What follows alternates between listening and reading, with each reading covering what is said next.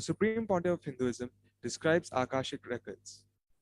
Nobody has a right to comment on these readings. Nobody has a right to manipulate these readings.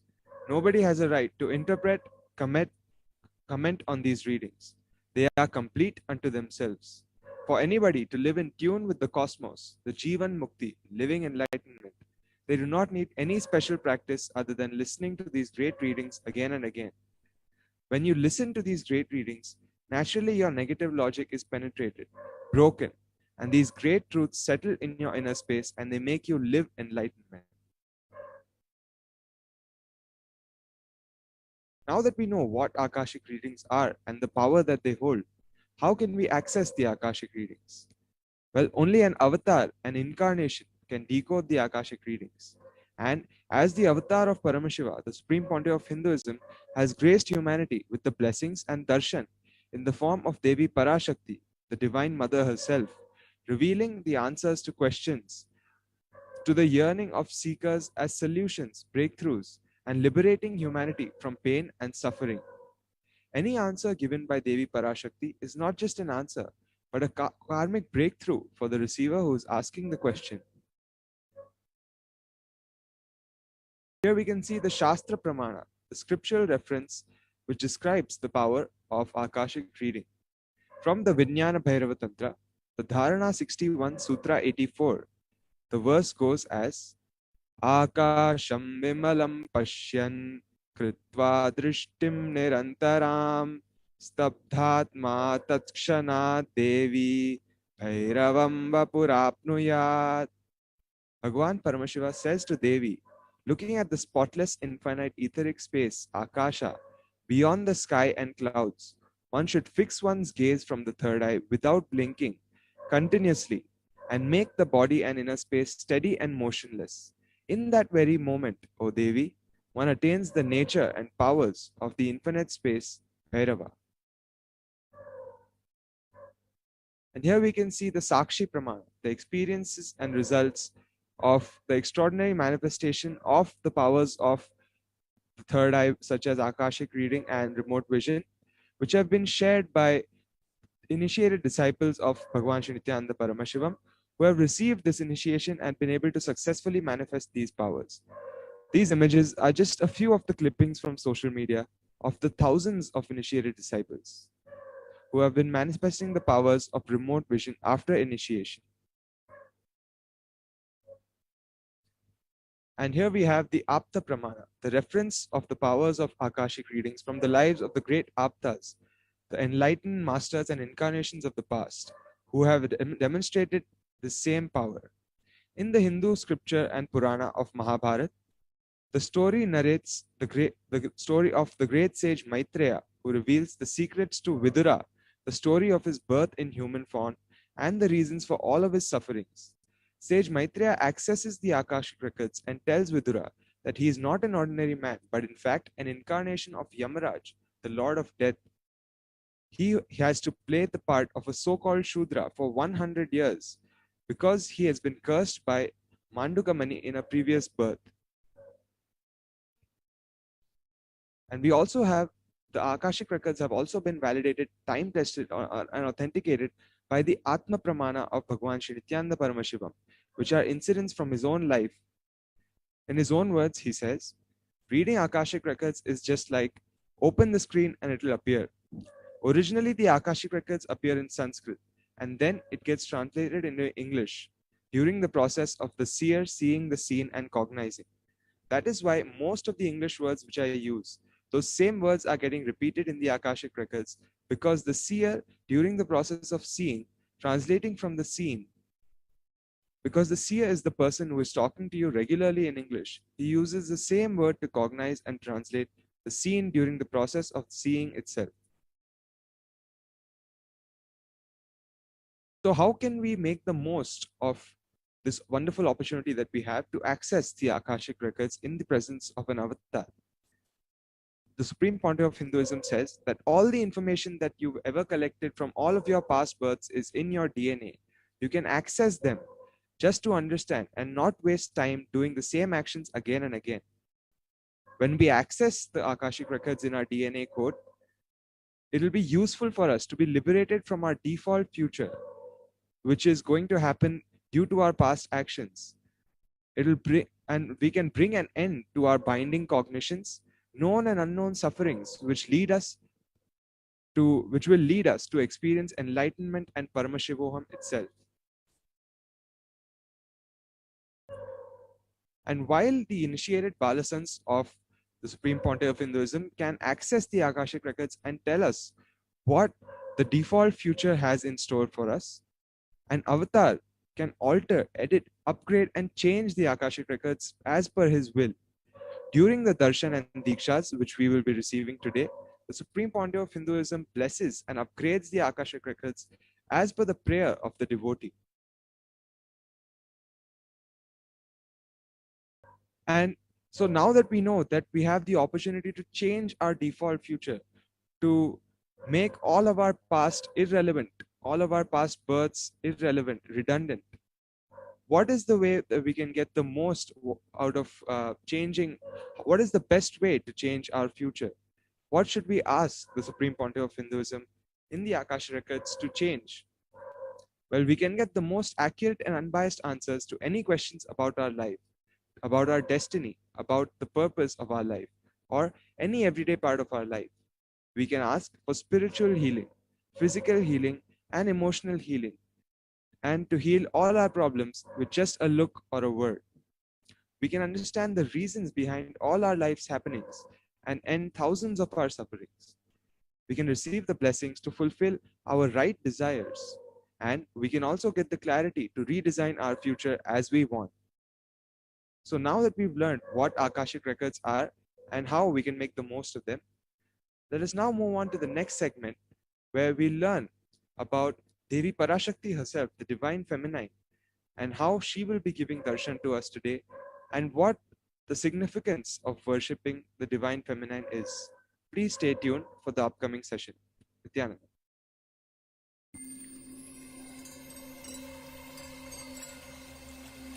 I welcome you all with my love and respect.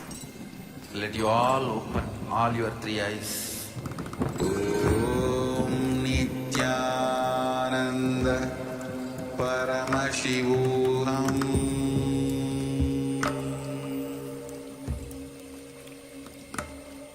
Om Nithyananda Paramashivoham. One or two times have Ganapati Darshan, Venkateshwara Baba Samadhi Darshan, Devi Baba Samadhi Darshan. By third time, fourth time, you will see every prayer you are asking those beings, Ganapati or Venkateshwara or Subramanya or Parashakti. Simply those prayers become reality, and the relationship between you and that cosmic beings built.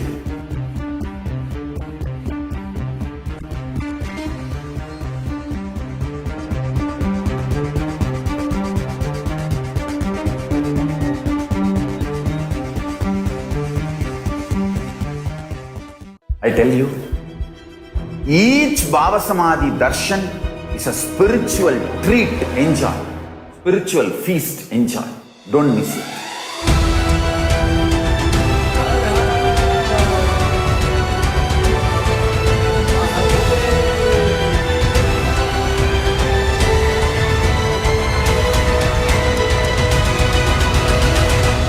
Never miss a Baba Samadhi Darshan.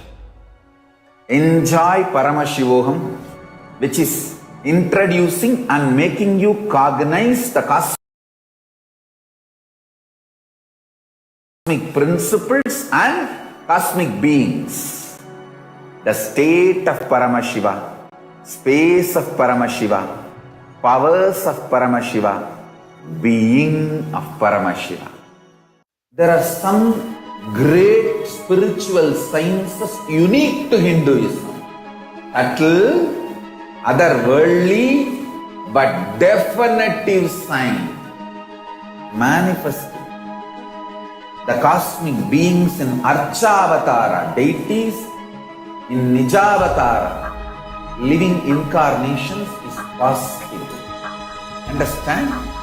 Kriya Pada of Vedas and Agamas elaborately explain the whole science of making the cosmic beings manifest in Archavatara, deities, and Nijavatara, living incarnations, both.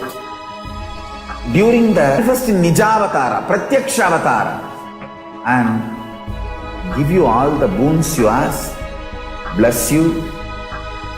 You see, each God is an independent intelligence to lead you to enlightenment. Each God is a bridge for you to achieve the Shivatva, the ultimate Shiva consciousness. Krishna is the bridge for you to achieve the Krishna consciousness. But Shiva consciousness, Krishna consciousness, all consciousness is one and the same. Ultimate consciousness only. So that energy itself completely expresses. Just like Radhika, when I see my own sweetness in the mirror, I become eager to taste it. I find that the only way to relish this sweetness is through the constitution of Sri Radhika. Bhava Samadhi Darshan is Yes, Nithyananda. So now let us learn about the divine feminine consciousness. First, let us begin this segment by invoking the grace and blessings of Devi Parashakti by meditating on her Dhyana Shloka. The Dhyana Shloka of Devi Parashakti goes as Shiva Shaktya Yukto Yadi Bhavati Shakta Prabhavitum Nache Devam Devo Nakula Kalu Kushala Spanditunapmapi Atastvam Aradhyam Harihara Virinchadibhirapi Pranantum Stotum Va Kathamakrita Punya Prabhavati. Lord Shiva only becomes able to do creation in this world along with Shakti. Without her, even an inch he cannot move. And so, how can one who does not do good deeds, or one who does not sing your praise, become adequate to worship you, O Goddess mine, who is worshipped by the Trinity? The next verse of the Dhyana Shloka goes as Bhavani Tvam Dase Mai Vitara Drishtim Se Karunam Iti Stotum Vanchan Katyati Bhavani Tvam Iti Yaha Tadaiva Tvam Tasmai Disasi Nijas Sayujya Padvim Mukunda Brahmendra Sputa Makuta Nirajata Padam. If anyone has wish in his mind to pray, you, Bhavani, my mother, please shower on me a part of your merciful look. Even before he says, you, Bhavani, you, my goddess, would give to him the water falling from the crowns of Vishnu, Rudra, and Brahma at your feet and grant him the eternal life in your world. Devi Parashakti is the ultimate pure feminine consciousness. All great things can only start with the mother. Bhuvaneshwari is the cosmic mother, her cosmic womb from which billions and billions of universes are created, where billions of universes come out and go in. It is the source where the Big Bang and black holes go on continuously, perpetually. Parashakti is the source of all of us. We all come from Parashakti, stay in Parashakti, and go back to Parashakti. We are all literally waves in the ocean called Parashakti. Parashakti is the source energy, the source Shakti, the source power from which all of us came, from which all of us were manifested, from which all of us were born, and from which all of us are in which all of us are even in now, in which all of us are going to merge in the future. It is like a wave which starts from the ocean, stays in the ocean, rises in the ocean, and eventually falls back into the ocean. We all start from Parashakti, stay in Parashakti, raise in Parashakti, drop in Parashakti, and end up merging with Parashakti herself. Parashakti is the main deity of the sacred feminine and the divine consort of Bhagwan Paramashiva, who is the Lord of Supreme Consciousness itself. Parashakti is the embodiment of Tyaga, of renunciation. The divine feminine consciousness is unique to Hinduism. Hinduism is the only religion where the divine feminine consciousness is worshipped, revered, and celebrated. Worshipping the divine feminine is the unique contribution of spiritual consciousness from the Vedic tradition. Even if everything from what the Vedic tradition has given us is lost, even if just the sacred feminine tradition is there, it is remaining, then the whole of Hinduism, the whole of the Vedic tradition that has been lost, can be revived because the worshipping of the divine feminine is the seed of Hinduism. Hinduism has at least 10,000 sampradayas or subsects. If all of these sampradayas are lost for some reason, and only this one sampradaya, the Devi worship, remains, the whole thing can be brought back because the whole thing is centered on one, mother worship. Mother worship carries the blueprint, the hologram, the technology of the whole Vedic tradition to bring back the ability and the science to revive the whole tradition from just the one mother worship itself. The Supreme Pontiff of Hinduism in September 2010 said the following about the divine feminine and sacred worship. That is a hologram of the Vedic tradition. There is no enlightened being on planet Earth without worshipping the sacred feminine, including me. I am basically a Shakta. I myself followed Devi worship. From the beginning, if you see my biography and all the deities I carved, darshan I had, all mother based, all Devi based. Ramakrishna Paramahamsa, a great avatar who lived in the 1800s, says, Shiva is Brahman, but Devi has the key to reach Brahman. Unless she opens, nobody can reach. Very beautifully, Sri Ramakrishna Paramahamsa describes a house scene. Even though the husband is the owner, the key to the house will be on the hip of the mother.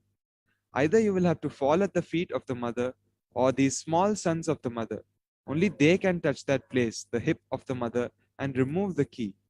No one else can touch. So either surrender to mother or people who are closer to the mother to reach.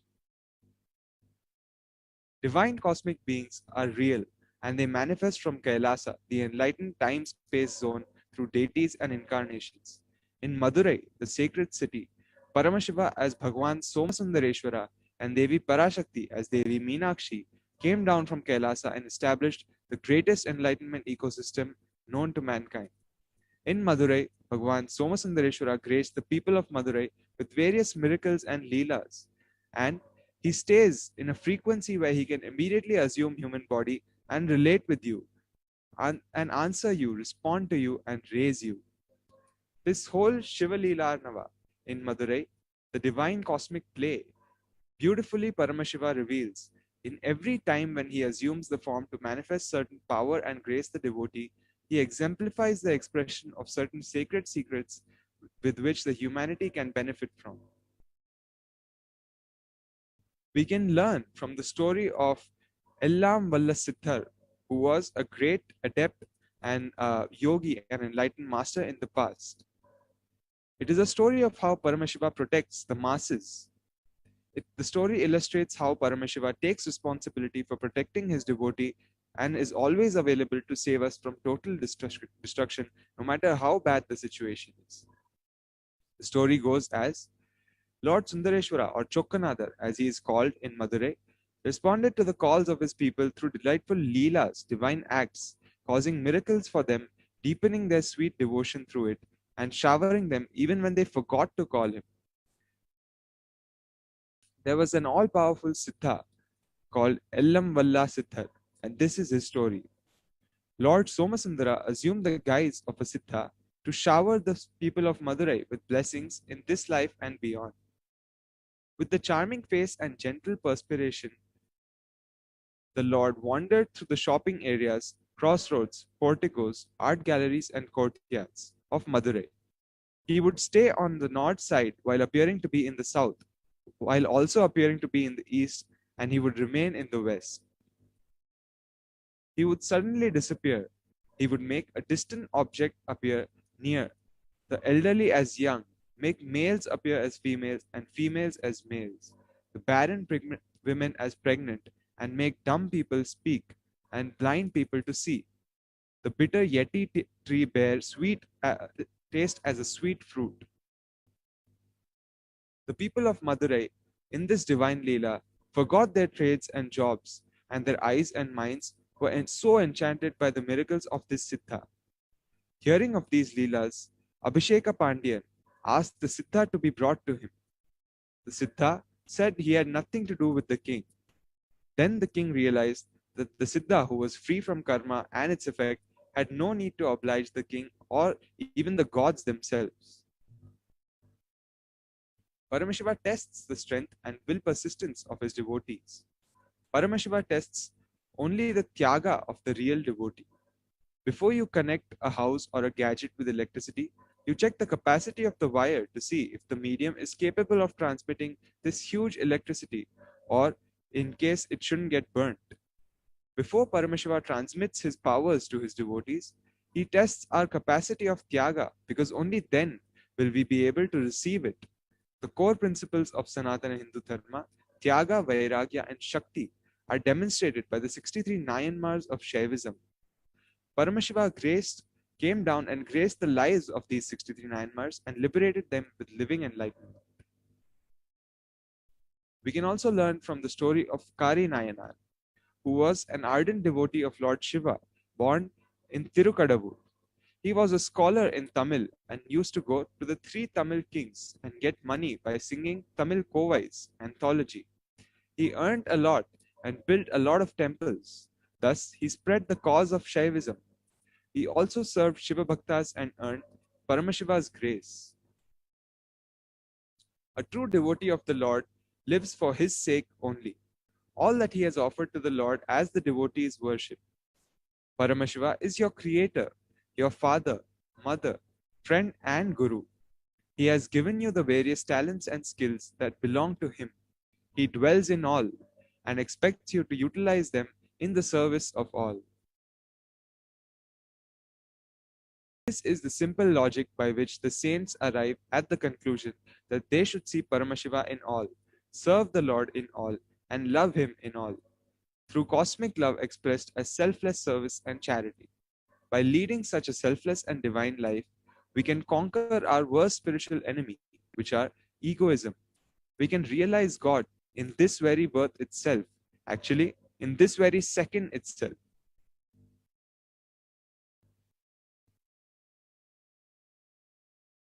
So now, let us now move on to the next session, where we will be learning and hearing the experiences and sharings and the blissful outpourings of a few of the devotees who have been blessed by Devi Parashakti to have received the Akashic readings in the Nijavatara of Bhagwan Shri Nithyananda Paramashivam, who for the past 1 month has been offering these Akashic readings to people from all over the world and been blessing with Devi's grace herself.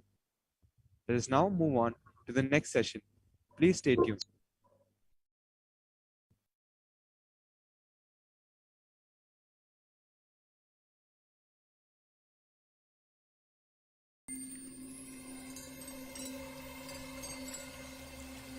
I welcome you all with my love and respect. Let you all open all your 3 eyes. Om Nithyananda Paramashivoham.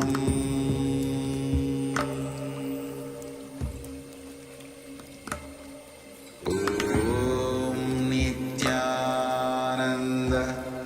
Paramashivoham. 1 or 2 times have Ganapati Darshan, Venkateshwara Baba Samadhi Darshan, Devi Baba Samadhi Darshan. By 3rd time, 4th time, you will see every prayer you are asking those beings, Ganapati or Venkateshwara or Subramanya or Parashakti.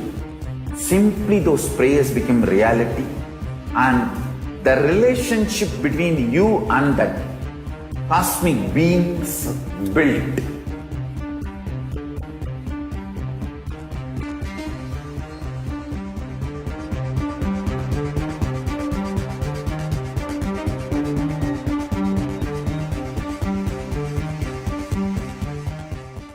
I tell you, each Baba Samadhi darshan is a spiritual treat. Enjoy. Spiritual feast. Enjoy. Don't miss it.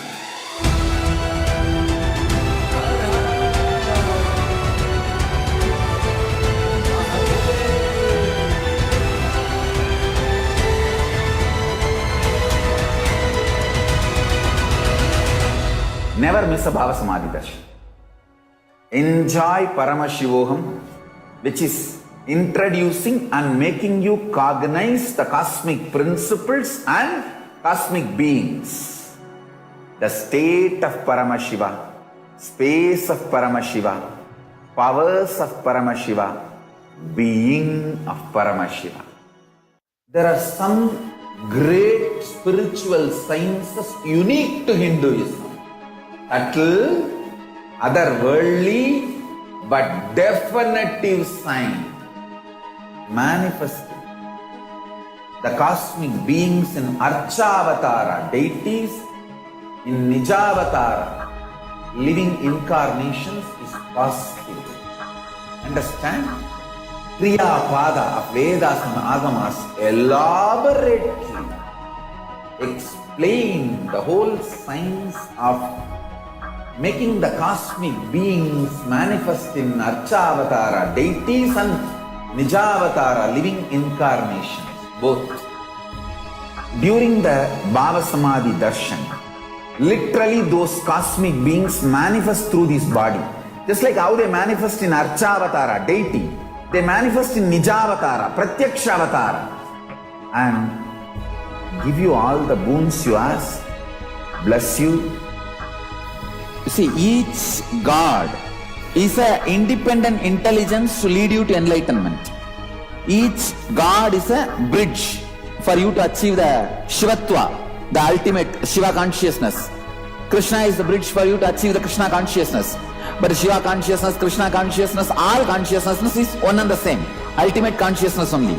So that energy itself completely expresses. Just like Radhika, when I see my own sweetness in the mirror, I become eager to taste it. I find that the only way to relish this sweetness is through the constitution of Sri Radhika. Bhava Samadhi Darshan is a window to the infinite expanse of consciousness, allowing us to glimpse the formless in a way that we can understand. It cleanses the karmas of lifetimes. It awakens our biomemory to the space of Paramashiva, the ultimate consciousness, and creates a deep and lasting transformation in us.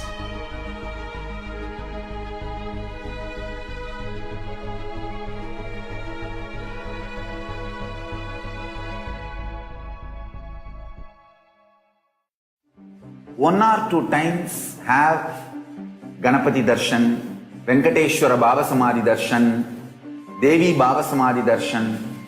By third time, fourth time, you will see every prayer you are asking those beings, Ganapati or Venkateshwara or Subramanya or Parashakti. Simply those prayers become reality, and the relationship between you and that cosmic beings built.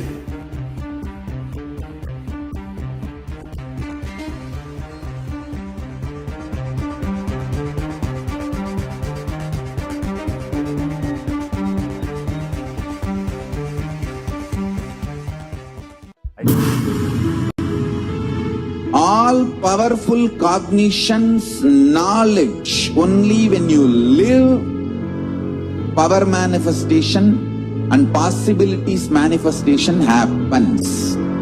This is a fundamental truth.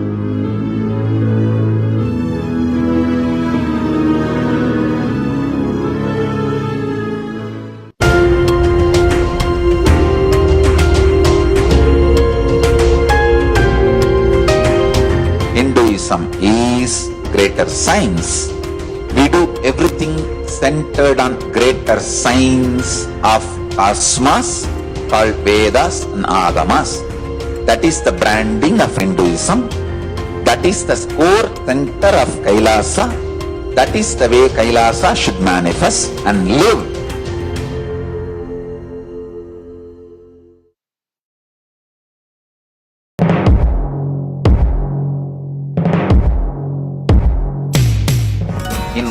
line, if I have to put it in a simple way, seeing always each other with a tremendous love that everyone is Paramashiva. There starts Kailasa. Whether you hug each other, love each other, or ferociously train each other, the core cognition should be seeing each Shiva. That is where the seed of Kailasa starts.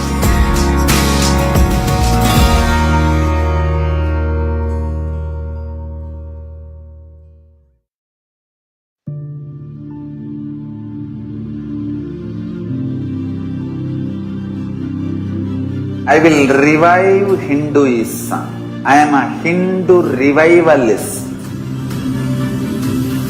Not by any revolution, but by evolution.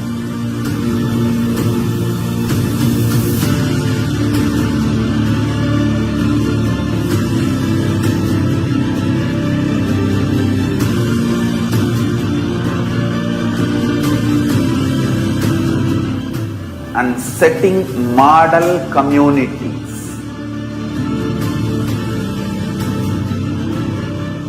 Kailasas, enlightenment ecosystems, Sarvanyapitas all over the world.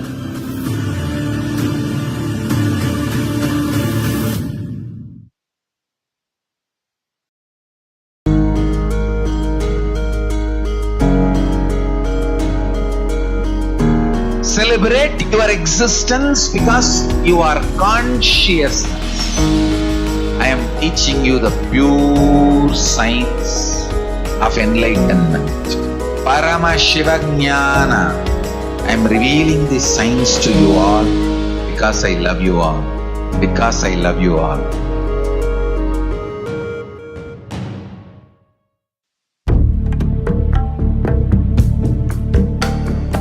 Kailasa is an effort, humble effort, and our humble offering at the feet of Paramashiva to keep the grand narrative of Hinduism alive.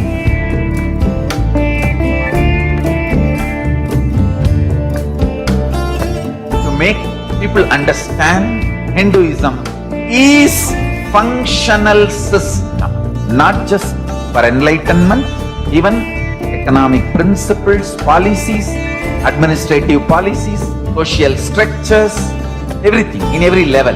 So the humble effort to keep that grand narrative alive is this Kailasa.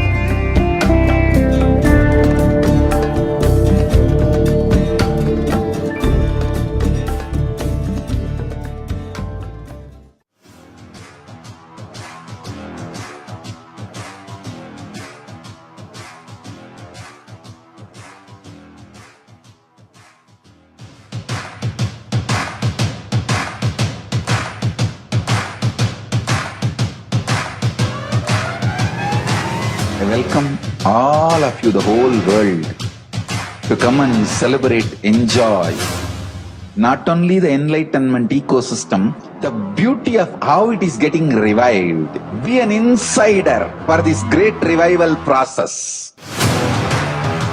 If you are an insider even for a startup company, you will understand not only the result of the company, even that being an insider is such a joy. Being an insider when it was happening is something extraordinary. So, I welcome all of you to come and be part of an insider of this revival of Kailasa, the enlightenment ecosystem, sovereign order of Kailasa, Kailasa nation itself. I request and welcome, invite all of you to become e-Kailasian.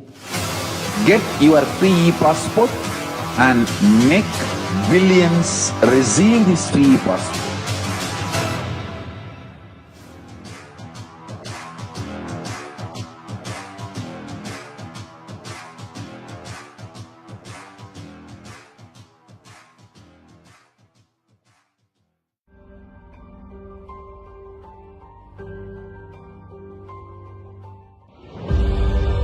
What I mean by the word e-Kailasa, listen intensely.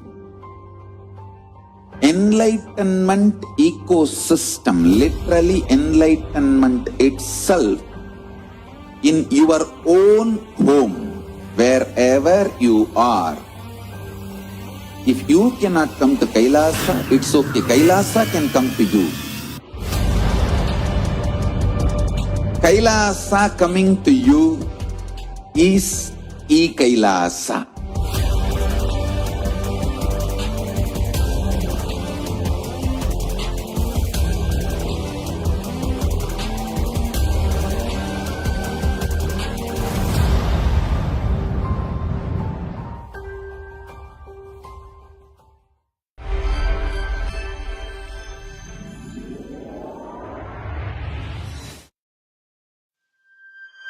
E-Kailasa is enlightenment ecosystem, literally enlightenment itself, in your own home, wherever you are. Proper customized spiritual service helping you to complete with your life negativity, withdrawal from life, self-hatred, self-denial, self-doubt, so much of tiredness, laziness. We can support you, aligning your diet, your attitude, your aptitude, your understanding about life. We can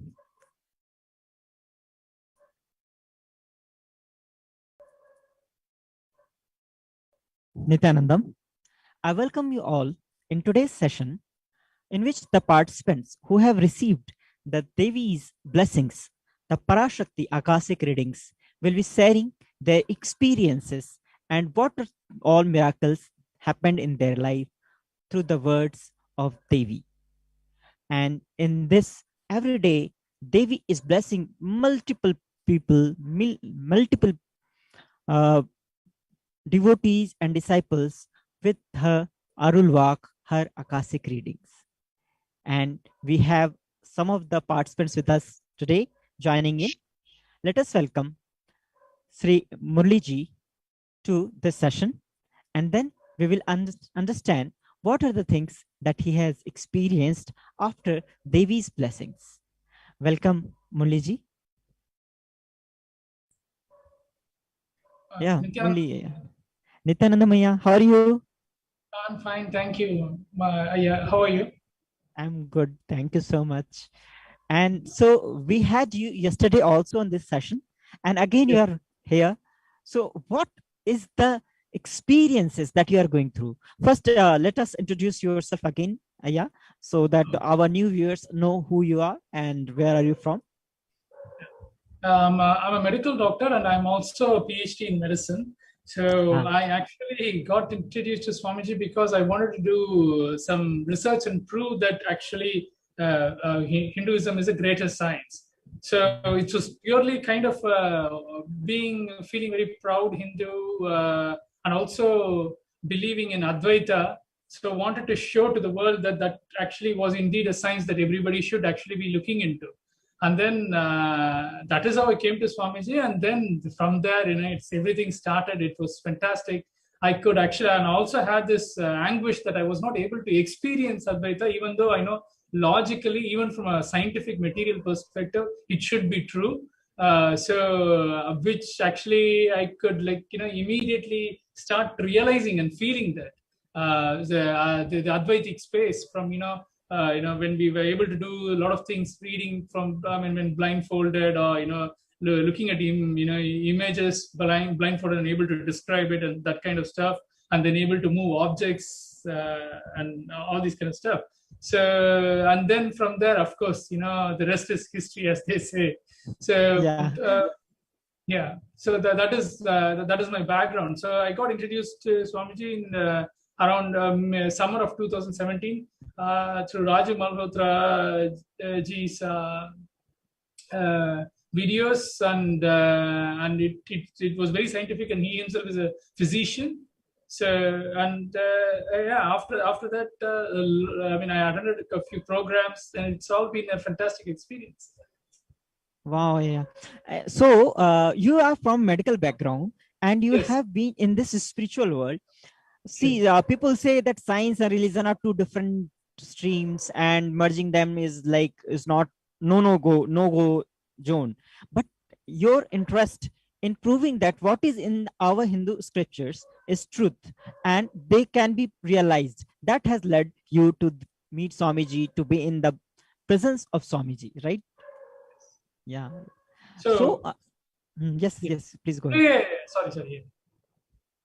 And Please. so in 2017, you met Swamiji. And from there, what were your experiences which made you to be able to have the space, the inner space, through which you received the blessings of Swamiji, of Parashakti, manifesting through the Nijavatara, Supreme Pontiff of Hinduism, Jagat Guru Mahasanidhanam, His Divine Holiness, Bhagavan Sri Nithyananda Paramashivam.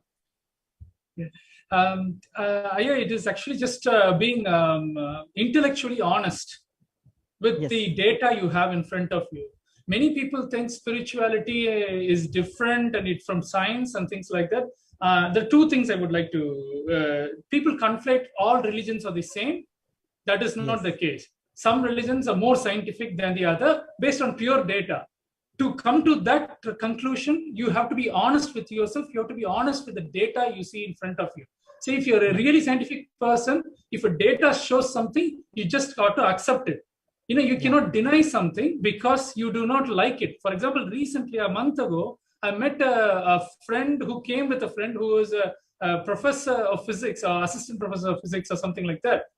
So we all agreed about like the Advaitic space, all these things is oneness because there is only space and, and vibrations in theoretical physics and quantum physics. But then when I told him that, my friend told him that I can do a teleportation of material because I had Jnananjala go to his mobile once in a program demonstrated. And I can move coconuts and things like that. The theoretical physicist was not able to believe it.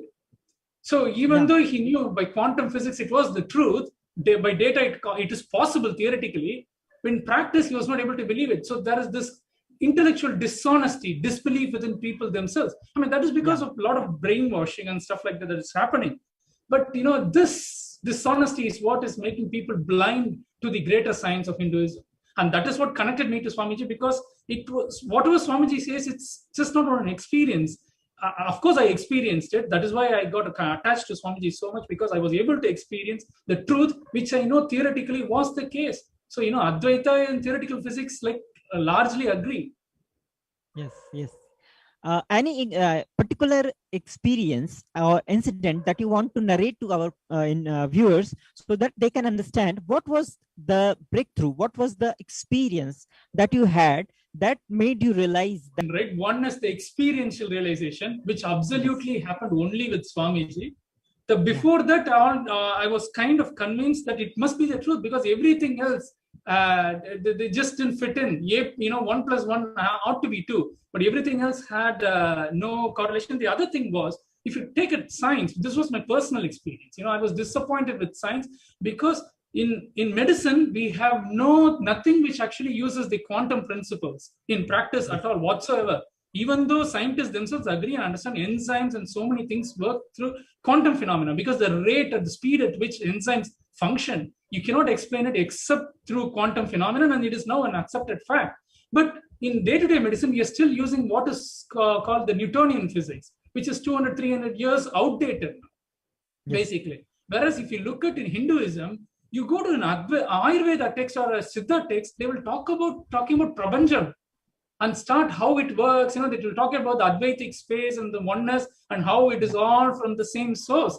So you go to a Purana, which is basically history or something like that. When these people wouldn't accept it, even if you consider it as like a story, it has the same scientific principles behind it, and everything is consistent with that. Nothing is inconsistent. If you're honest with it, even if you assume it is imagination, it is very consistent. And then actually it is not imagination, because we know from theoretical physics and quantum physics now, in data-wise, it is consistent with that as well. So that consistency is absent in modern science, because medicine is outdated, so is even chemistry, but only theoretical physics is the only place where this is accepted. But everybody in the Western science accepts that is the ultimate truth. So why do you have this inconsistency? Whereas in Hinduism, even day-to-day practice doesn't have that inconsistency. Yes, yes, yeah. Thank you. Swamiji always says that everything taught in Hindu history is history, not mystery. Yes. The way Yes. it is being portrayed, that Hindu mythology or Yes. Hindu this thing, it's not mythology, it's history. Yes. Yes. Yes. And you manifested powers also. Is that right? Yes, sir. Yeah, Can you I think some of the things you did in that? yeah, sure. I mean, I think I mentioned it yesterday. And in the programs during the 2017-18 times, it will take for us to at least, 6 days or 1 week for us to get initiated and start manifesting powers. But I came there and just being in Bidadi and Adi Kailash, and the Swamiji's breathing space and that vibrations, I was able to just do it like in 2-3 days, just even before we got initiated. We just, people say like, yeah, you seem so connected, you can do it. So why don't you try? And it just happened. So, so that experience, it's just, so that is why Swamiji repeatedly says Hinduism is an experiential science. So people have to really experience it. To experience it, you have to be open-minded. You don't have to believe anything. You just be open-minded, it will automatically happen, and then based on the evidence you see, you can believe it or not. So that is the kind of few things happen. But obviously, because we are so much brainwashed in this matrix world, you will have inner doubts and self-doubts and the inconsistencies. So you will have this ups and downs. That is real, that happens. But you hold on to your intellectual honesty. You hold on what you saw with data. If you have doubts, just go compare. Just be honest with yourself, and look for further evidence, if at all. And then you will be. If you're open about it, you will be convinced. So for me, it was actually both experiential and a logical confluence, because I was open-minded and I was trying to be honest. And also, like yesterday, like Sundaresha Maharaj said, in spite of me having issues, I was open to be, self-critical, open to actually explore and be honest with what I saw and experienced, and with genuine science. Yes. Nithyananda, and this is a beautiful experience. And thank you again, once again, for joining from yesterday and continuing from yesterday where you left off. And from what you are sharing, I'm able to see the component of integrity, just being so integrated to who you are and where you are. And exactly that prompted you onto your journey. And with Swamiji and exploring the Vedic tradition, exploring Hinduism. And it's so beautiful to see that has given you the right experiences at every step of the way. And it's so nice to hear from you with a strong academic background. And you can authoritatively say that from the current medicine, how the advances still don't come from a solid platform, while Hinduism has always had a clear, strong background and a platform, and very consistent, like you pointed out. And that is so beautiful. And I think we have discussed this, that the integrity that we bring in, the inner space that you carry, that immediately prompts the entire cosmos. And I believe that is how Parashakti responds immediately and then showers and showers and showers. The most beautiful blessing that she is giving us is simply because of that the inner space, the pure, innocent inner space that we carry. And we have been listening to the approach, how to approach Devi Meenakshi, Parashakti, for attaining the ultimate experience. And we had Ramakrishna Paramahamsa saying, the key is with the mother always. Of course, everything in the household belongs to the father, but the key belongs to the mother. And the mother keeps the key on her hip. And the child, who can actually jump up and then pick up the key from there, with that sweet innocent space, only the child will have that space to go and pick up that key. So just the pure innocent space is what is needed. Can you add more to what you're saying in terms of how you prepare yourself? I think in the few days we heard also Devi Parashakti herself has mentioned the Pancha Yoga that one can do to be actually prepare yourself to be able to witness and receive the Akashic reading. Did you do any such process, anything like that, where you prepare yourself to receive the Akashic reading? Yes, Swami. I think actually I'm not able to get some of the materials, but because it's because of the COVID restrictions, so it is not easily accessible in the urban areas. So I haven't done that, but I actually do all the basic stuff that Swamiji says, the Panchakriya things, which I do almost every day. 1 or 2 days occasionally I do miss that. So and also I used to be completely a Nirahari for almost 2 years or something. Once in a while, when I go out or meet some people or go as a guest to somebody's place, just to please them, I will have food at the most. But it will always be sattvic, obviously. But now my mom feels that she wants to really cook for me, and so I have food once a day, and the rest of the time it's either just vegetables and fruits. So I'm not able to follow all the 5 aspects of it, because and then Swamiji himself apparently has said that it is good to eat from the mother. So and she wanted to actually cook for me. So I thought, okay, I'll just have that like just once a day at least. That'll be a balance. So and I think that is really important. In fact, to be very frank, I had issues with even though I was relatively flexible, I had issues with doing yoga during some of the postures in yoga in Mahasadashivoham. But when I became a Nirahari, it just like within a month, I was able to do all the postures as if I've been doing yoga for the my entire life. So I compared to the same kind of experience. So because I'm actually more or less continuing that, I'm not seeing a major difference, because I think I'm kind of in that state actually. But I think we should probably ask this to somebody who's just started doing it just now, so it will be much more appropriate. Actually, for the benefit of our viewers, Swamiji has introduced one very powerful Sanyama known as the Nirahar Sanyama, in which the participants for 28 days go through a powerful process in which they only take liquid diet and with certain breaks in which they take the solid diet, and through all these 28 days they manifest this power of becoming Nirahari, living only on liquids, juices. And that is what Aya was mentioning about being Nirahari. That's yes, yeah. Yes, yeah. So how long do you practice this Nirahara? I've been practicing it since 2018, and I was continuously, and I really enjoyed it. The energy levels were really high. I did lose some weight, but it was the energy. I wouldn't feel lazy. It was very easy to be integrated to the morning routine. So I was doing it till late 2020.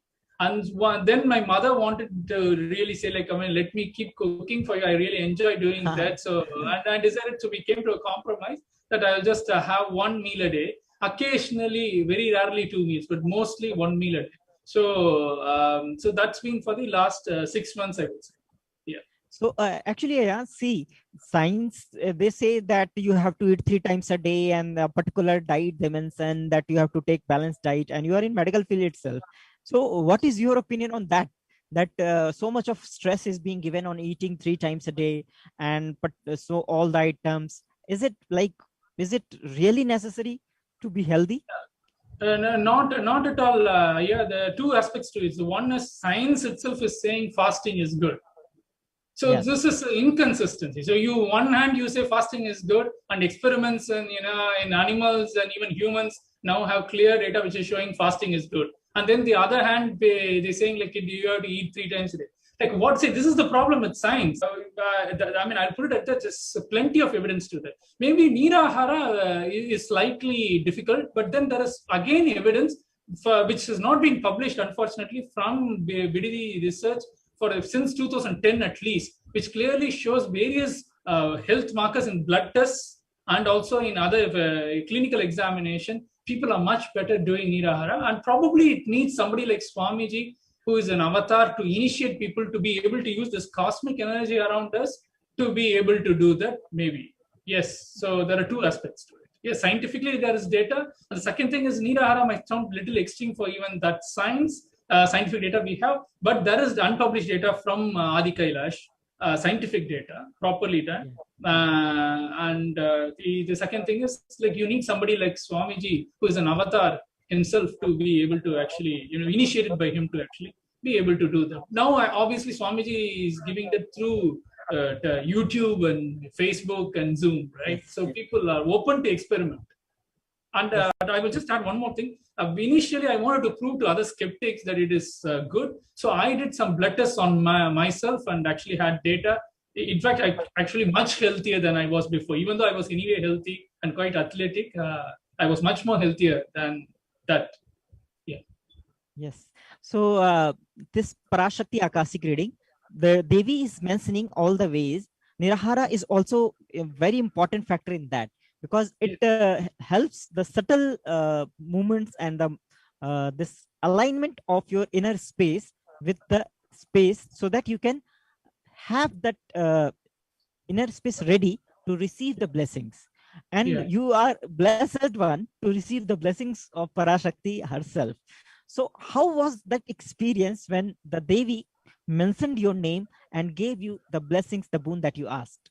How you felt it? Yeah, as I told you, Maharaj, I was like little disappointed that Swamiji was mentioning everybody's name, but my name didn't come up. Then I told you, then Swamiji came after. It was for a Padapuja I did in 2019. It's now more than 2 years actually. It was March or something like that. I don't even remember. They said that it was for sometime in March or something. So it's more than two years. And then Swamiji came and dialed the avatar, and then immediately after the Aral work, and while Swamiji was Parashakti herself, and he gave a dial the avatar, probably 15 minutes. I can't remember how much time it was. So I was just like, I was trembling the whole time. And there were a few other Pratiksha Padapuja participants who were there as well, about 9 of us, I think, if I remember it right. So I was just the whole time trembling, and I was in the same bliss. And I think this whole space around me, I started vibrating as it would in Adi Kailash. And also, obviously, because Swamiji was there in the video form as well.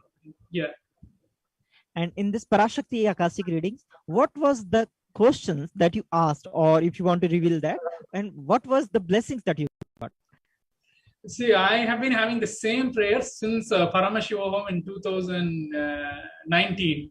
So when we had Paramashivoham in Adi Kailash. So it's, I wanted to create wealth and manifest wealth and contribute to Sangha and Kailasha's mission and Swamiji's mission. I mean, equivalent to as many SJP Kathas as, divinely possible. So it's, like anything and everything that Swamiji said. And that is the only prayer. And of course, and the other prayer I always ask for Swamiji is to have gratitude, for this experience. It's not, people have hundreds and maybe millions of births to come to this stage to have this experience. And I can't consciously remember any kind of tapas I have done. And I got it. So, and Swamiji, thoroughly and repeatedly blessed me for that. Yes. Yes. Wow. So anything else, you want to add for our viewers so that they can understand what is the benefits of living a lifestyle of a traditional Hindu, and the way to prepare the inner space and the way to receive Parashakti's blessings? Oh, even if you have ups and downs, it makes your whole life a lot lighter. And the more you keep practicing it, the benefit keeps accruing and accruing. For example, if I have faced a problem in 2-3 years ago, how I would have reacted and how I react and how I handle it because of that is a lot different. It's extremely confident, and you feel very light in the being and the inner level. Your heart feels light, and just you feel like you're in the life. You're always like floating. And Swamiji is carrying you. And there is somebody who will always care for you, and you wouldn't actually be led to fall. So that is the space that everybody wants to be. Everybody wants to feel comfortable and happy and blissful. So that is the space which just comes automatically by doing all these things which Swamiji gives. Swamiji gives you 100 different ways. You just pick one or two and just keep following that. And a couple of more things just automatically fall into place. And that's it. You're sync in one kind of, one great pathway in one Sampradayic way, automatically. Yes, that is the biggest benefit of following Swamiji. And it just makes you automatically be a Hindu in the both thought, mind, practice, and consciousness. Yeah.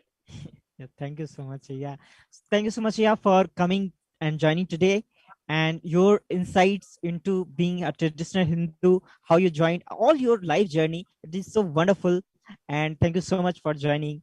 Thank you so much. I also wanted to thank you. So such a pleasure to hear from you, and it also gives us a look into how we can approach Devi Parashakti.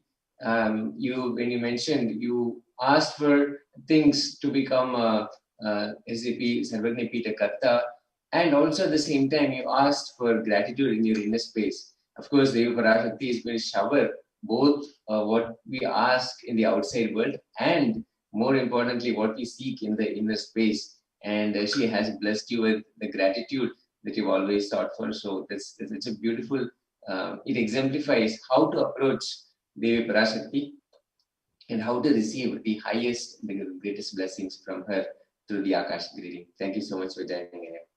Thank you.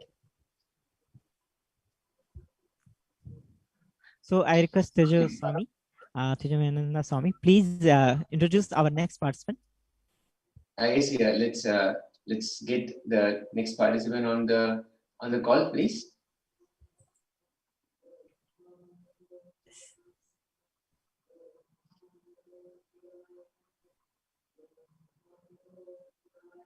Okay, so we have Sramana Kumarji from Coimbatore. Welcome, Aya. You are muted, Aya. You can unmute yourself. Nithyanandam Saradakumaraya, can you hear us? Nithyanandam, can you hear me? Yes, Aya. Yes. Thank you so much for joining today. Thank you. Thank you, Aya. Yeah, so please introduce yourself. Where you are from. It says you're from Coimbatore. Please tell us what you do and a very short introduction to your journey with Swamiji, how you came to Swamiji and what has brought you here, please. Can I talk in Tamil? No, basically. You please speak in Tamil, I'll translate. Okay. Okay, I'll try to speak English also. Actually, I am from Coimbatore. I attended a program 2008 at my native place, Rasibram. At Maga Sabda Yoga, Swamiji was conducted 108 Sabda Yoga. After that, Maga Sabda Yoga, so I went with my mother. After that, I got a flyer from Maga Sabda Yoga for NSP program. So 2008 I did the NSP and next all the program, BSP, Healer Initiation, Nithyanandam, the powerful program, one of the very powerful program Swamiji was ever held before IA. So 2009. So after that I attended the more than 25 Kalpaduru direct initiation. So lot of initiation. I am really very happy and enjoyed my life with Swamiji. So I never missed the Swamiji initiation. So Swamiji personally conducted program. I never missed so far. So I did 2 IA and more than 30 programs, 25 Kalpaduru initiations. So including 3 Tilak initiation, Sadasiva Acharya's initiation. So I am really happy to say the Swamiji is an avatar to give all the persons to survey our lifestyle and provide the Sanatana Hindu Dharma to enrich the world peacefully.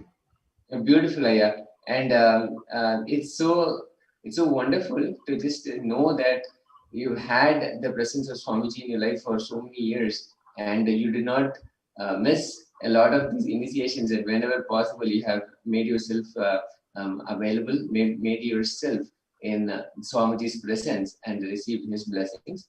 Tell us how it is to actually receive the initiation in person, and now in front of Devi Parashakti and receiving the Akashic readings. How is it different, Aya, from your point of view? Yeah, normally I really wondered Swamiji's initiations. I never missed the Shivoham process initially in 2013 because the very, very powerful initiation I personally enjoyed. And Swamiji called the Kundalini, Kula Kundalini, and Sambhavi called Swamiji. Though at time I feel my nervous systems completely changed. So awaken my Kundalini. So the same initiation happened the Parashakti recent days. So in initial Parashakti, Adi Parashakti Akashic reading, so I asked Swamiji for my long-term leg issues because the leg issues I am facing more than 6 years. Even Swamiji direct initiation, I asked Swamiji, you will take care of me, I will take care of you, don't worry. So in Bedadi also. So this time I first question is how to solve the kindly heal me the leg, both leg and the foot problem, suffering for more than 6 years. So Swamiji, so after two, 3 times, more than 10 times I repeated questions. So Swamiji asked my name, Sarana Kumar, and he got solution from Adi Kailasa to take the and Bedadi and the ஆலமரத்து அடிமனை எடுத்து தடவு கடும் நாகதோஷம் குணமாகும் சொல்லி சொன்னாரு. So the soil from the banyan tree. So I am now applying for more than 7 days. So I am expecting 21 days it will completely healed. There is no doubt. Once avatars told that is nothing to wrong. So I am applying daily. So I am day by day I am improving. So end of 21 days I am targeting. So completely I am healed. Even for the more than 6 years I went to Ayurveda, Siddha, even allopathy, lot of treatment, lot of tests. There is not healed so far. So I got the solution from Akashic reading from Swamiji recent days. So I am really very happy to tell the Swamiji can give solution. One thing. Number two, the second time when I went, I asked Sachin Swamiji. So I thought that why I am already to ask it. So again, how to ask questions. So that self-doubt, I removed my self-doubt. So again asked for my healing, for healing energy. And so Swamiji also given the second time the healing energy to me. And also the third time, the day before yesterday, so I asked again the Akashic reading question. So I need the Vak Siddhi because the Vak Siddhi is very, I am enjoying the Vak Siddhi. So to applying the Vak Siddhi to help the people and enriching people. The purpose of the Vak Siddhi I am getting from Swamiji is enriching the people for relations, my friends and colleagues, whatever it is. So I am enjoying the tell the people to about the Swamiji, to attend the Swamiji's program, to watch the satsang. So I need the Vak Siddhi. And also I have this strong fear pattern and anxiety.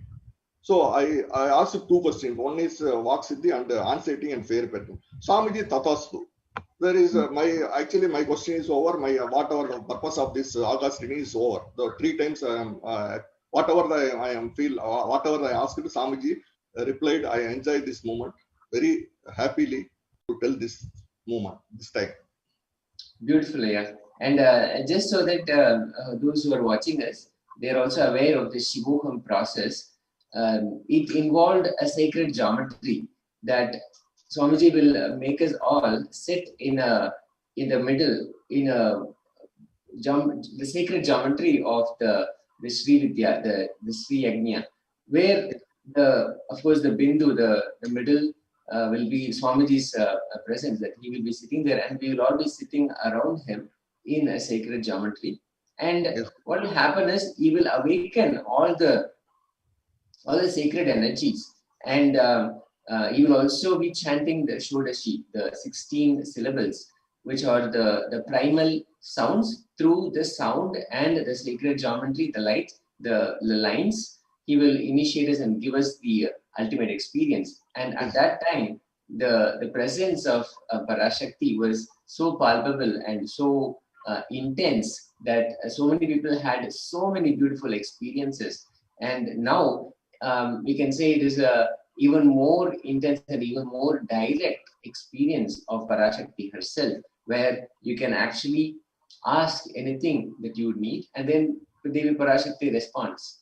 And just to be in that space, in that presence, and receive that blessing, it can be for anything.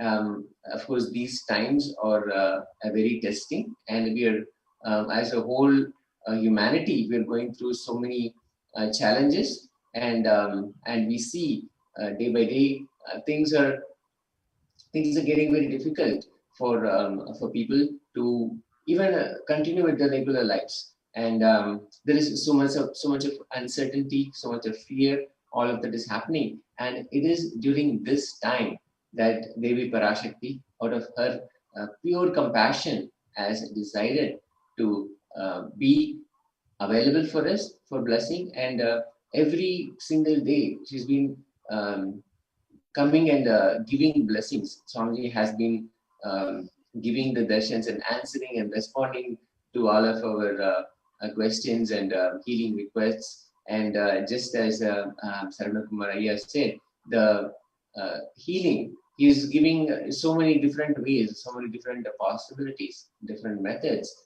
where one can heal oneself and just simply come out of whatever is ailing us, either in the physical sense or even something beyond that. So that was so beautiful. So this one more thing I wanted to ask, because I know of so many people who have come and asked Devi Parashakti for healing, and they have asked some questions also, and they're still waiting to receive the ultimate blessing. And of course, Devi Parashakti blessed that whoever has come in the presence, whoever has come even as so much as joined the program, joined the Akashic reading, will automatically get the blessing. She has given that blessing. But still, so many people I know have asked questions, and they're still waiting, and they probably asked it more than once. And so, do you feel there is something that you did in preparing so that Devi Parashakti responded to your question more than once? How did that happen? Yeah, I thought that so Swamiji is already knows my name, so I hesitated to ask more than one question, because one day after 2 days consequently, so ask question. So even Swamiji, I have the confidence that definitely Swamiji answer my questions. So I'm using the technique for I am in third eye to oneness techniques. So in Nithyananda Paramashivam, the mantra. So I'm using more than I wait for last time I more than 10 minutes, 2-3 days I not get answered. So even though I'm not feeling bad, so I'm continuously trying to get the answer from Swamiji. I am ensure definitely I will get the answer from Swamiji at any cost. So I'm continuously trying, and oneness with Swamiji in third eye. So I got answer immediately. So I feel very, very happy to say Swamiji respond my question and give tadastu to me. So I actually informed to all of my friends and Sangha members in Coimbatore. So don't feel it Swamiji is not answer. You can try continuously, because Swamiji not only watching all the messages. So his avatar is watching in front of him all the messages, whether you are a YouTube or one way or two, and no, don't worry. Definitely, Swamiji will answer at once. So I am requesting all the persons, all the devotees to continuously ask whatever you want. Swamiji definitely served to all of us. This is my view. Beautiful, Ayya. And thank you so much for pointing out that just being in the space of oneness with Swamiji, the space of Advaita with Swamiji, and you don't need much to be able to achieve that space. Simply an intention, the Ichcha Shakti is enough. And chanting the Mahavakya, the Mahavakya, as Swamiji has said, just simply chanting that automatically takes us into that space. Simple intention is sufficient. Just a blessing in itself, a prayer in itself, to ask to be in the space of Advaita with Swamiji. And then, immediately then, automatically all the requests that you have all get responded, get answered, and the healing simply flows. The blessing simply flows. And thank you so much for sharing that also. And is there anything else that you would like to share? Yeah, I am enriching people to attend the August retreat. This As is part of your journey and pardon? My journey. yes, please go ahead. Actually, so I want to move the next level in spiritual life after this. After that, Swamiji asked for Swamiji's space. So I am always in Swamiji's space. So I want to next level to day to day life. Beautiful, yeah. And of course, Swamiji has mentioned that the whole universe is going through an expansion, a very accelerated expansion, and that also happening within our inner space. The beautiful expansion that will also happen at the same time. And we have Devi Parashakti's presence, intense presence to bless us for that. And it all starts with the intention, the Ichcha Shakti, the intention to have an experience, the intention to have healing, and that itself manifests into whatever we want to create as reality, because we have Devi Parashakti's direct presence, intense presence to give us anything that we need. And all we need to do simply is to have the right intention and then come with that space, that innocent space of being in oneness with the ultimate experience. Thank you so much, Aya. Thank you for joining. Nithyananda. We'll have one more participant to share their experience of Akashic reading. I'll invite now Suresh Aya. Are you able to hear me?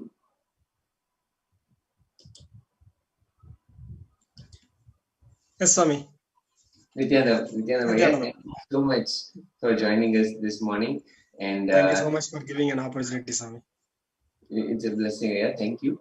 And just seeing you and seeing your blissful face, I can just imagine the space that you're in. So without any further delay, I'll just let you introduce yourself from where you are. You're from Bangalore, and please let us know a short introduction about what you do and your journey with Swamiji, how you came, and especially the Akashic reading. What prompted you to come and receive your blessing? Please go ahead. Yeah, Swami. I'm working in Bangalore, but I am basically from Tamil Nadu near Vedaranyam. So from 2005, I am in Bangalore. So I got opportunity to meet Swamiji 2006. But before 2006, I came to ashram to have understood what ashram is, how they are located, everything. I went to banyan tree alone. At the time, there was no one there. I alone went there and alone came. That was the blessings I got. From 2006, I was associated with Sangha in doing volunteering or in all other means. So the program started by ASP, NSP, BSP healing. That is how we started all the attending all the programs. As everybody understood, right? We don't know what for we are, but by seeing Swamiji's picture, we will be more energetic, we'll be more happy, we'll be attracted. That is how it was there. So, whenever there is a problem, even before we raise our hand, Swamiji will be there. That is the big cognition we have, and it is true. Everybody's life will have at least thousands of miracles, not one or two. Because of shortage of time or time constraints, people will not speak out everything. But if you see in detail, daily we can list it out some 100 things. And only everybody know only because of him it is happening, not of any other reason. That is how I traveled in the Swamiji's blessings. That's fantastic, yeah. And this is so amazing to hear that you were part of the journey from before 2006 when you were able to just simply go to the banyan tree and then receive the blessings. Definitely times have changed, and the current times have posed a lot of challenges. So, so please tell us, Aya. So now, having that whole experience of just being with Swamiji in his physical presence, going through the initiations, going through the programs, going through the classes and sessions with Swamiji, and now receiving the blessings through Akashic reading from Devi Parashakti herself and through Swamiji. How was it different? And also, please share with us how you prepared yourself. What did you actually do to be able to receive the blessings? Please go ahead. Swami, here I want to add one more thing. Yes. Like how you say, there was a physical darshan every time from Swamiji. At least every weekend we will go for Sarva Darshan. That is how we associated with the darshan and Swamiji's blessings and all. After some time, there was no physical darshan. Swamiji was blessing us. But Paramashivoham level 2 was one of the big life changer for everyone. Actually, everyone should not miss Swamiji in any case, and whoever is associated, they should not miss Paramashivoham level 2 in any case. I was asking one question to one of the Swamiji's order, Sannyasi's order in Sangha. 2007, I asked this question. I want to do something to Swamiji. What can I do? I received the reply. The Swami was telling, the Sannyasi Kedar Swami, he was telling, we can't do anything to Swamiji. Only you can be available. So Swamiji will do whatever he want to do through you. Yeah, So great, yeah. that was a big click. Even now, whenever I was feeling other thing, I just put myself, be available. So let Swamiji handle everything. That is the only key which I am having still now. So when really I want something, blessings from Swamiji, I will put, Swami, I am be available. Swami, whatever you need to do, you do. So that is how it will work for me completely. So when I heard that my wife uncle was admitted in hospital and he was undergoing COVID, I immediately thought we'll pass the message to Swamiji. Because there are so many people will pass message to Swamiji, and I am having clear there are so many messages Swamiji will respond, so many messages Swamiji will not respond for various reasons. He will check will persistence. Some people he will check whether the question itself we are not clear. That's why. So till we clear, he will give the space for us to think. So I said this is an important message. We will pass on. So after we posted, within 1 minute he replied. He blessed us. He said he will take care. Then I got information from Delhi hospital, one of the relative who is accommodating him. He said he is recovering better now. The innocent inner space, that you carry, that whatever Swamiji will do will be the best. That inner space, how you managed to have that clearance, that clarity? What practices you did to have that? I don't think so. I didn't done any practice, Swamiji. I felt it is Swamiji's blessings. And whatever Swami says, it is happening. And I never had any expectation Swami has to tell this one. First, because I know Swamiji will always do the best. I never put any frame, I want this answer or I want that answer and all. Swami said yes means yes. If he said no means no. That's all. There is no other thing. Because he will tell the reality well in advance to us. So because he is there, so he is, we are able to get the answer well in advance. So I was clear in that. Okay. Yes. Yeah, So you are yes, Swami. Yes, sir. Please go ahead, Swami. Sorry. I just want to just to say one thing, that in so many different words, Suresh Ayya is simply saying the sweet space of surrender, the surrender that can happen. And that's a beautiful space to be in. And we have again, time and again, seen that Devi Parashakti immediately responds to that space of surrender. And just a while ago, we were talking about the parallel that Sri Ramakrishna Paramahamsa was talking about, how he said the key in the household will be with the mother, even though the father is the owner of the house. Even though Shiva, the ultimate experience, is the destination for all of us, the mother holds the key to the door. You have to open the door and then reach that experience. And two things Ramakrishna Paramahamsa says. One is those who fall at the mother's feet, or those who just climb and then take the key from her hip.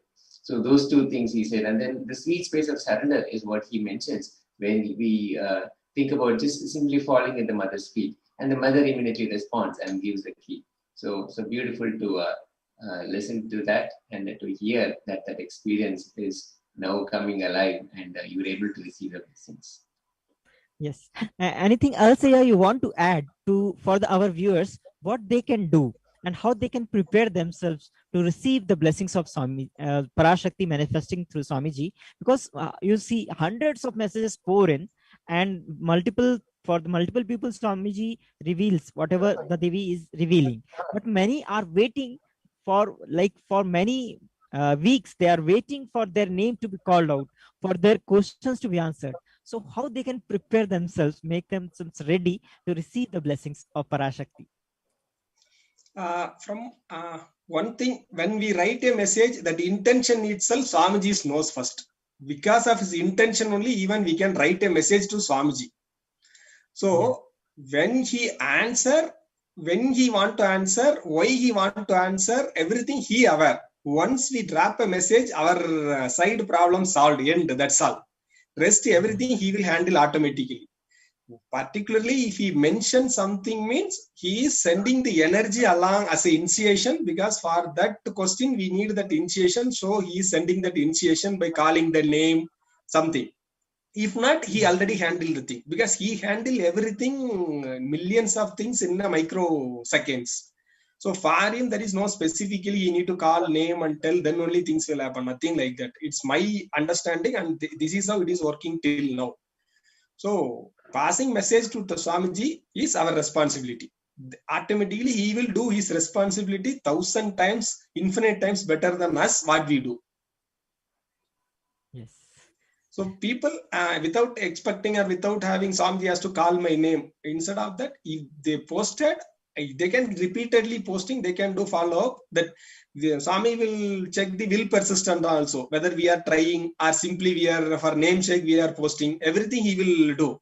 Because as a Guru, and we know Swamiji, right? He will check everything in all the way. Because of his compassion, he wants us to grow to the next level. So everybody will try their best with having the will persistence. 100% Swamiji will respond. Yes, yeah. Thank you so much, Ayya, for your enlightening words and sharing your experiences with our viewers. Thank you so much for joining. Thank you so much, Swamiji, for giving this opportunity. Thank you so much, Swamiji. I am giving, putting my gratitude at his feet for giving this opportunity. Thank you so much, Swamiji. Okay. Thank you for joining here. Thanks. Yes. So we have more participants waiting to share their experience of the Parashakti Akashic reading with us. We welcome Suvitji to come and share his experience. Yes. Suvitji, Nithyanandam, you can unmute yourself. Yes. Welcome, Ayya. Nithyanandam, gratitude for having me here. Thank you. Thank you so much for joining today. So you can actually go ahead and introduce yourself. Where are you from and what you do and everything. Ayya, I'm from Mumbai, but I work here in Bahrain for some time now. I do environmental engineering, so I work for the government as an environmental engineer. Now, my story with Swamiji was, it's just a few years. I mean, I think it's about 3 years now. 2017 years, 4 years now. So what happens is, I was just browsing the internet and somebody sends me a message from Bidadi. Somebody was enriching and she sent me a message. And she sent me a link to a YouTube video. Yes. And I started watching this video and I couldn't stop watching. Like, you know, you just keep going one after the other. And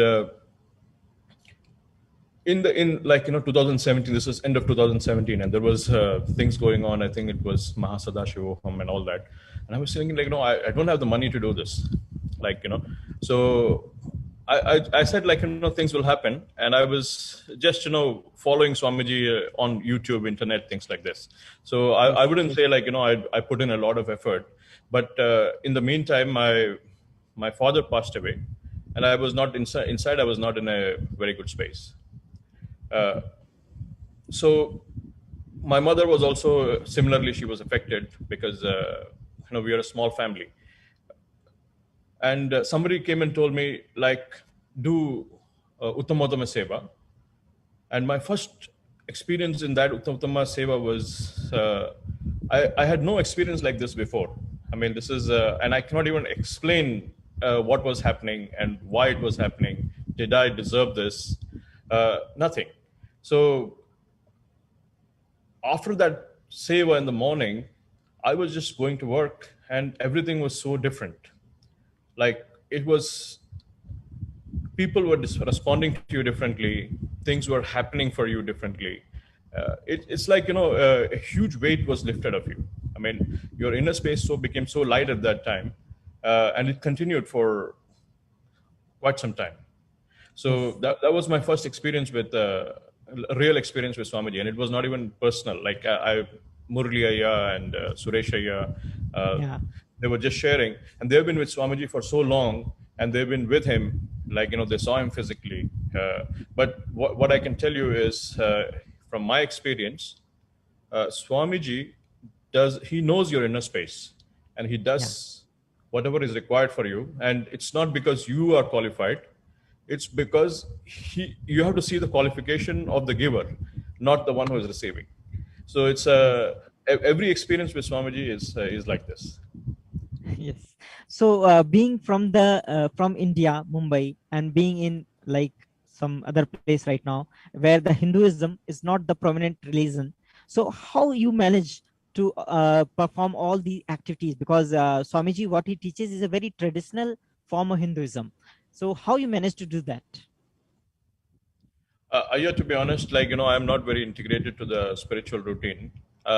For me, yoga is, I used to do a lot of yoga, but now it's not like, it's getting up 3:30 in the morning. I don't do it, to be honest. But having said that, this place is relatively much more open than other countries in the Middle East. And there is a temple here, and you are allowed to practice whatever religion you like. So I don't face any difficulties in that sense. But again, having said that, everything is from his grace. Swamiji is like, he is giving you all the opportunities to do whatever is required. Like, for example, flowers may not be so easily available. Tambulam may not be available. Like, but when you really want it and you go to the shop, it just becomes available. It's just there. Not always, but it's available. Like, I said, how will I get tambulam? Somebody told me, no, you can make a silver tambulam and then you can use it for offering. That somehow didn't seem very great. And the next time I go to the shop, there is tambulam. So, and there is somebody who is importing it and making it available for you at that time. So it's just, you ask and he gives. There is no, and it is not because I'm qualified. It's not because I do spiritual routine or I do a lot of yoga or I did a lot of meditation. No, it's not because of that. It's simply because he is doing it for you without looking at your qualification. It's his grace. The seeking, actually, the master sees the seeking in you. If you have the seeking, then everything manifests. So the seeking inside you. So as you said that you are not able to, you are not doing the yoga and the way you want it to be, you do, but the seeking that you have, that intention that you want to live the life, that is manifesting everything around you. And that is what, when you had intention to have tambulam, it manifested there where it does not even, it's not cultivated. So great things is manifesting in your life. So that Uttamottama Seva that you did, after that, and what are the things that happened in your life which made you more connected to Swamiji and to which made you receive and keep your inner space ready to receive the blessings of Swamiji and Parashakti manifesting through the Swamiji, through the Supreme Pontiff of Hinduism.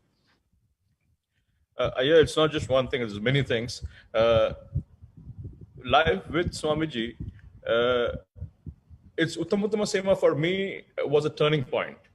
Like if I see my life before and if I see my life after, before it was just logical, like, you are trying to make sense of things, you are separate from everything else. You feel that, you have to defend yourself from everything. Like, you have to, like, for example, victim mentality, that kind of. Yes, I mean, not just victim. You feel like, you're very guarded. Like, you're not opening to life. Yes. Once you experience something with Swamiji, it just continues. It's so after Uttama Seva, I did a few Kalpataru sessions, and that was something, an eye-opening thing for me. I never knew this was possible. Of course, you heard about law of attraction and things like this. The books that are generally available. Yes. But this is totally experiential. Yes. Many a times, you just close your eyes, see Swamiji in your third eye, and you just ask, and it's just it just happens, and not and you don't think why it is happening. Your Guru is the manifest form of Paramashiva, and the one manifest form of the Guru is Paramashiva. So you start feeling that you are taken care of. You are lucky, especially in last year with COVID. I don't think I felt any of the negative effects of COVID. I mean, I go out, do things, meet people. It's pretty much regular stuff. But I feel like you're protected. Like last month, my mother, she got COVID, and everything just happened so beautifully that you found a very good doctor, got treatment very early. Hospitals were not available in Mumbai at that time, but it was getting a hospital bed was a breeze. Now she's back home, so things are. I can see if you look back and connect the dots, it's not because you are doing anything. It's just because he's taking care of you. Yeah. So this whole confidence and whole integrity that he's taking care of you, that is how it is manifesting in your life. And that is why even when your mother was sick, how you felt, like did you had any insecurity or fear, or you just surrendered yourself and the whole situation at the feet of Swamiji? It's because one of the things is, my mother, she did not tell me that she had COVID. When I came to know, it was already a week. And when I connect the dots back, even without me asking, I did not even tell anybody in the Sangha that I needed help or anything like this. It was just happening. So it was you don't even, sometimes you don't even have to ask. He's just there. It may not be logical. It's people say like you're not being logical, but it's experiential. Murli Ayya was talking about like quantum physics and all of that. You can think about it those ways, but you don't have to complicate. I mean, for me, things are very. I'm not looking at it from a scientific perspective. I'm just looking at it experientially. And I know people are not, yes. Continue. No, because yesterday during the Arulvaku, I was not preparing in the way Swamiji had mentioned. Like he mentioned 5 ways to approach Devi. Yes. And I was not doing any of that, and I was not feeling very connected to Devi at that time. Like past 2-3 days, or since the Devi Arulvaku has been going on, I was wondering, like, why am I not feeling so connected? Because Kalabhairava Darshan to me is bliss. You just sit there, suddenly, you go into a different mode. But with Devi Arulvaku, things were not going that way. And I was wondering why, what's wrong? And then I asked Ma Atmadaya, and she said, just surrender it to Devi's feet. So I said, okay, I surrendered. I don't know how to surrender, but I just said I surrendered. And next day, Swamiji calls my name. So it's don't you? I mean, I feel like things are. It's grace. It's not your qualification. The way the connection happens with master is different for different people. Some people are intellectually oriented, some people are being oriented, some people are emotionally oriented, and Swamiji is available for all these beings and Yes. gives all of them the feeling connection through being intellectual. That's why you see Swamiji gives so many satsangs on such deep and thought currents that is not fathomable by people who are feeling being connected. And so Swamiji gives them techniques like Anupaya, and so many techniques Swamiji has revealed. And then also Swamiji has the component of bhakti. So there are so many people who feel connected just by seeing Swamiji and being in his presence and feeling connected to him through the innocent space of feeling connection. The longing, the love they feel for Swamiji, that is the way Swamiji connect with. For some, the connection is there with Swamiji, and you are one of them, that you enjoy the inner space of innocence and just feeling connection. That is the way you prepare yourself. Your inner space was ready to receive the blessings of Devi manifesting through Swamiji. So what actually you ask, if you want to reveal about from Devi, that Devi blessed you with, and how you felt after that? This is a very interesting. I asked to be pulled out of delusion. I asked for freedom from all my patterns, and I asked for freedom from laziness. And I also asked Swamiji, like, I want to become an SJP. And he said, Tathastu. And but the thing is, the moment he says your name, you are suddenly excited. Your being inside you feel there is some energy inside you that wasn't there before. Like, you just awaken that wasn't there before. Like, you just awaken and suddenly you are charged. For me, when I heard that Swami just said Tathastu, and I'm just sitting here, my kids are next to me, and they are like, not paying so much attention. They're like jumping around. But yes. Inside, you awaken. Suddenly, there is energy inside you. So I didn't stop because there was power manifestation after that. I couldn't wait for that. I had to go to work. So I went to work, and there were things that were pending for so many months, and I just blasted through the whole thing. I mean, I wouldn't say I blasted. Like, Swamiji helped me to do it.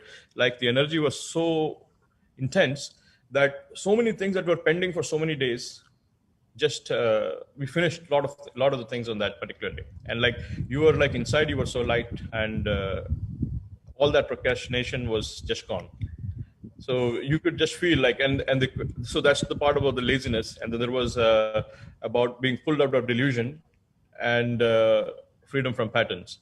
So immediately, you see, today, yesterday, during the evening satsang, the Swamiji was talking about delusion, how to come out of delusion in the satsang on super determinism. So the question gets answered one way or the other. Whenever you ask, there is always, Swamiji is always there answering you. And he reminded you to talk to your Atmamurti, to your Atmalinga, to stay in touch with him. And he said he will immediately, he may not text you back, but he's really there, and he's present, and he's alive and answering to you. So it's this is such a secure feeling. Beautiful, yeah. And I wanted to point out a couple of things from your sharing, what you just mentioned. There are two things that stood out for me. One is, you said, I don't know what surrender is, but I just simply asked him. And I think that says a lot. And I think that is a beautiful technique also, because there are so many things within our inner space that we want. We may hear about the word surrender and the definition of what surrender is and what surrender brings, and the sweet space of surrender. We may hear so many things, but we may not be able to exactly understand how to bring that space. There are so many techniques, of course, there are so many techniques that we can practice, but the best, the most direct, and the most immediate we can say is just simply ask him, because not only is Swamiji available for us to give us everything in the outer world, everything that we want to alter within our inner space, we simply just ask him, and he immediately blesses for that to happen. Because Swamiji, as time and again said, that he is the eternal cosmic Tathastu. Anything you bring as an intention in front of him with in his space, it immediately blesses for it to happen. So beautiful when that becomes the ultimate technique, I can say, that anybody wants to have anything for themselves. If they want a space of surrender, the space of bhakti, whatever they want to call it, just to have that pure joy of experiencing Swamiji, experiencing Devi Parashakti, simply ask. Simply ask, and that space is going to be blessed within you immediately. That is so beautiful. And the second thing, I just wanted to ask you just one thing. As an environment engineer that you mentioned a while ago, you probably have a different take on how the situation is, and especially so much fear and so much apprehension, uncertainty is going on at this time. With given all this, and especially with your family member, with your mother having the COVID, having contracted that, and how you handle it, it's completely different. It seems like there is a very clear difference in how you took it up, and that is not the same that we hear from people handling it outside, because there is so much of panic, and not just fear, it's actually almost to the point of panic. So do you like to share how that is different, and what makes it happen? Swami, I'm not sure how much, I haven't experienced the panic that people are going through right now, because I know the situation in India is very difficult right now. So I know people are suffering, but for me personally, I did not go through that suffering. I did not feel that suffering, because things were, even before you had to try to, say for example, to find a hospital bed, the bed was arranged. I mean, my uncle arranged for the bed, but the fact of the matter is, you did not have to go and look for many things for things to happen. They just simply happened. So, and the fact of the matter is, while my mother, she contracted COVID and she had the symptoms, also our doctor she was very smart, and she took very timely action. So even before you got the results for the RT-PCR, the medication was already started. So early intervention happened, and I did not even know at that time.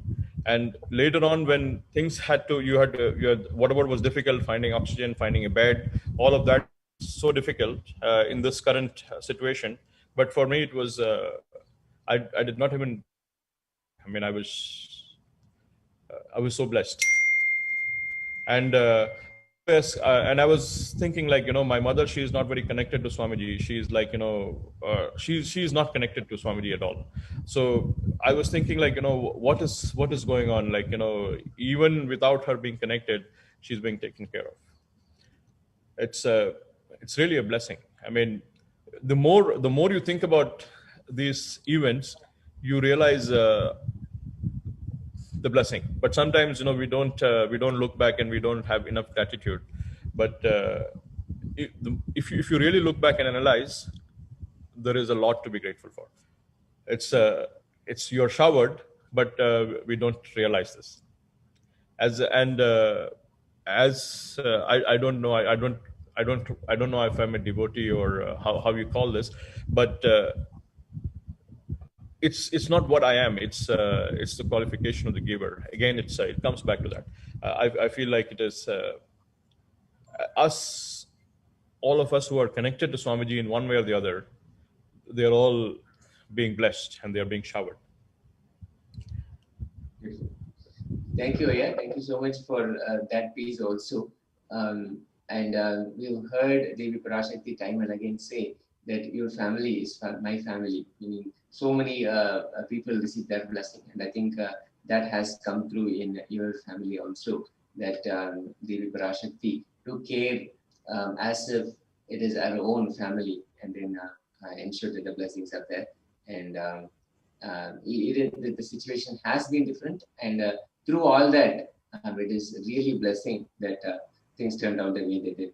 And thank you so much. And I think the takeaway for me at least, and wanted to remind everybody watching this also, that whatever it is that you need, whether you want healing or whether you want an altered inner space that you want to enjoy, simply just ask. And Swamiji is here. Time and again, Swamiji has been here, and he is here, he is now, and he will be in the future as well, to give us the blessing, to ensure that whatever we bring to his space, he will make it happen.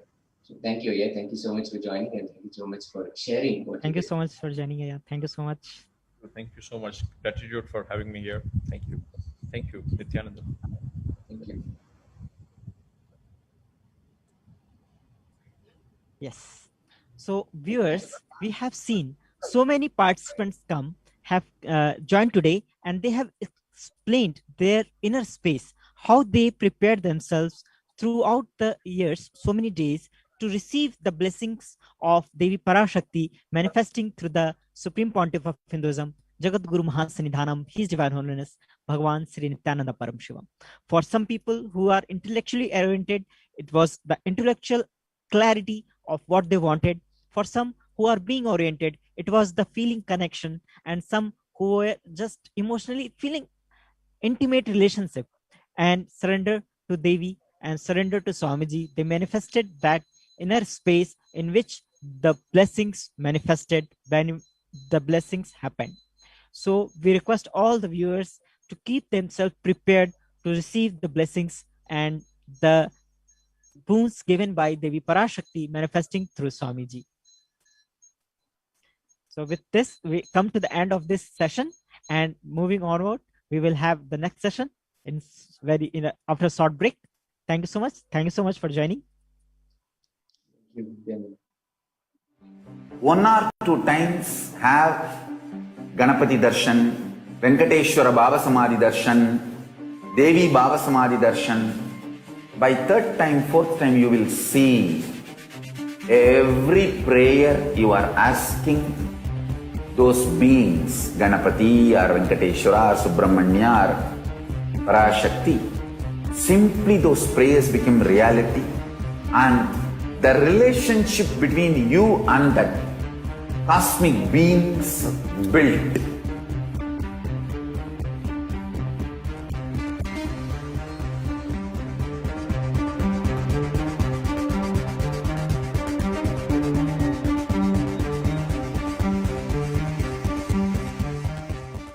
I tell you, each Baba Samadhi Darshan is a spiritual treat, enjoy. Spiritual feast, enjoy. Don't miss it.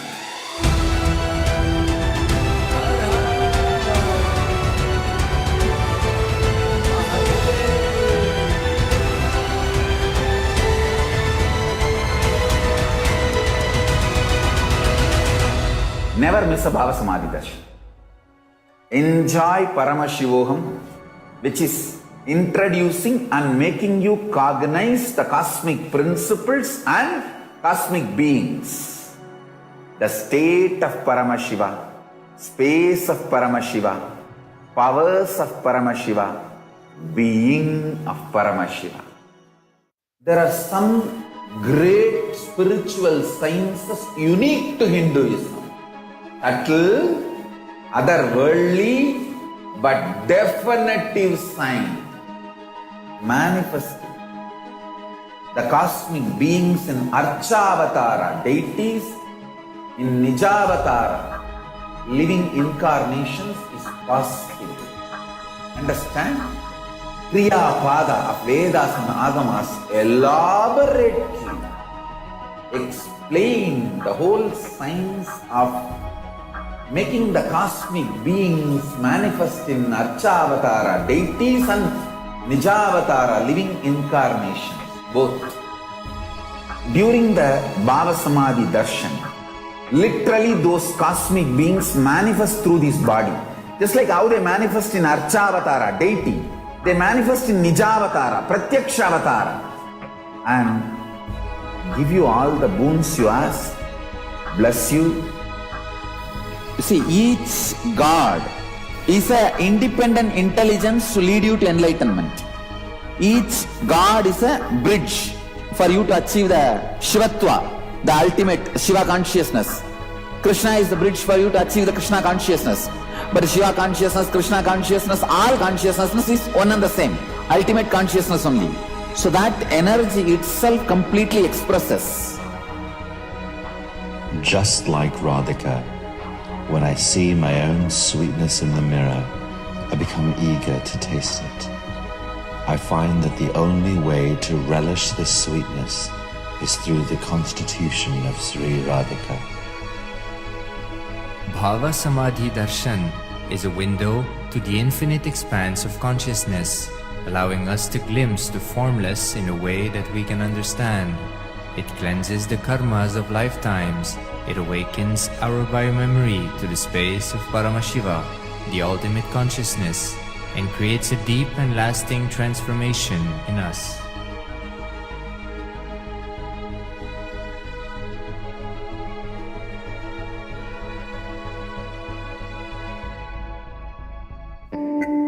Once, Arunagiri Yogeshwara, my guru, gave me an instruction and then he asked, will you do it? I was shocked. I immediately folded my hands and said, you are God, you are Shiva. How can I not do what you say?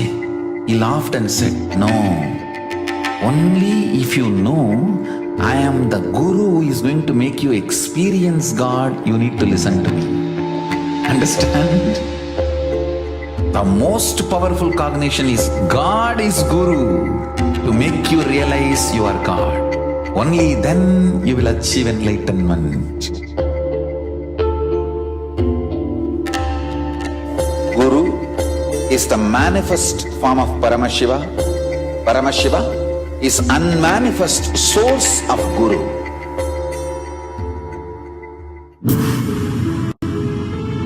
All powerful cognitions, knowledge, only when you live, power manifestation and possibilities manifestation happens. This is a fundamental truth.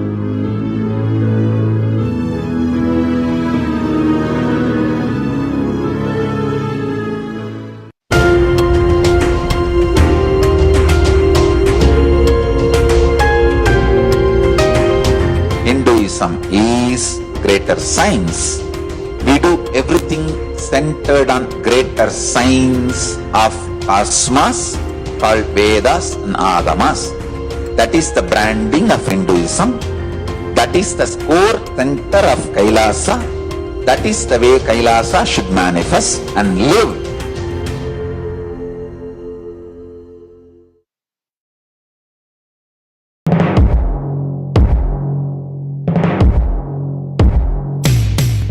In one line, if I have to put it in a simple way, seeing always each other with a tremendous love that everyone is Paramashiva. There starts Kailasa. Whether you hug each other, love each other, or ferociously train each other, the core cognition should be seeing each other as Paramashiva. That is where the seed of Kailasa starts.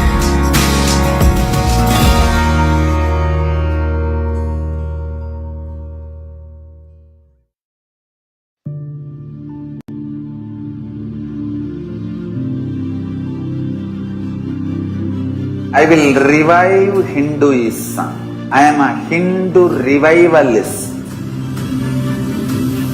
Not by any revolution, but by evolution.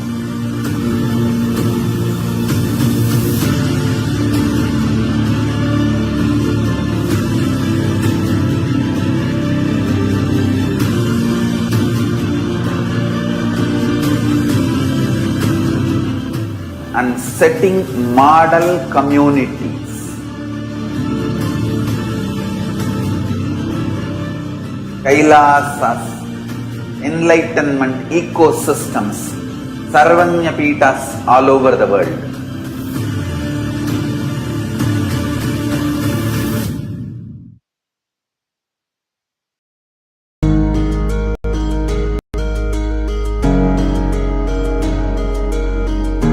Celebrate your existence because you are consciousness.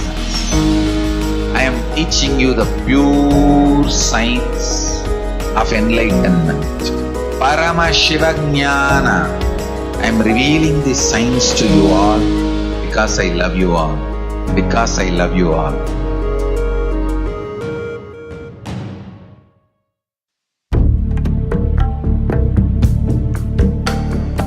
Kailasa is an effort, humble effort, and our humble offering at the feet of Paramashiva to keep the grand narrative of Hinduism alive.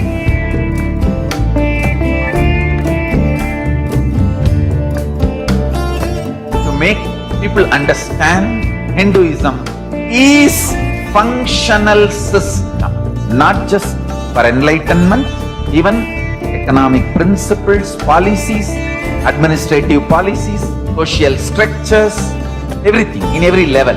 So the humble effort to keep that grand narrative alive is this Kailasa.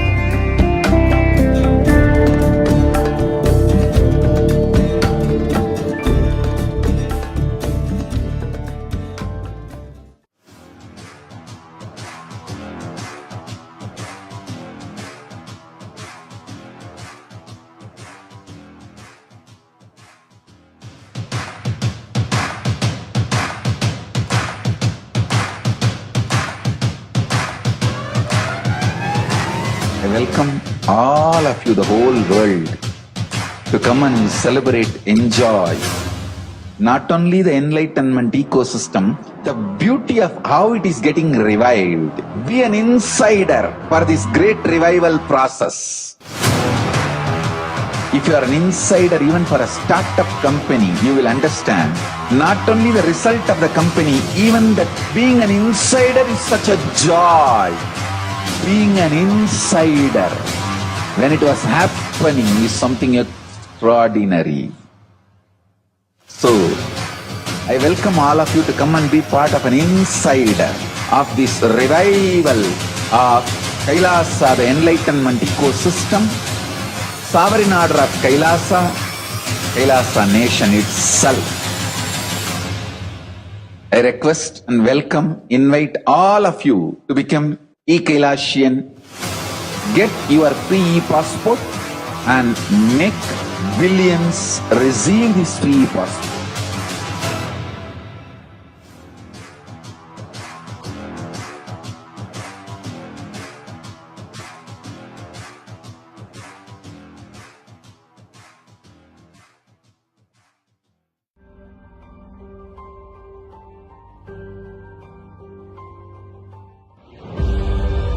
What I mean by the word e-Kailasa, listen intensely.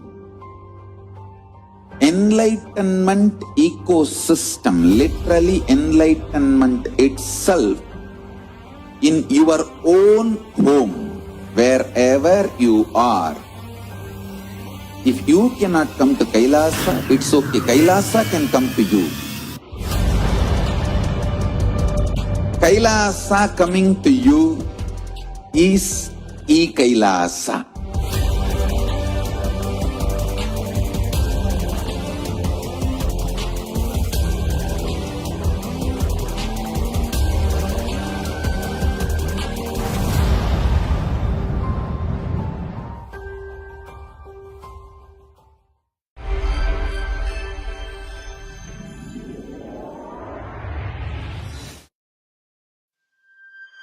E-Kailasa is enlightenment ecosystem, literally enlightenment itself, in your own home, wherever you are.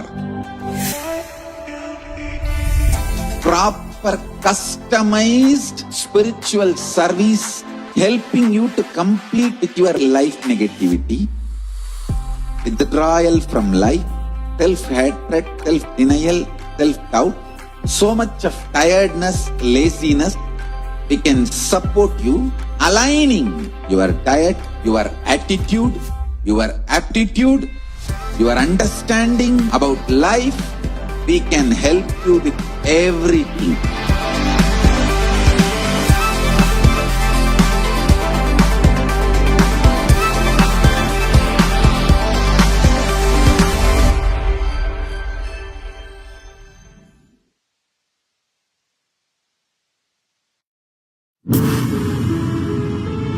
All-powerful cognition's knowledge, only when you live, power manifestation and possibilities manifestation happens. This is a fundamental truth.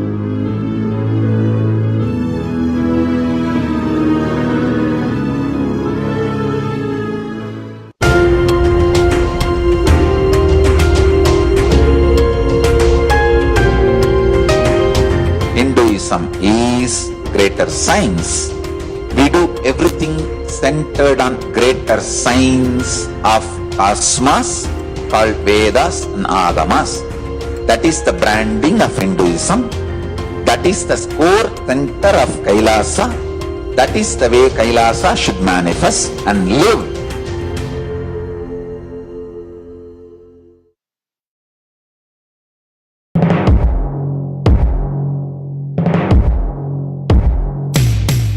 In one line, if I have to put it in a simple way, seeing always each other with a tremendous love that everyone is Paramashiva. There starts Kailasa. Whether you hug each other, love each other, or ferociously train each other, the core cognition should be seeing each other as Paramashiva. That is where the seed of Kailasa starts.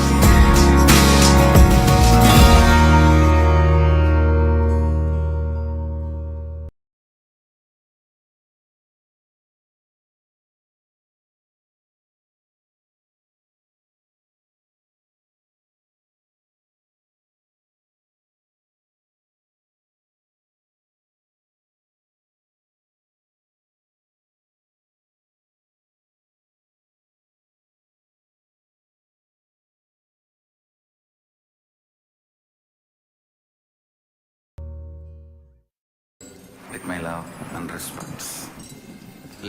Let you all open all your three eyes. Om Nithyananda Paramashivoham.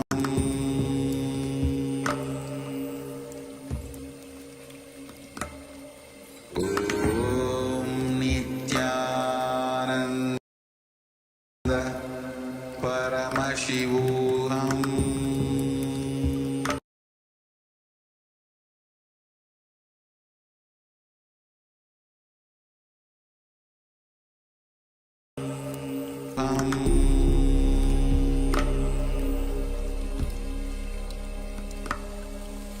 Om Nithyananda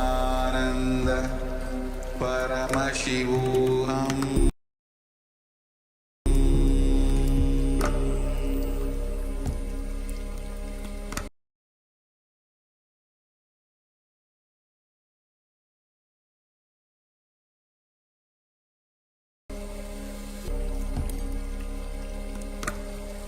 Om Nithyananda Paramashivoham.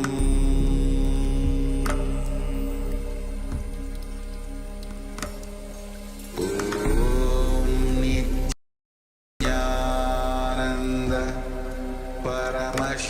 Paramashivoham.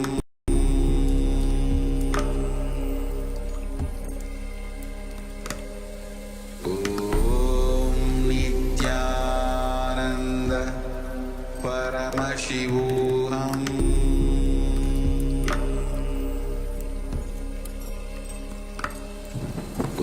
Om Nithyananda Paramashivoham.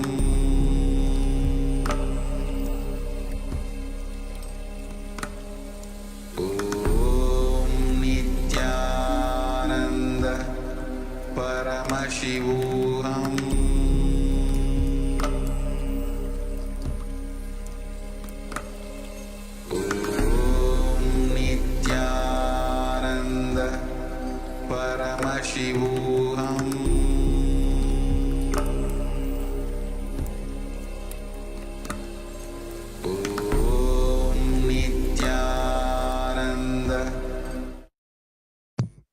Nithyanandam. I welcome all the viewers to this session. We have seen the numerous miracles happening in the life of the participants who have received the Devi Parashakti Akashic reading. And there are multiple ways we can be a part of this and receive the blessings of Devi herself and show our gratitude to Devi for manifesting in our lives. One of the ways is the 5 people you should never meet empty handed. One of them is the God, the manifest of God. So we will see what are the things that we can offer Parashakti and to show our gratitude to Devi for blessings and being in our life and for continuously giving us boons, blessings, and removing the pandemic effect and different aspects of the pandemic that is happening in our life.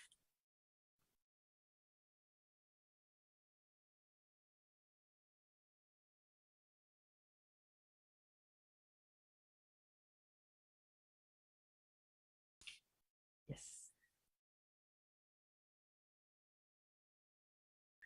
So,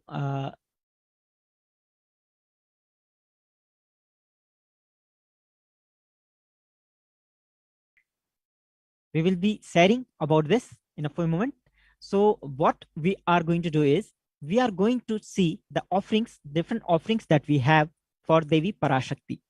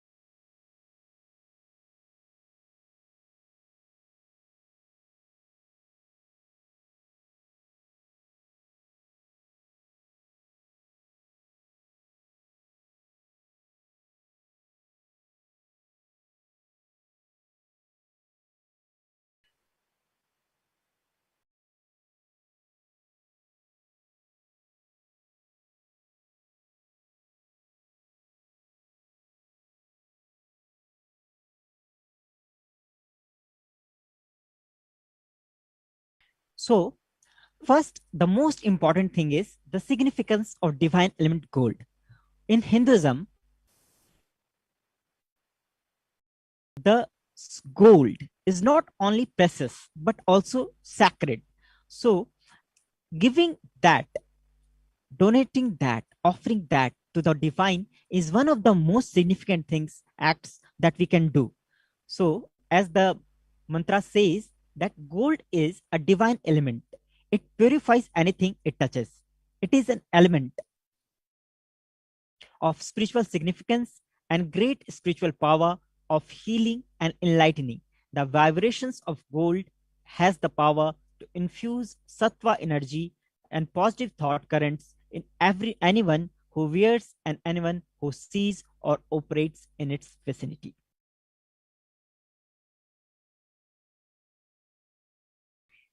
Significance of divine element gold. Gold is present in all scriptures, agamas, Vedas, Shrutis, Smritis, Itihasas, and Puranas. In all Hindu scriptures, it is abundantly displayed that gold is the most auspicious and purest metal which purifies our being. In the Hindu civilization, everything was built in gold, exchanged in gold, rituals fees were offered in gold bricks. When one was to be saved from life-threatening illnesses, gold was offered as a ritual fee. Gold was in abundance and used for weighing equivalent amounts of commodities, including cows. Kingdoms were built with huge doors of gold. The streets would have huge columns and huge archways made of gold. Horses, cows were dressed in gold. Hindu civilization thrived on the banks of rivers of gold. Indus River was called Hiranyamaya, river of gold in Rig Veda. The river Saraswati was called Hiranya Vardhani in Atharva Veda. Gold is the supreme element for offering gifts to the ones you love and revere. Temples are constructed and paved in gold. Deities are made in gold and decked and adorned in gold because it preserves the enlightenment energy for thousands of years. It lasts forever.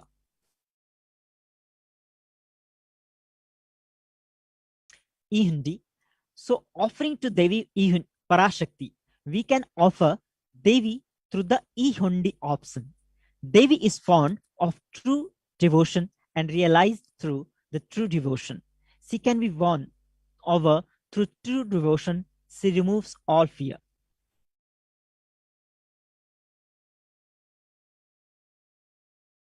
In E-Hundi, if there is any fear in the minds of devotee, Devi is sure to remove that fear. It is stated that Devi likes to be worshipped in autumn. Here it is meant that autumn of our lives, when thoughts turn more and more inwards, the role of the divine is known and understood clearly. The need for Devi worship becomes stronger. Sambhavi, consort of Sambhu, Lord Shiva, Sraddha Radhya, means worshipped by Sraddha, Saraswati. Sarvani, wife of Lord Shiva. Linga Purana says Lord Shiva is called Sarva in his earth form. Sarva Madhaini, Devi who bestows happiness on devotees. You can offer your gratitude and devotion to Devi Parashakti by offering your Kanika, and your name shall be chanted out during puja to Devi.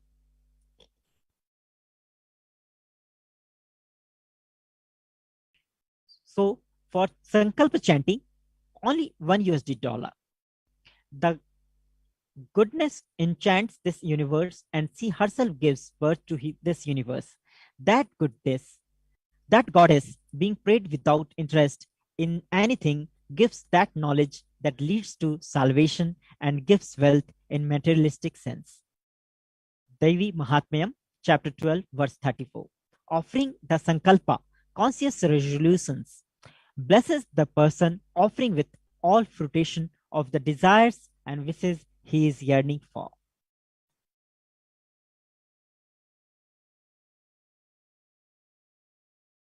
Sahasranama Swarnakasu. She who likes repetition of her various names, Lalita Sahasranama verse 731. This is the offering of 1008 names of Devi Parashakti. It is a very special and unique archana offered to the Mahameru of Devi Parashakti. Offer a gold coin inscribed with each of the 1008 names and receive the blessings to have the Ananta Kalyana Gunas, all the divine qualities of Devi Parashakti.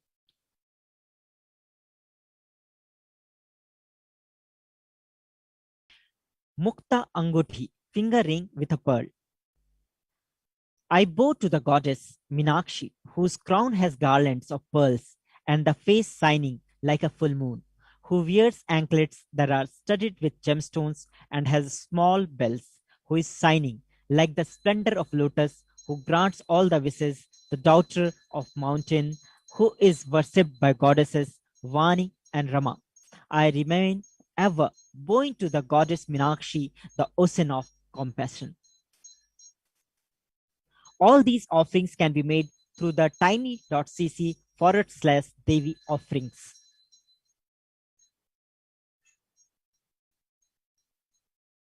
Mukta Anguthi. I bow to the goddess Minakshi, whose crown has garlands of pearls and the face shining like a full moon, who wears anklets that are studded with gemstones and has small bells, who is shining like the splendor of the lotus, who grants all the wishes, and the daughter of the mountain, who is worshipped by goddesses Vani and Rama. I remain ever bowing to the goddess Minakshi, the ocean of compassion. Offering pearl finger ring, right hand, right, and receive blessings to be showered by her compassion and pure love in all your business endeavors.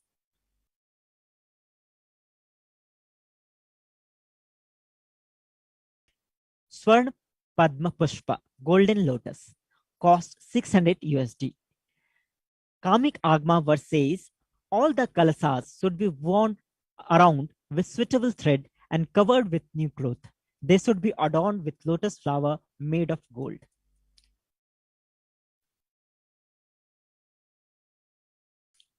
There are hundreds of scriptural references for using lotus in the worship of Paramashiva. Almost everything is worshipped. Worship of the ultimate involves the consecration of deities of worship or meditating on, or the mudras and asanas used during worship involves the lotus flower, lotus leaf, lotus pericarp, lotus petals. The lotus is a divine flower. Shakti of Paramashiva is also called as lotus. Based on Paramashiva Linga is lotus. The disciple of Paramashiva is also considered as a lotus, about to bloom. Offer the gold lotus in any size you wish to and be blessed to have the state, space, powers, and being of Devi in your inner space amidst and any or every situation, adverse situations in your life.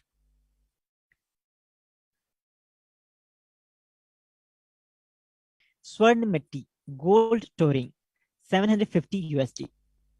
You whose brightness from the toenails destroy the darkness of ignorance from the minds of your devotees who prostrate at your feet. You whose brightness from your 2 feet empowers that of the lotus flowers too.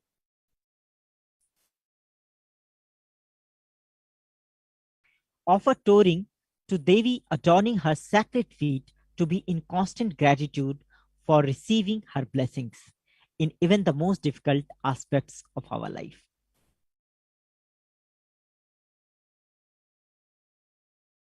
Swarn Mangatika, gold hairline jewelry, 750 USD. Suddha Shorabhi Vasini, she who makes nectar flow in all our nerves from Sahasrara, that is, she who gives the very pleasant experience of the ultimate. The Mangatika represents the nectar flowing from the Sahasrara chakra, which is fully opened.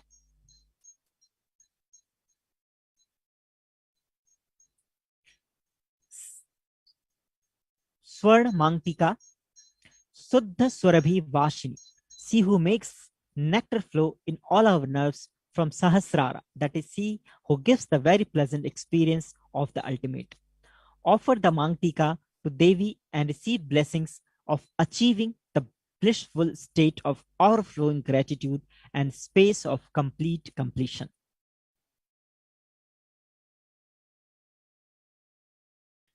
And you can also offer Pratyakshpad Puja to the manifestation of Parashakti, Swamiji himself.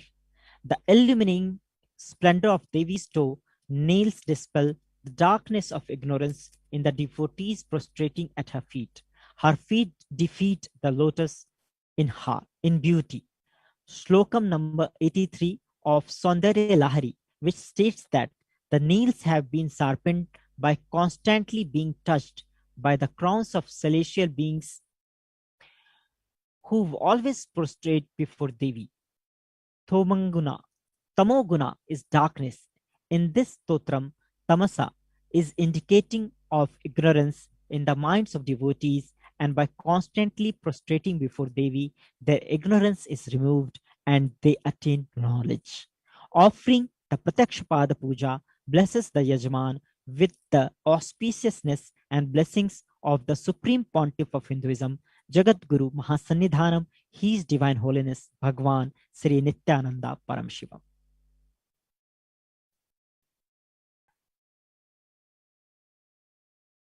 Vastra Seva, 1008 USD. The illuminating splendor of Devi's toenails dispel the darkness of ignorance in the devotees prostrating at her feet. Her feet defeat the lotus in beauty. Sloka number 83 of Saundarya Lahari, which states that the nails have been sharpened by constantly being touched by the crowns of celestial beings who always prostrate before Devi. Tamoguna is darkness. In this stotram, tamas is indicative of ignorance in the minds of devotees, and by constantly prostrating before Devi, their ignorance is removed and they attain knowledge. Offering the Pratakshapada Puja blesses the Yajman with all auspiciousness, the blessings of the Supreme Pontiff of Hinduism, Bhagavan Sri Nithyananda Paramashivam.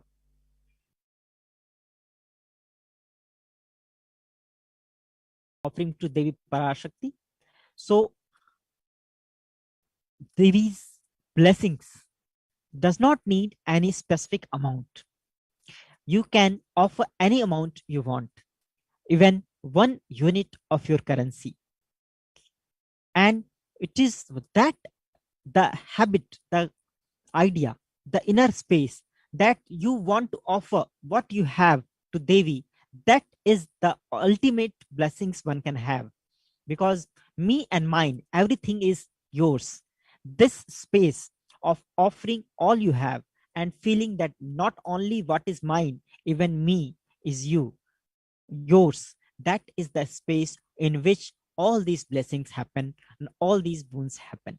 So we can always offer even $1 to Devi for as our offering, so that we are ready to manifest, to receive the blessings of Parashakti.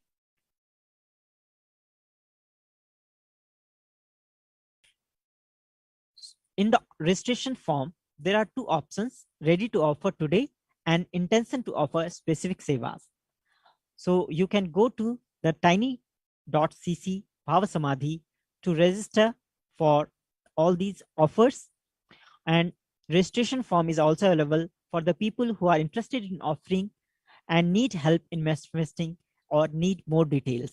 So you can visit for the offerings this link tiny.cc/Bhavasamadhi, and also you can make the online payment through those who are ready to offer immediately. You can go to tiny.cc/Devi offerings, and after payment, submitting details for your puja, you can go to the names and add the names which you want to be chanted in the Sankalpa form that you can get from tiny.cc Sankalpa 2021.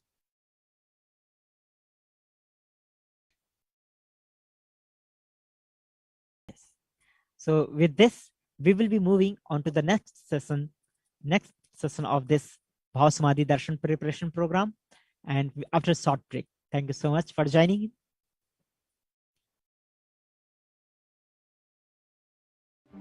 One or two times have Ganapati Darshan, Venkateshwara Bhavasamadhi Darshan, Devi Bhavasamadhi Darshan.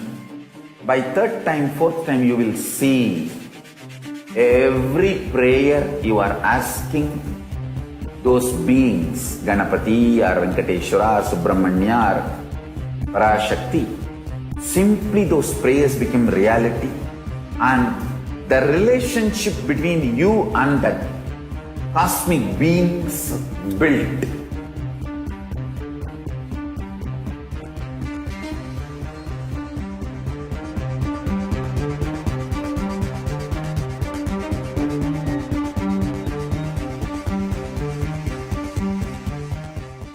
I tell you, each Bhavasamadhi Darshan is a spiritual treat, enjoy. Spiritual feast, enjoy. Don't miss it.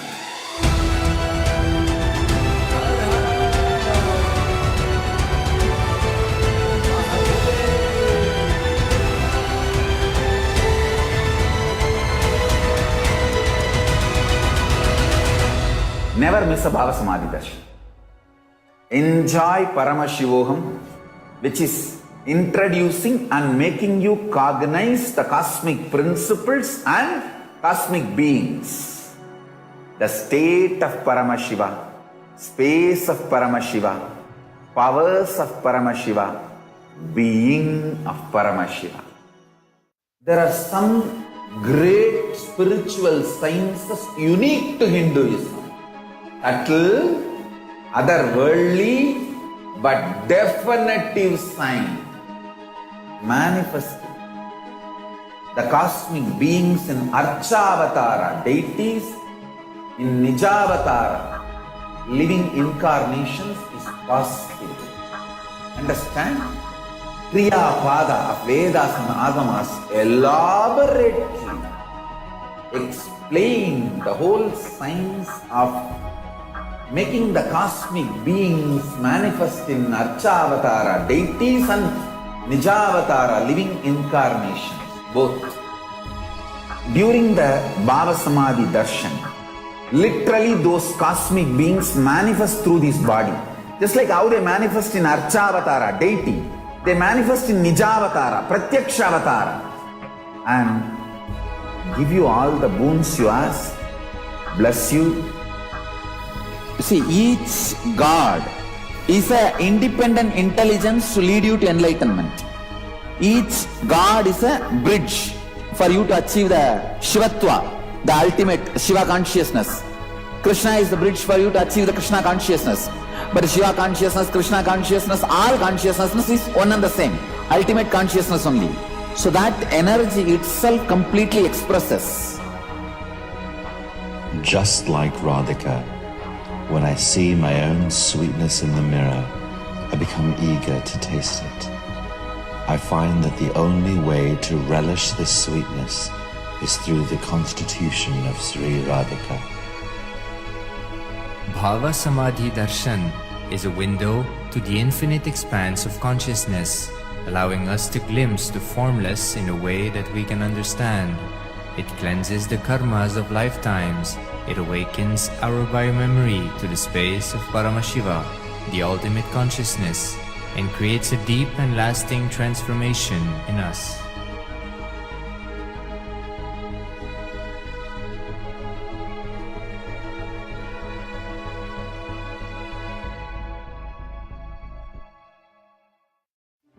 One or two times have Ganapati Darshan, Venkateshwara Bhava Samadhi Darshan, Devi Bhava Samadhi Darshan. By third time, fourth time, you will see every prayer you are asking those beings, Ganapati or Venkateshwara or Subramanya or Parashakti. Simply those prayers become reality, and the relationship between you and that cosmic beings built.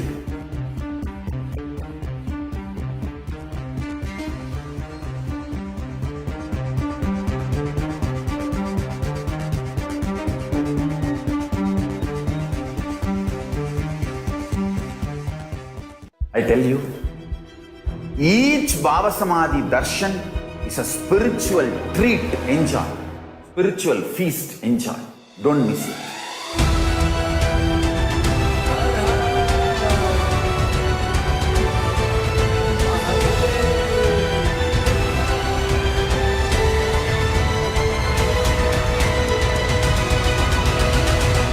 Never miss a Bhava Samadhi Darshan.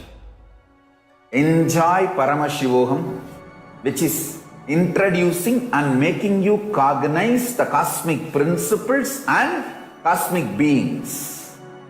The state of Paramashiva, space of Paramashiva, powers of Paramashiva, being of Paramashiva. Once, Arunagiri Yogeshwara, my guru, gave me an instruction, and then he asked, "Will you do it?" I was shocked. I immediately folded my hands and said, "You are God, you are Shiva. How can I not do what you say?" He laughed and said, "No, only if you know I am the Guru who is going to make you experience God, you need to listen to me." Understand? The most powerful cognition is God is Guru to make you realize you are God. Only then you will achieve enlightenment. Guru is the manifest form of Paramashiva. Paramashiva is unmanifest source of Guru. Nithyanandam, I welcome all the viewers to this session of social media series. So we have learned all about how we can prepare ourselves for receiving Devi by keeping our inner space the way it should be. And we also learned how to offer our gratitude to Devi for being present, for her presence in our lives by offering through different methods like Padma, lotus, golden lotus, or the touring and everything. Now we will know how we can ask our questions to Parashakti so that she can answer that. And we have a beautiful opportunity. We can ask all these questions through the social media now. And I will be telling all these things to you in this session.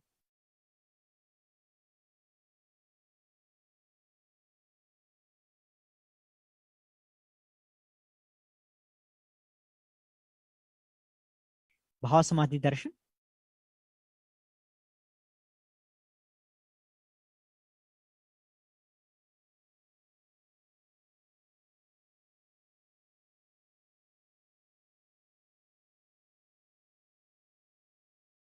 So we will be entering into this,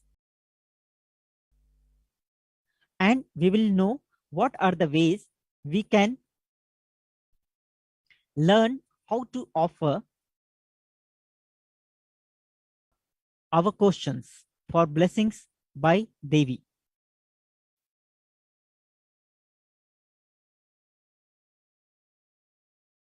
One of the options is to ask questions on the live YouTube video.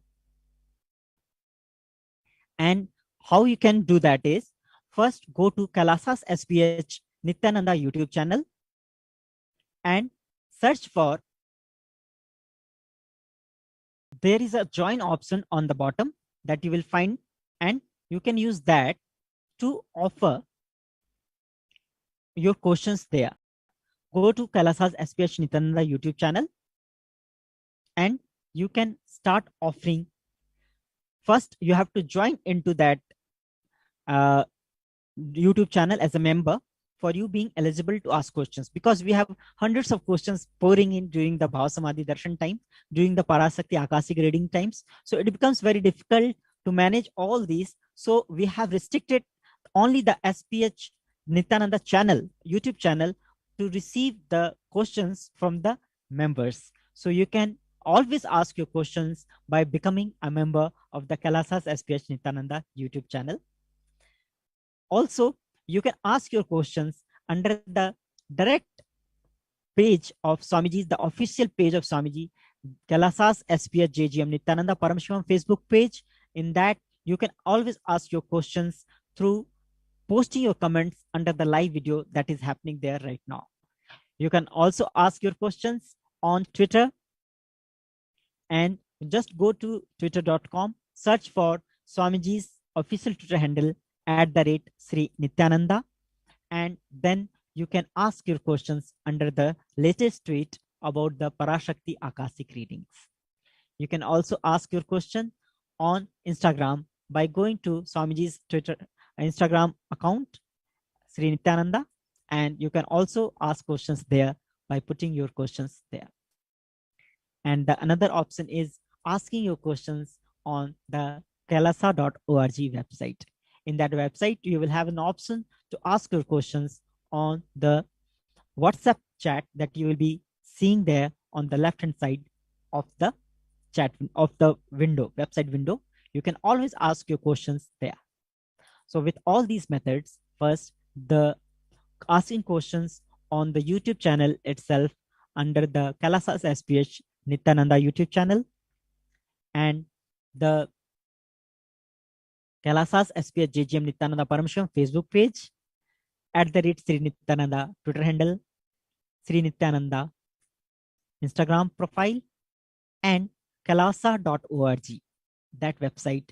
On these 5 platforms, you can always put your questions, your prayers, your offering for blessings, and Devi Parashakti will bless you and see your questions, and she will manifest through Swamiji to reply to your and give response to your blessing messages, to your offerings. Thank you. And we will be moving on to the next session after this short break.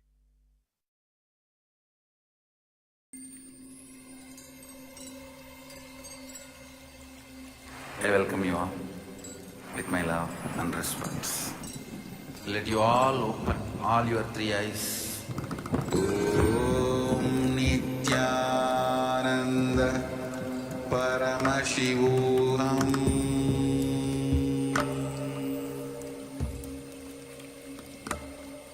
Om Nithyananda Paramashivoham.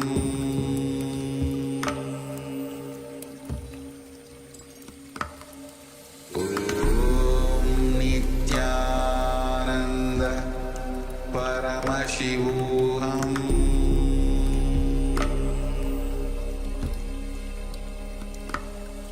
Om Nithyananda Paramashivoham.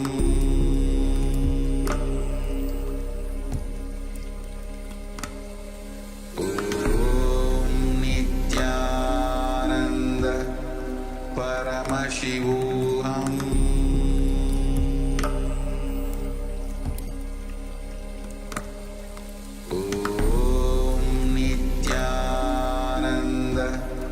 Paramashivoham.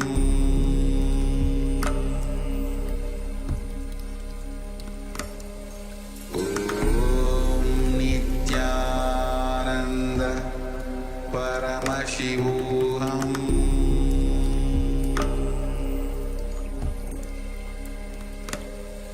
Om Nithyananda Paramashivoham. One or two times have Ganapati Darshan, Venkateshwara Baba Samadhi Darshan, Devi Baba Samadhi Darshan. By third time, fourth time, you will see every prayer you are asking those beings, Ganapati or Venkateshwara or Subramanya or Parashakti. Simply those prayers become reality, and the relationship between you and that cosmic beings built.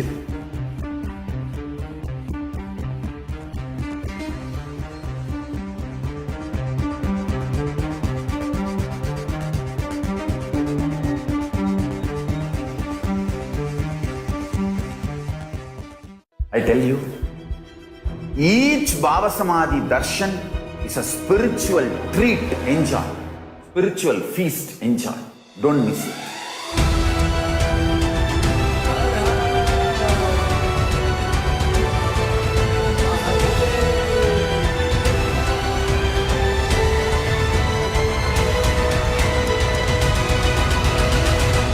Never miss a Baba Samadhi Darshan.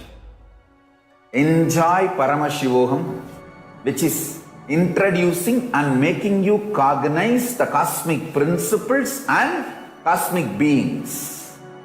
The state of Paramashiva, space of Paramashiva, powers of Paramashiva, being of Paramashiva. There are some great spiritual sciences unique to Hinduism. Subtle, otherworldly, but definitive sign. Manifesting the cosmic beings in Archavatara, deities in Nijavatara, living incarnations is possible. Understand? Kriya Pada of Vedas and Agamas elaborately explain the whole science of making the cosmic beings manifest in Archavatara, deities and Nijavatara, living incarnations, both. During the Baba Samadhi Darshan, literally those cosmic beings manifest through this body.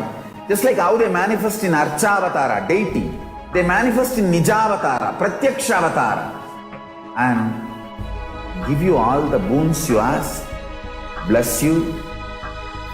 You see, each God is an independent intelligence to lead you to enlightenment.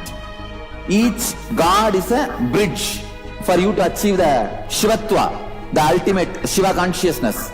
Krishna is the bridge for you to achieve the Krishna consciousness. But Shiva consciousness, Krishna consciousness, all consciousness is one and the same. Ultimate consciousness only. So that energy itself completely expresses. Just like Radhika, when I see my own sweetness in the mirror, I become eager to taste it. I find that the only way to relish this sweetness is through the constitution of Sri Radhika. Bhava Samadhi Darshan is a window to the infinite expanse of consciousness, allowing us to glimpse the formless in a way that we can understand. It cleanses the karmas of lifetimes. It awakens our biomemory to the space of Paramashiva, the ultimate consciousness, and creates a deep and lasting transformation in us.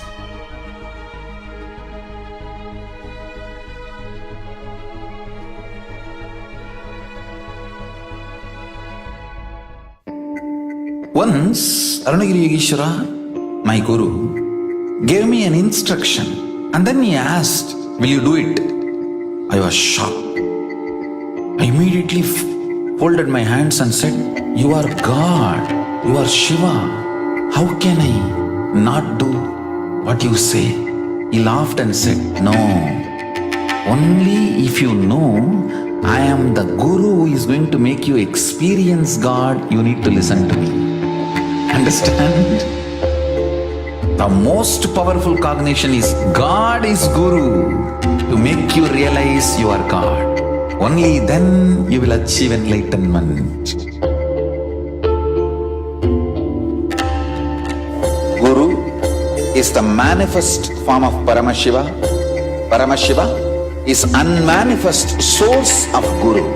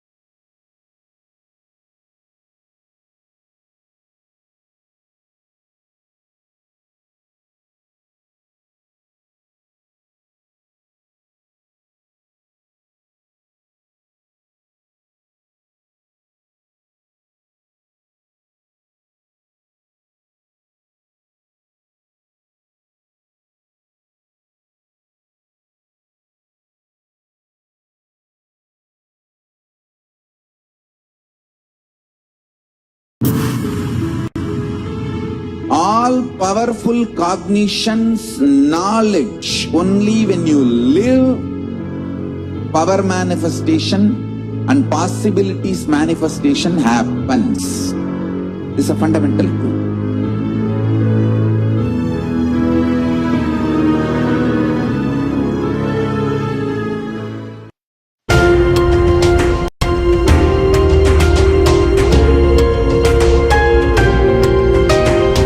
Hinduism is greater science. We do everything centered on greater science of cosmos called Vedas and Agamas. That is the branding of Hinduism. That is the core center of Kailasa. That is the way Kailasa should manifest and live.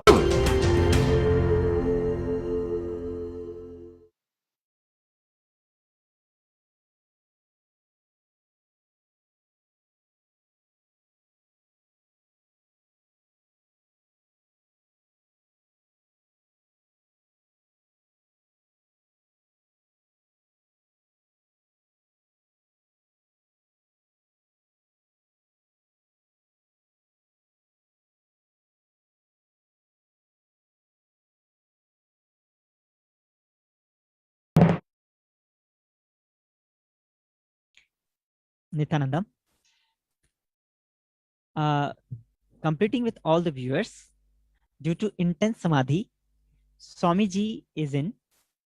Today, we will not have the live Devi Parashakti Akashic reading. Instead, we will have a recorded satsang. But this is a chance for us to sit and prepare ourselves to receive the message that Swamiji is going to give in this session, in this satsang.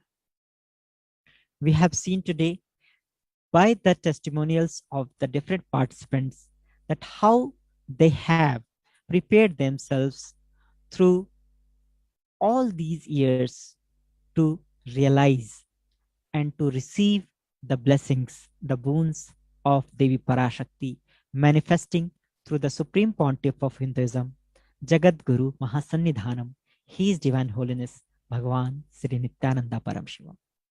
The innocent space of feeling connection, of surrender, of feeling the intimate relationship with the divine, with the master, and offering gratitudes. Only the gratitude is the offering that we can offer to divine. Because everything we have, me and mine, is yours. Then how I can offer something which is yours to you? The only thing which I have is the feeling that this is mine. This is me. Let me offer that to you. Let me offer me and mine at your lotus feet. This is the greatest offering anyone can give. And the space of offering, the space of offering everything you have, the me and mine, at the feet of the divine, at the feet of the master, at the feet of Devi Parashakti, is what we can take from the lives of the people who are manifesting the Parashakti Akashic readings in their life. We can also learn that how we can offer our gratitude in not only as a feeling of connection, but also in a very tangible way. You can always offer your gratitude for the benefits and the miracles that is happening in your life, in our lives, through offerings of different metals, different offerings that we have discussed, that we have seen. And you can always offer super chats and super sticker as a way to express your gratitudes towards Swamiji, towards Devi, manifesting through Swamiji. So now it is time that we prepare ourselves to receive Swamiji and the message, the satsang that Swamiji is going to give. That is manifesting directly through Kailasa from the being of Supreme Pontiff of Hinduism. Let us all sit straight with our head, neck, and spine in a straight line and reverberate ourselves with Mahavakya, remembering Swamiji, manifesting Parashakti through his being, and remembering him. Let us go into meditation and prepare ourselves to receive Swamiji. Let us all sit straight with our head, neck, and spine in straight line and remember Swamiji and reverberate with Mahavakya, Om Nithyananda Paramashivoham. Om Nithyananda Paramashivoham. Om Nithyananda Paramashivoham. Om Nithyananda Paramashivoham. Connecting with the divine with your eyes closed is meditation. Connecting with the divine with your eyes open is darshan. Come, let us all now move from meditation. Slowly, very slowly, please open your eyes.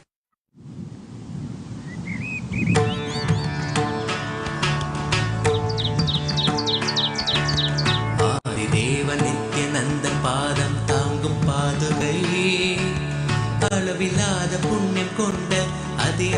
அற்புத பாதுகை. ஆதிதேவ நித்யானந்த பாதம் தாங்கும் பாதுகை. அளவில்லாத புண்ணியம் கொண்ட அதி அற்புத பாதுகை. சோதி தெய்வம் நித்தியன் வரும் சேதி தன்னை கூறவே. சோர்ந்திடாது பிறவி தாங்கும் சீர்மிகுந்த பாதுகை. சோதி தெய்வம் நித்தியம் வரும் சேதி தன்னை கூறவே. சோர்ந்திடாது பிறவி தாங்கும் சீர்மிகுந்த பாதுகை. ஆதி தேவ நித்யானந்த பாதம் தாங்கும் பாதுகை. அளவில்லாத புண்ணியம் கொண்ட அதி அற்புத பாதுகை. ஆதி தேவ நித்யானந்த பாதம் தாங்கும் பாதுகை. அளவில்லாத புண்ணியம் கொண்ட அதி அற்புத பாதுகை.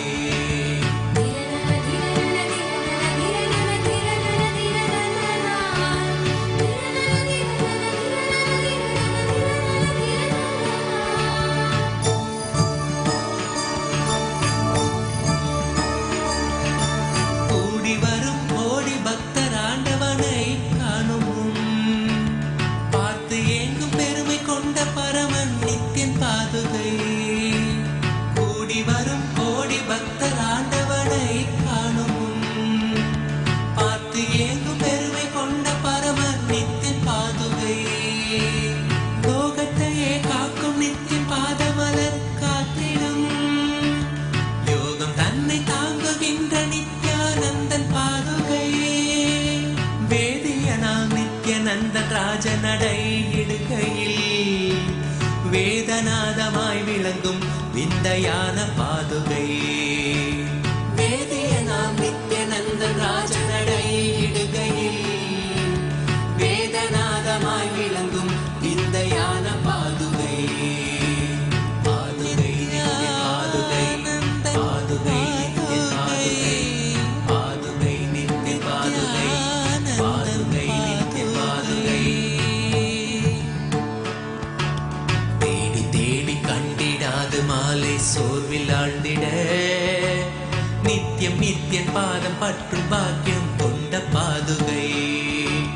தேடி தேடி கண்டிடாது மாலை சோர்வில் ஆழ்ந்திட. நித்தியம் நித்தியன் பாதம் பற்றும் பாக்கியம் கொண்ட பாதுகை. தனையன் சாற்றும் பாதுகைகள் தாங்கும் பூமி தாயினை. அமைதி ஆனந்தத்தின் எல்லை கொள்ள செய்யும் பாதுகை. தனையன் சாற்றும் பாதுகைகள் தாங்கும் பூமி தாயினை. அமைதி ஆனந்தத்தின் எல்லை கொள்ள செய்யும் பாதுகை.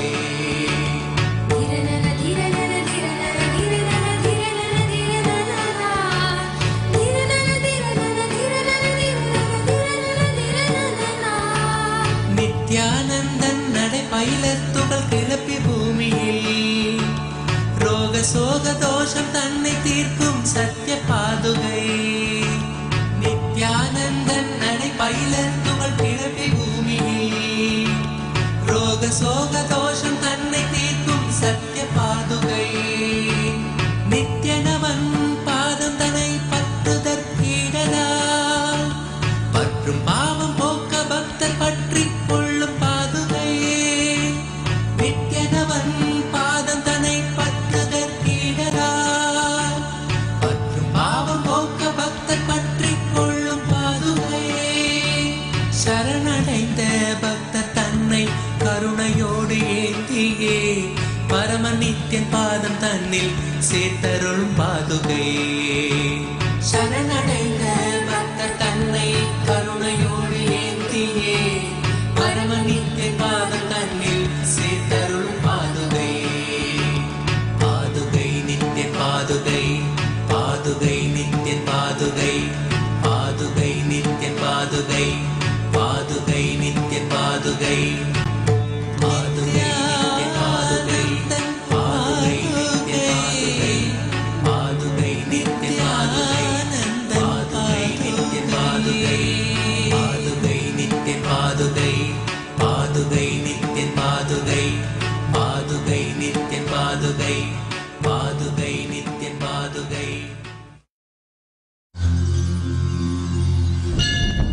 ஊஞ்சலென்றடையா பயம் தரும் லிங்கம்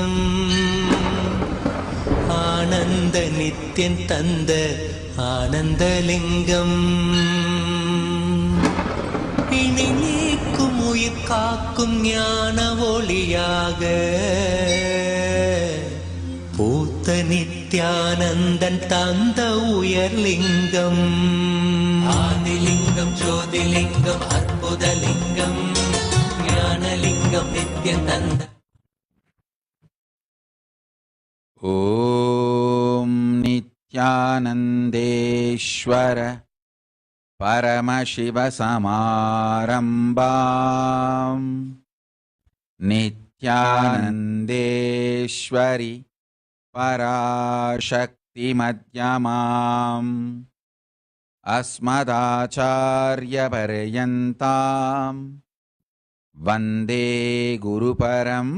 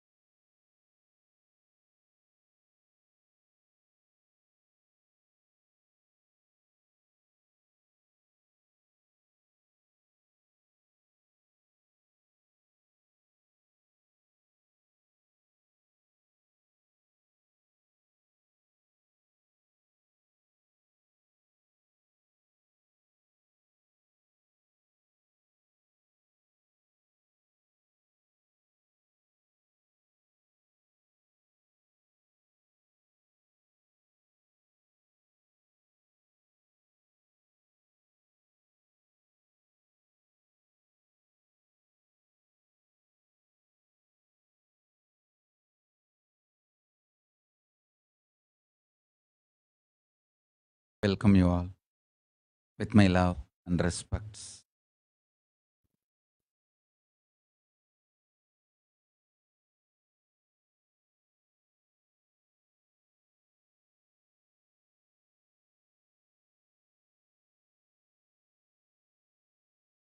I welcome all the devotees, disciples, Samajis, Satsangis, Shri Mahants, Mahants, Tanedar Kotari, visitors, viewers, everyone sitting with us all over the world. Today, Chitra Paurnami and Bhagavan Sri Hanuman Jayanti. Important date in our Sangha, as today is the day Tiruvannamalai Nithyananda Dhyanapeetham was inaugurated. Actually, the Arunachala Sarvanya Peetham I inherited from my gurus. That's a traditional Guru Parampara. The Guru Peetha I inherited.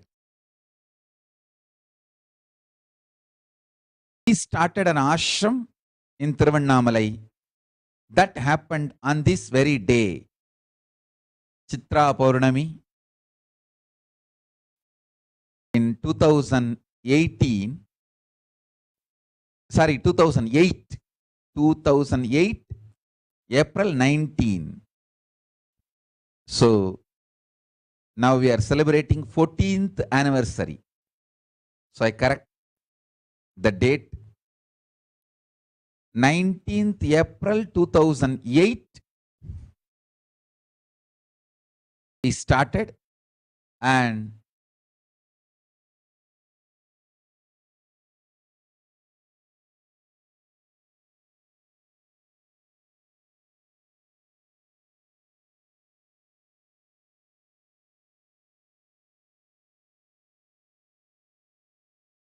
Now it is 14th anniversary.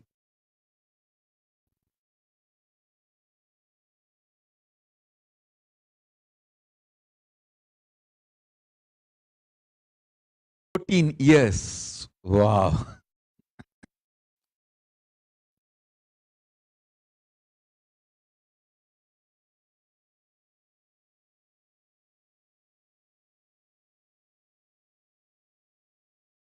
Blessings to everyone.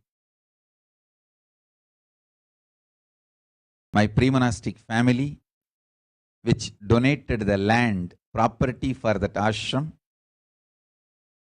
Banunainar, my father's father, grandfather's sister,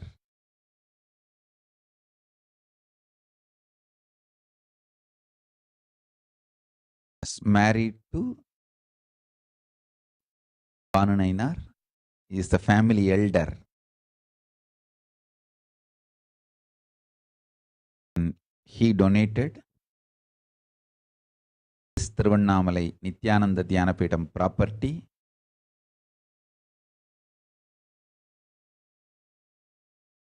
The property has a history where Paramashiva has given me darshan earlier itself. When he came to know about it,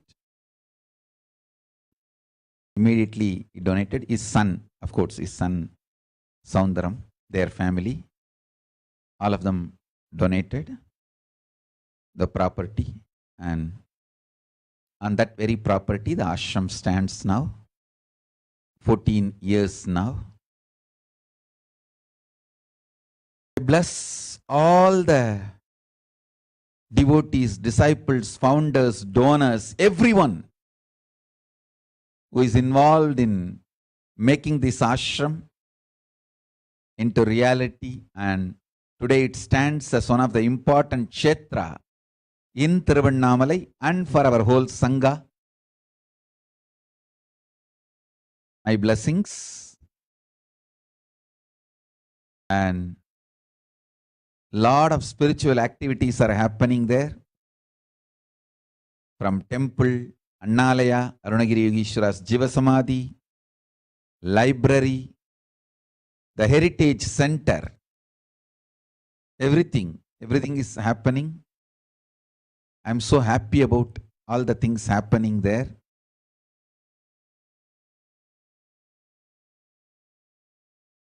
My blessings to the team led by Ma Gurucharana, beautifully reviving the whole Tiruvannamalai Nithyananda Dhyanapitham. Actually, before this ashram itself, we got another property in Tiruvannamalai and started the ashram, where my father's samadhi is there. I think that happened in 2005 itself, much earlier. But this ashram is in the Girivalappadai, prominent place. And we also have multiple properties and ashrams now in Tiruvannamalai. But everything is administered from this ashram, Nithyananda Dhyanapitham. My blessings to everyone. There is also Bhagavan Hanuman Jayanti. Hanuman is one of the Siranjeevi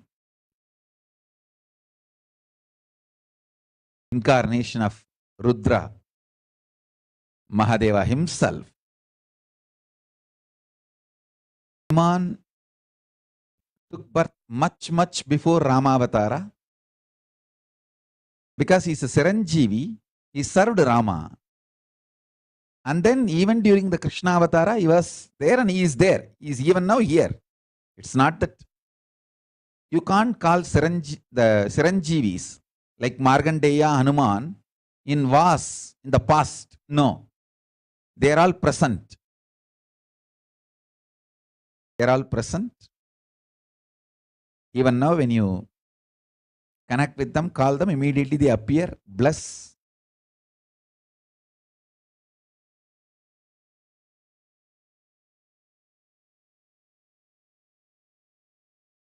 Blessings to all of you on this auspicious occasion,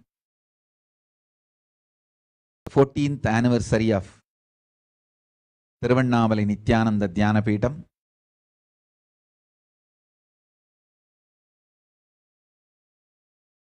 I know all of you are too busy along with me. From the time this Vedic New Year is born, Chitra first, back to back, almost every day 2 or 3 programs I am giving. Darshan sessions, programs, everything.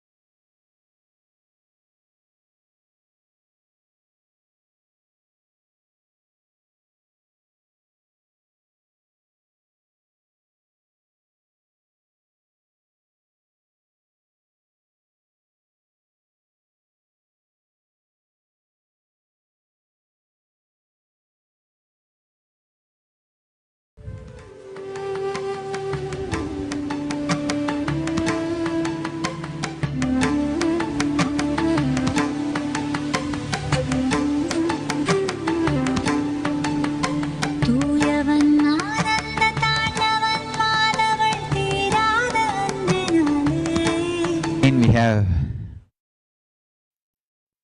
Parashakti Bhava Samadhi Darshan and Parashakti Akashic reading.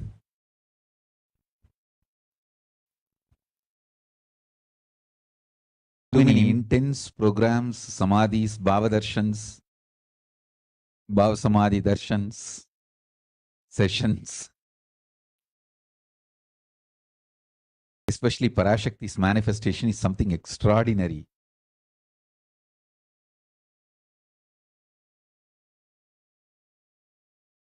It's not that she is manifesting just through this body, Parashakti's Akashic reading. I'm seeing while she is manifesting in this body itself, she's so actively manifesting in many of my Balasans bodies. I'm able to see whatever she is reading through this body, those words appearing in all their brains. The other day, I was literally seeing every word appearing in front of my eyes. Means Parashakti was reading out, was appearing in front of Nithyananda's eyes. In her third eye, it was appearing. In her brain, it was appearing. Actually, she was not able to understand what's going on. She was getting confused. What? I am thinking something, but some other words are appearing in front of me. And still now she has not even recognized what was going on. Only I know. She could not understand what is going on. She must be thinking that, oh, I am thinking something, but some other words are appearing in front of my eyes. Why? Whatever was shown to me, whatever I was reading out, the Parashakti was reading out, the uttering, the same words were appearing in our brain. Nithyananda's name I told now. There were few more Balasans who got third eye initiation, who have been initiated into this Akashic reading. I saw in front of all of their third eyes those words appearing.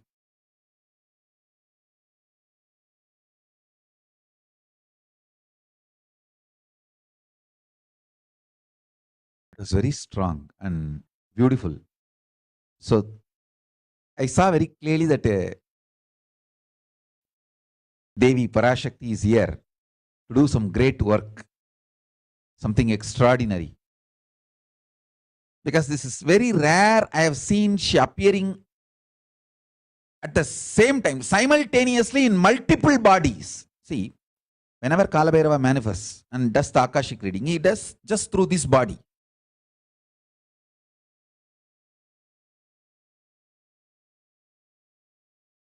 But Parashakti's Akashic reading, I see she opens up in this body and multiple bodies simultaneously. It means we can easily verify the authenticity of the people who are getting initiated.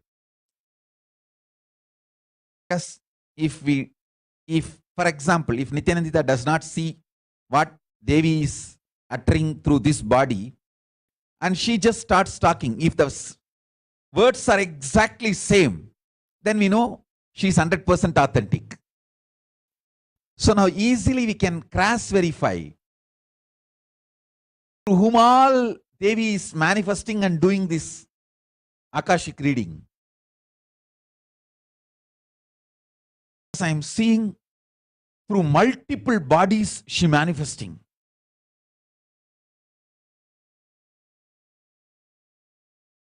The same words appearing. We can even train the Balasans.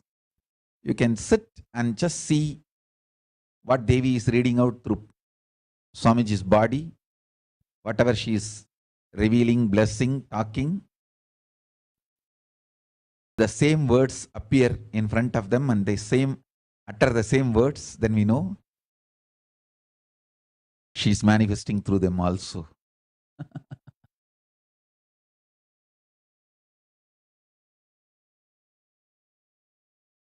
Intense superconscious breakthroughs happening.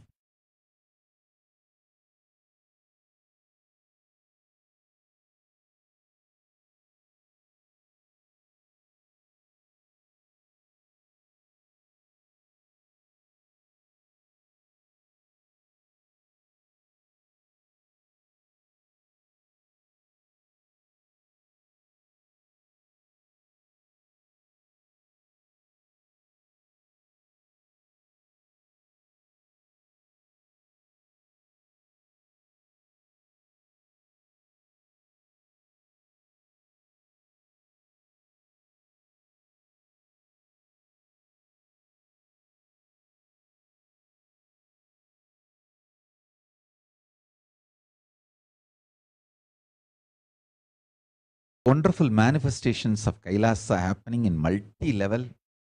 So many wonders, I don't know what to tell, and I'm like a wonderstruck.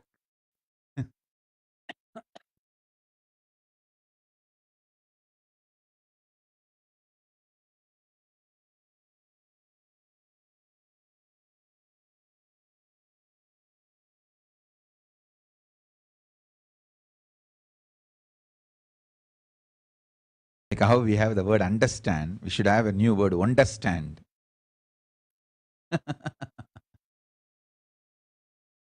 Wonderstruck with what is happening.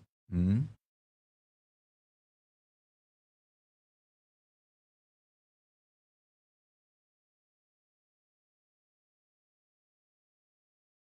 I'm also seeing that this body is manifesting as light bodies and moving around in multiple places, traveling, giving darshan, initiation, power manifestation, Devi manifesting, and Parashakti doing all this.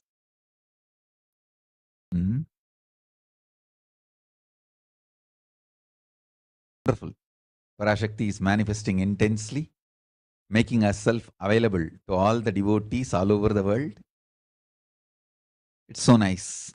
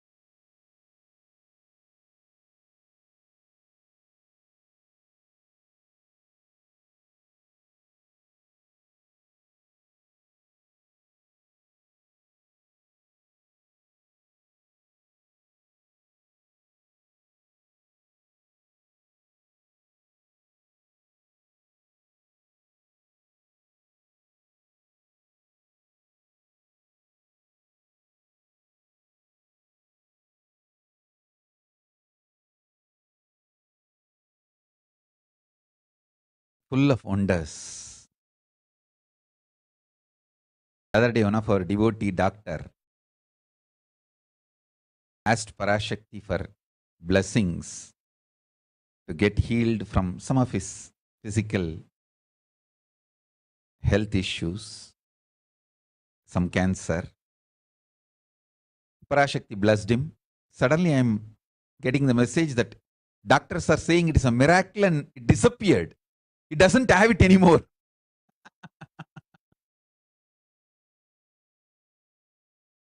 He's a very sincere devotee, very close devotee. I don't want to reveal his name. Maybe he himself will come on a satsang and share. He said, Swamiji, just doctors are saying, doctors who are treating him, he himself is a doctor.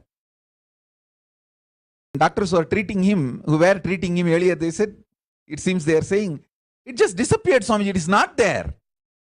After Parashakti blessed.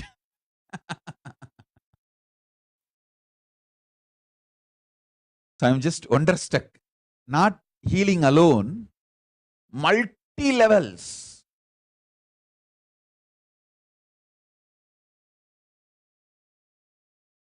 The Parashakti's manifestation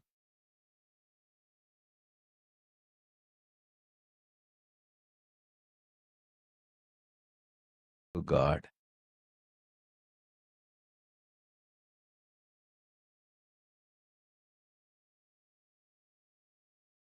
I think Parashakti is all out. She decided to make the Kailasa and decided to revive the whole ecosystem and reach out to people. She's going all out.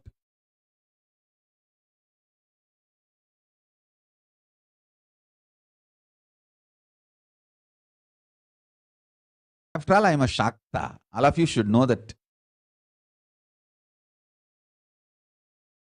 From the time I know me, I worshipped Devi. I am a Shakta. fundamentally.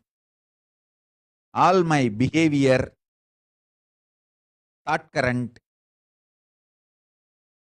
and day-to-day lifestyle, everything is more Shakta-centric.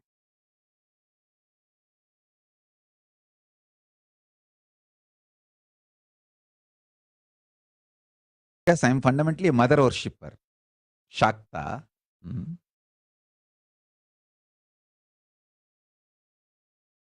course, I know the truth. Shiva and Shakti is one and the same. Paramashiva and Paramashakti is one and the same. It's not too different. But as an expression, I'm basically a Shakta, worshipper of Devi.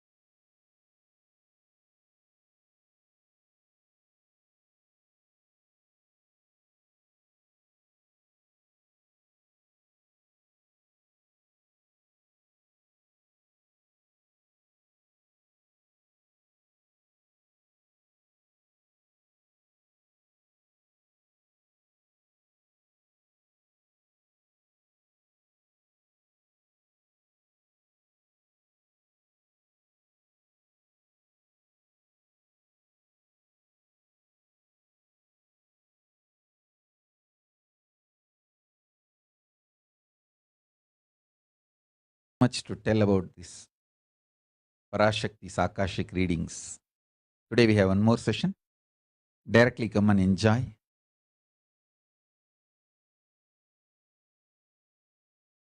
I came today for the satsang just to bless all of you and bless Tiruvannamalai Ashram and all the devotees associated to Tiruvannamalai Ashram, volunteers, everyone.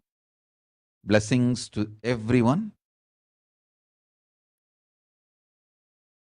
And also Saraswati Jampala, Ma Nitya Tripureshananda, birthday blessings. With all the auspiciousness, you will be with me. I'll be with you. Blessings. Blessings for all of you. And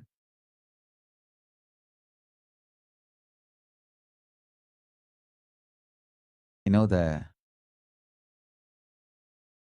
whole joy, bliss, Kailasa and Sangha is experiencing all over the world. Especially after Parashakti started manifesting and doing the Akashic readings, Arulvaku. Oh God. I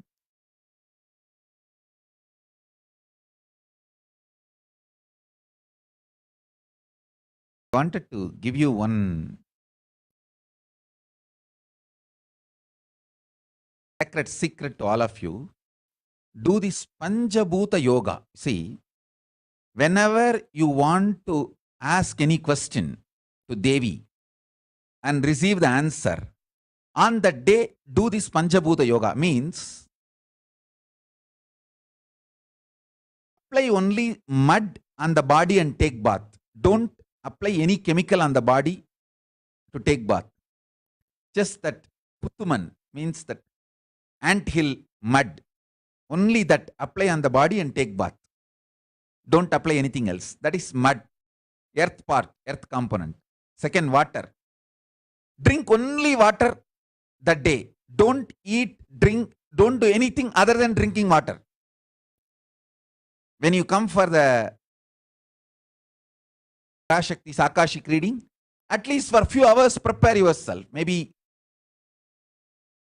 10 hours ahead. Just drink only water and keep yourself active. Third, the fire in your stomach should be allowed to burn without any food dumped on it. Just the pure fire. You can chant Omkara to intensify it, or Mahavagya, Ajapa Japa, but pure fire, no food, nothing. That pure fire should be encouraged.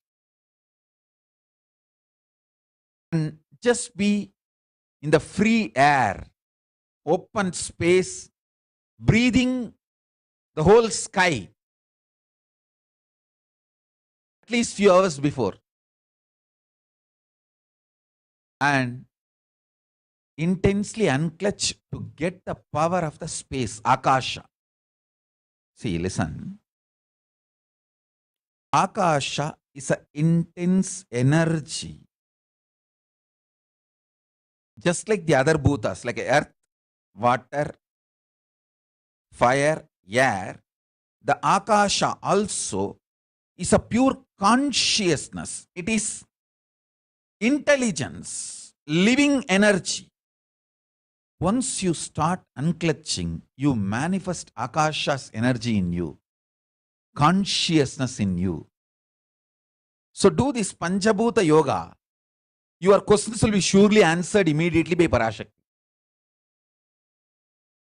If you just do this Panchabhuta Yoga and come for the Devi Akashic reading, she will simply answer your questions.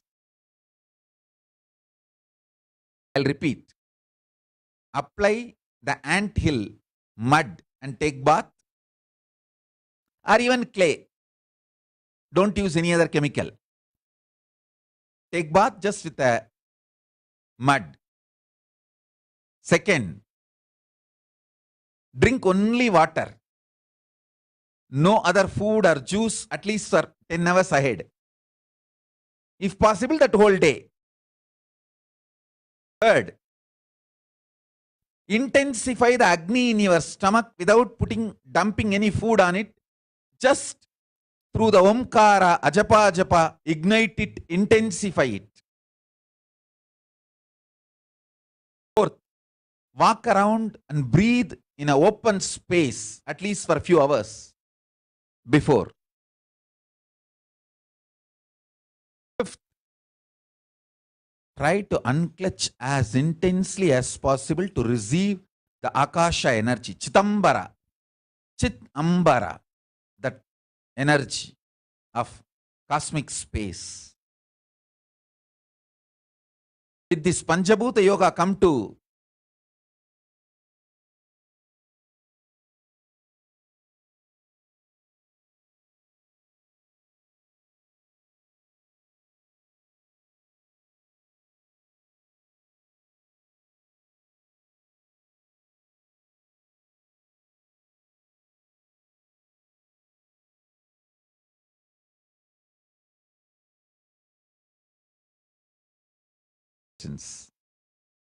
and give your boons, the boons you are asking, and fulfill your prayers.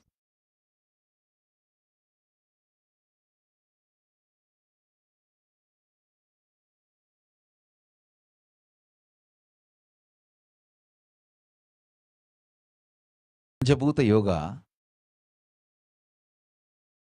will make you receive this Parashakti's energy, will prepare you to receive the Parashakti's energy.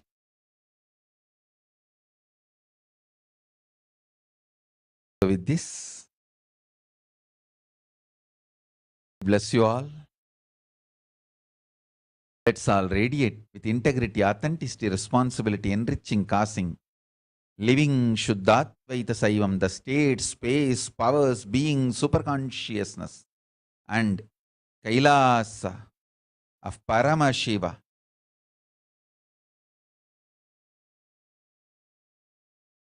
Bless you all.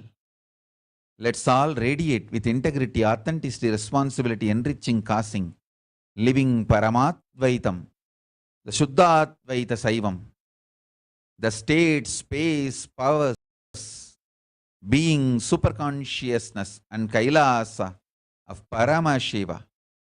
Paramashivoham. Om Nithyananda Paramashivoham. The eternal bliss, Nithyananda. Thank you. Be blissful.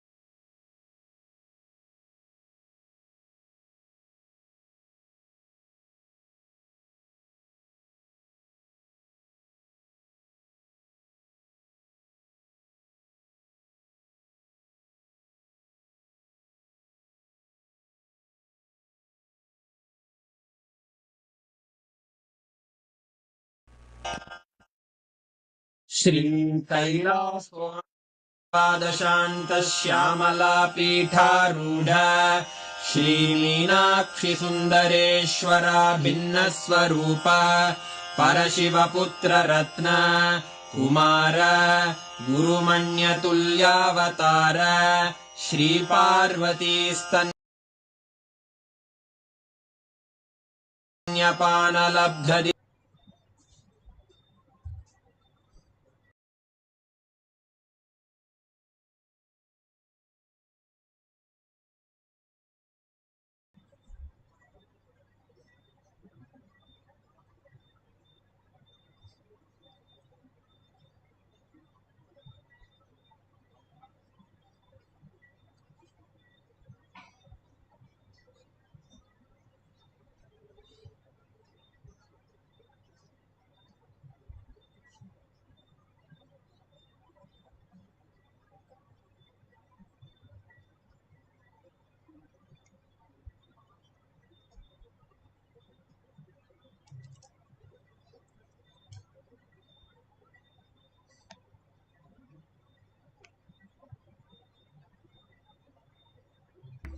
Nithyanandam, Jnanapataki Manual, under the guidance of Supreme Pontiff of Hinduism, Jagadguru Mahasanidhanam, His Divine Holiness, Bhagwan Nithyananda Paramashivam. Let's start with the Sadguru Vandanam. Nithyanandam Paramasukhanam Kevalam Jnanamurtim Dvandvatitam Gaganasadusham Tattamasyadilakshmyam Ekam Nityam Vimalamachalam Sarvadi Sakshibhutam Bhavatitam Trigunarahitam Sadgurum Tam Namami.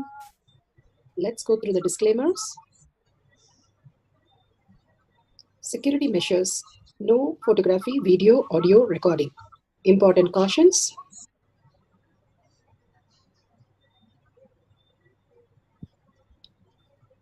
Please be aware of the important cautions.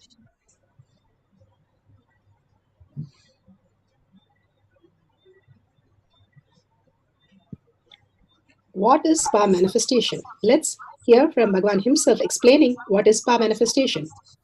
All the 25 states of consciousness, when they happen in you, due to your chemicals and hormones ups and downs, it is powerlessness. When it happens in you out of your free will and consciousness, it is powerfulness. That's all. When you fall into sleep, it is powerlessness. When you enter into sleep, it is powerfulness. When you fall into dream, it is powerlessness. When you decide to dream, it is powerfulness. So I have added the ultimate powerfulness, Turiyatita, in your whole being and doing.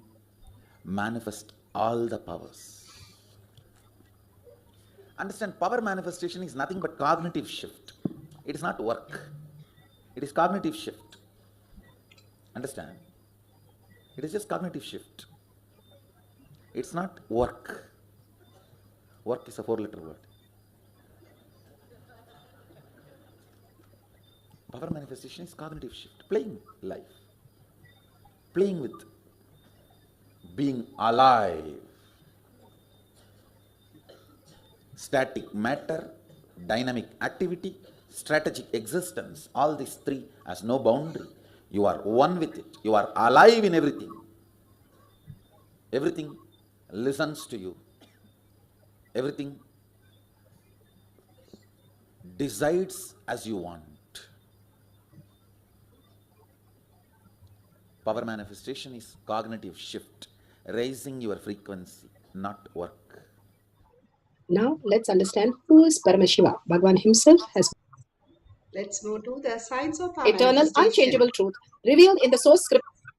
Science of our manifestation is authentic, time-tested, foolproof, and scientific. Shastra Pramana, the Pramanas, the evidences for us to understand that all of us can manifest the powers of Paramashiva, experience the Parashakti in all of us. Shastra Pramana are eternal, unchangeable truth revealed in the source scriptures. The evidences from the Vedas and the Agamas. Apta Pramana, experience of the Rishis, Munis, Ganas, Nainamas, Alvars, Siddhas, all of them are authority of Hinduism. They have manifested all the powers of Paramashiva, which are scientific, time-tested, authentic, and foolproof. Atma Pramana, account of His Divine Holiness, Bhagavan Nithyananda Paramashivam, this millennium's avatars, personal experience of power manifestation. Bhagavan's very own Leelas. Beautifully, all these Pramanas for us is given to understand the science of power manifestation. Shakshi Pramana, the experience of millions of disciple, devotees, followers, who are initiated by Bhagavan into the science of power manifestation. Pratyaksha Pramana, Pratyaksha, scientific, Pramana, evidences from science. Scientific study shows measuring the effect of being in the enlightened state, the complete thoughtlessness space.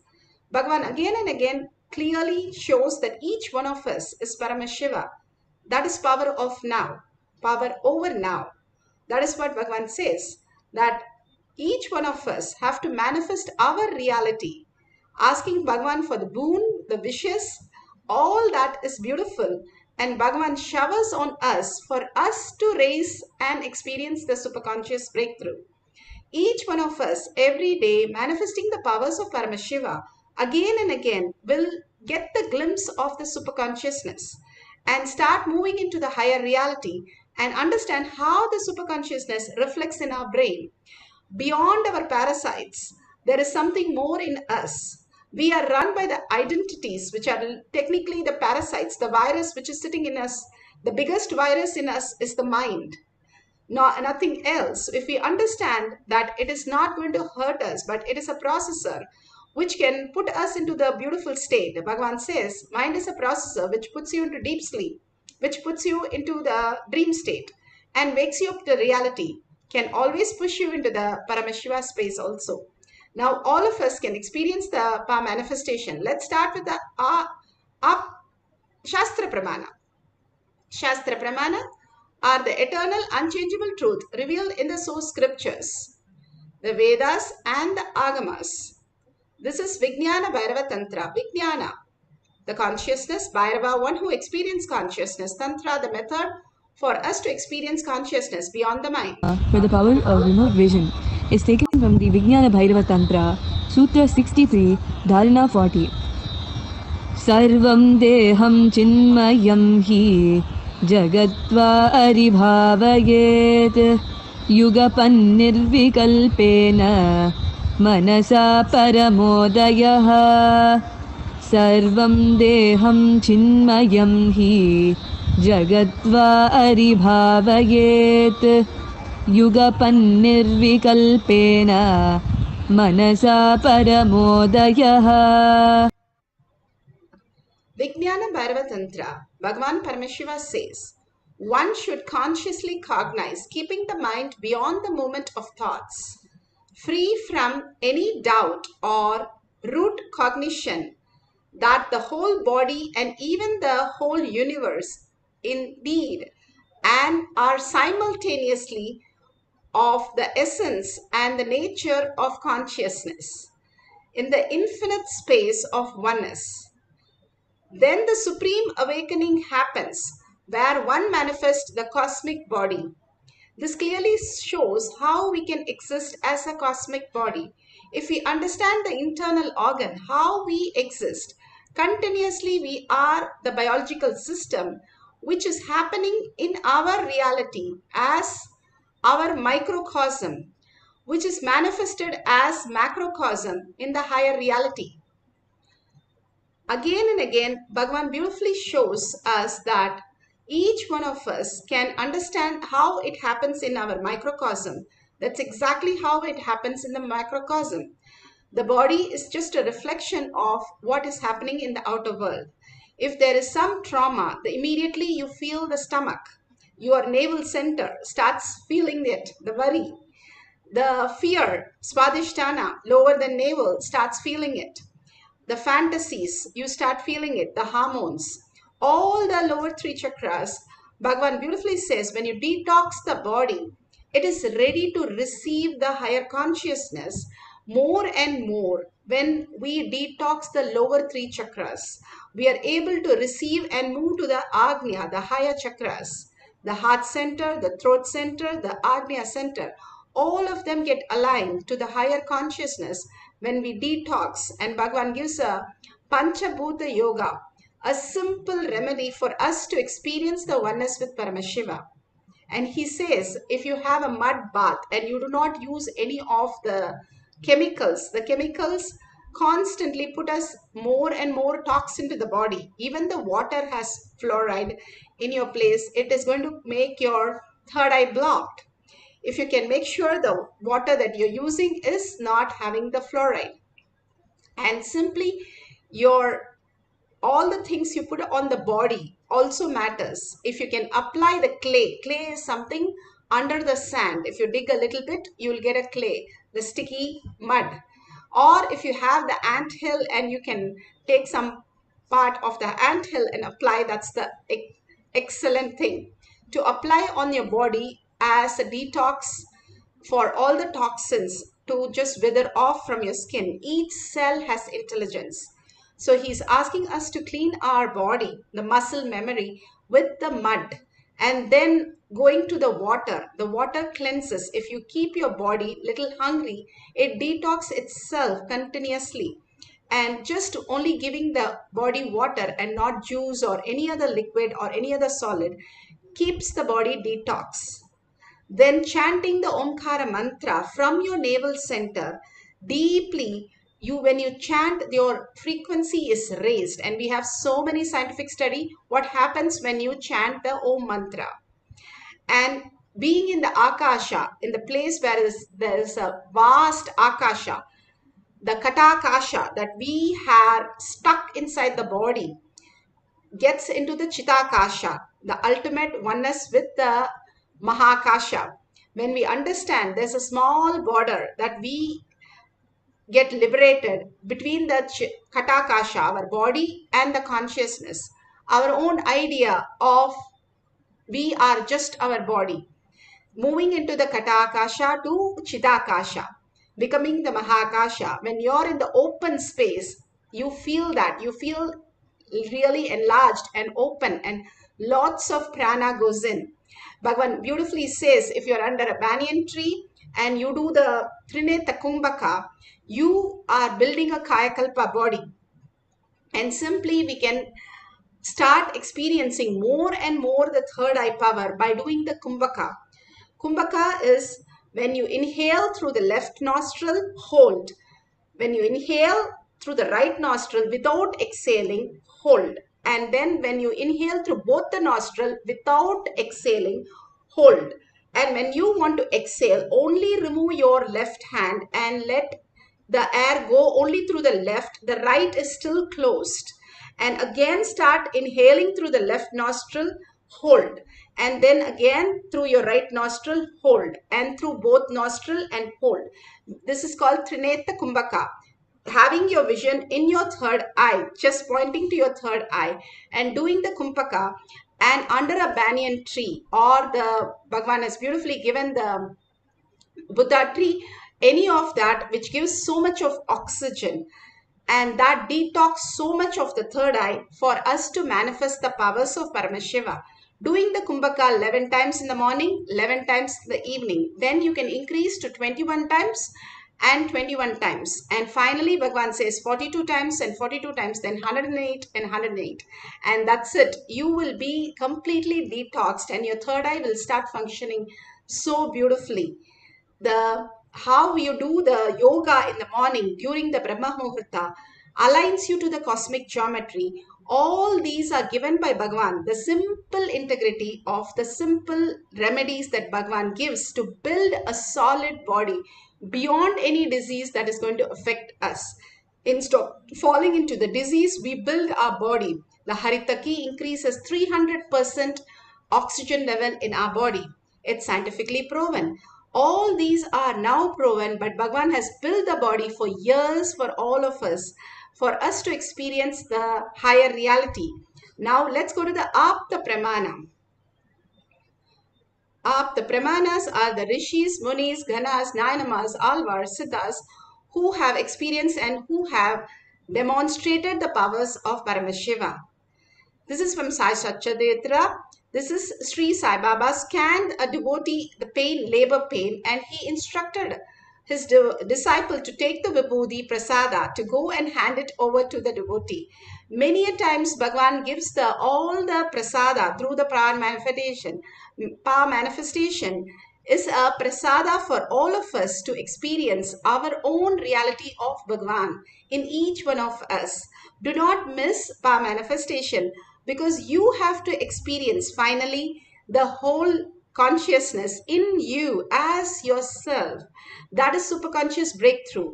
Bhagavan is showering on us. Yes, he is showering with the initiation, removing our karma, making us understand with powerful cognition, and giving all the detox program, all the things he's giving for us to have a superconscious breakthrough. More and more enlightened beings start happening on planet Earth. The planet Earth will be in a beautiful Satya Loka. That is what Bhagavan is building. And more the superconsciousness will happen when we sit and understand the power manifestation in each of us will break open to understand that we are the chosen one and we can manifest all the powers of Paramashiva. In 8 billion people, these are the handful of them all over the world right now manifesting this power. Bhagavan says, do Anga Pradashna. That means you just go around yourself and bless yourself that you are here right now to manifest the powers. Each time you manifest the powers, you are in oneness, complete oneness with Paramashiva. Because this is an enlightened state, that is the oneness with Paramashiva. You are in the quantum vibration as Paramashiva, not remembering your body, not remembering your mind, but just as Paramashiva, as himself, as Parashakti, you're sitting and manifesting the powers of Paramashiva. That very minute, Bhagavan says, even during the pujas, sit as 25 heads of Sada Shiva and manifest doing the puja, even for the puja. And here, manifestation is the way we are going to exist in this Satya Yuga. More and more we understand how we function and who we are, that each one of us is Paramashiva. Like the sun's rays, each one of us are rays of the sun, who's manifesting all the powers of sun and manifesting so beautifully as sun itself. That we need to recognize, realize, that is what he's pushing us to make us understand. Even though we have it, but we don't recognize it. Through these power manifestation, we recognize more and more the space of oneness with Paramashiva. Atma Pramana. Atma Pramana, Bhagavan himself speaks of the Leelas, his own, very own Leelas. Bhagavan narrates. Smoking pot addiction in California, or village youth addicted to country arak in Aminjikarai, or middle-aged man addicted to violence and aggression in the remote corners of Madurai. Anybody having any problem anywhere in the world, how can this one science be a solution? Because it is solving. I am seeing. For example, today, the Kalpatara Darshan for the people in the Pattanam Ashram, one of the remote village in Tamil Nadu, and the Oman Sivagangai in the Middle East. Oman and Pattanam. People from completely different background. But both of them are going to do the same process. And the process works both for both of them. Works for both the group. Few days before we had a Kalpataru for a group in Singapore and group in Mexico.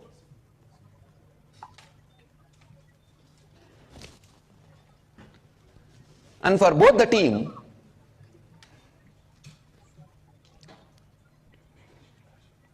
every participant in both the group feels precisely it is for them and it is working for them. How is it possible? Sometimes I wonder, how is it possible? Understand, sometimes I wonder how the same science is working for a person who has a problem in Guadalupe to Kanchipuram,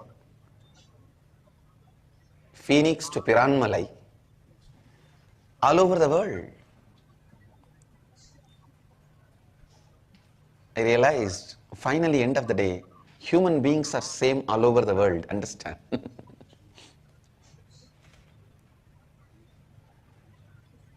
We are all embodied consciousness. Consciousness assumes the body. That's all is the human being. And we can, our consciousness is capable enough to create what we want in our life. Whether you are a tired, retired, old lady, almost waiting to die or about to die, or a young, energetic, excited man who is waiting to enter into life, you carry that consciousness. You are embodiment of that consciousness. You carry that Advaitic experience. You carry that universal energy. You carry that Brahmanda. Please understand, losing the memory of the experience does not take away the truth from you, because you forgot your oneness with the ultimate. Don't think the oneness has been taken away from you.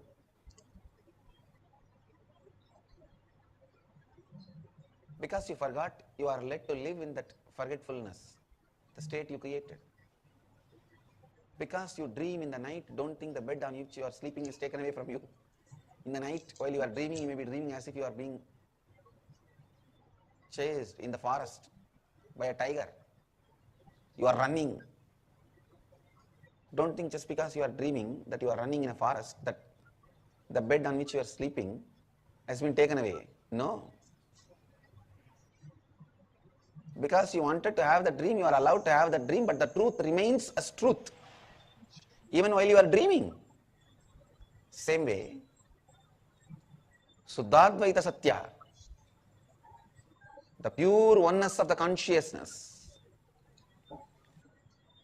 the pure non-dual oneness of the consciousness remains as a truth, whether you are an old village lady waiting to die in a remote corner of the world, or a young, energetic man excited to enter into the life.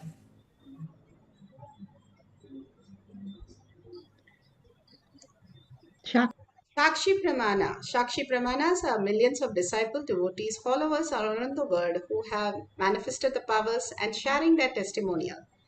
Here we have one of them who has scanned and telling the details of the house.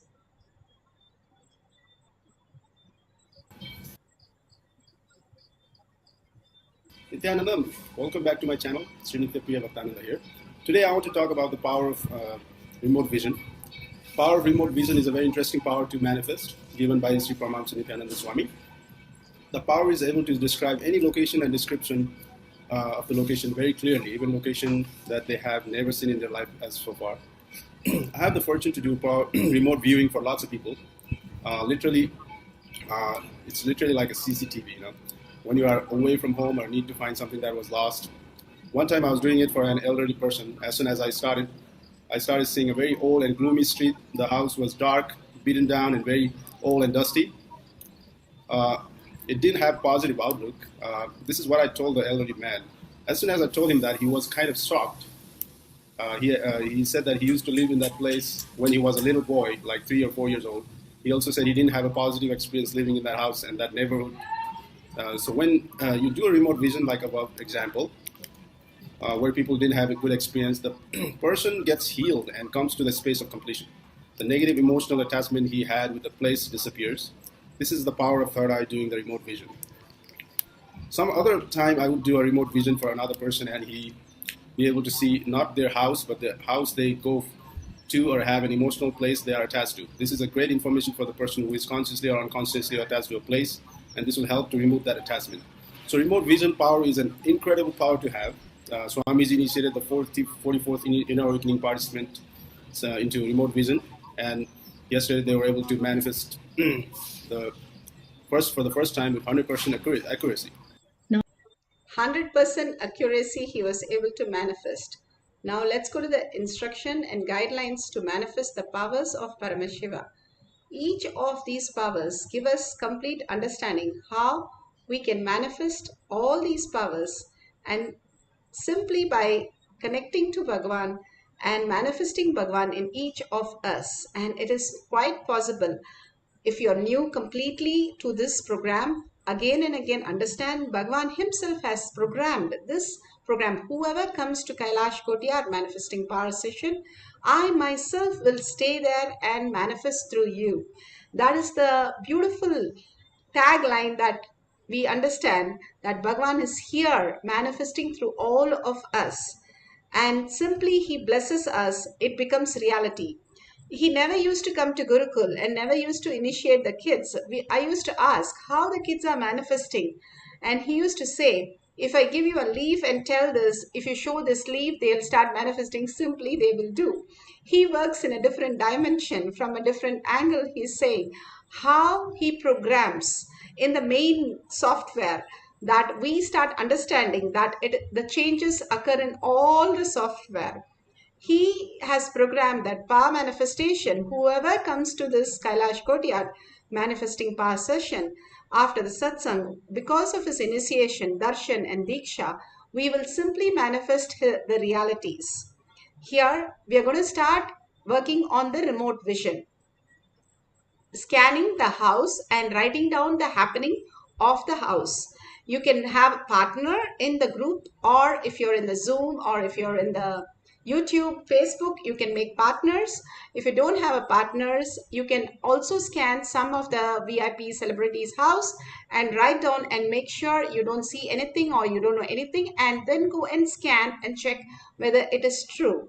If you have a partner, excellent. You can ask the partner who you have never visited their house, their childhood house, their office, or their early school days. It can be different things. You can ask the partners to first write down all the details. Then you can start scanning and make sure it matches exactly.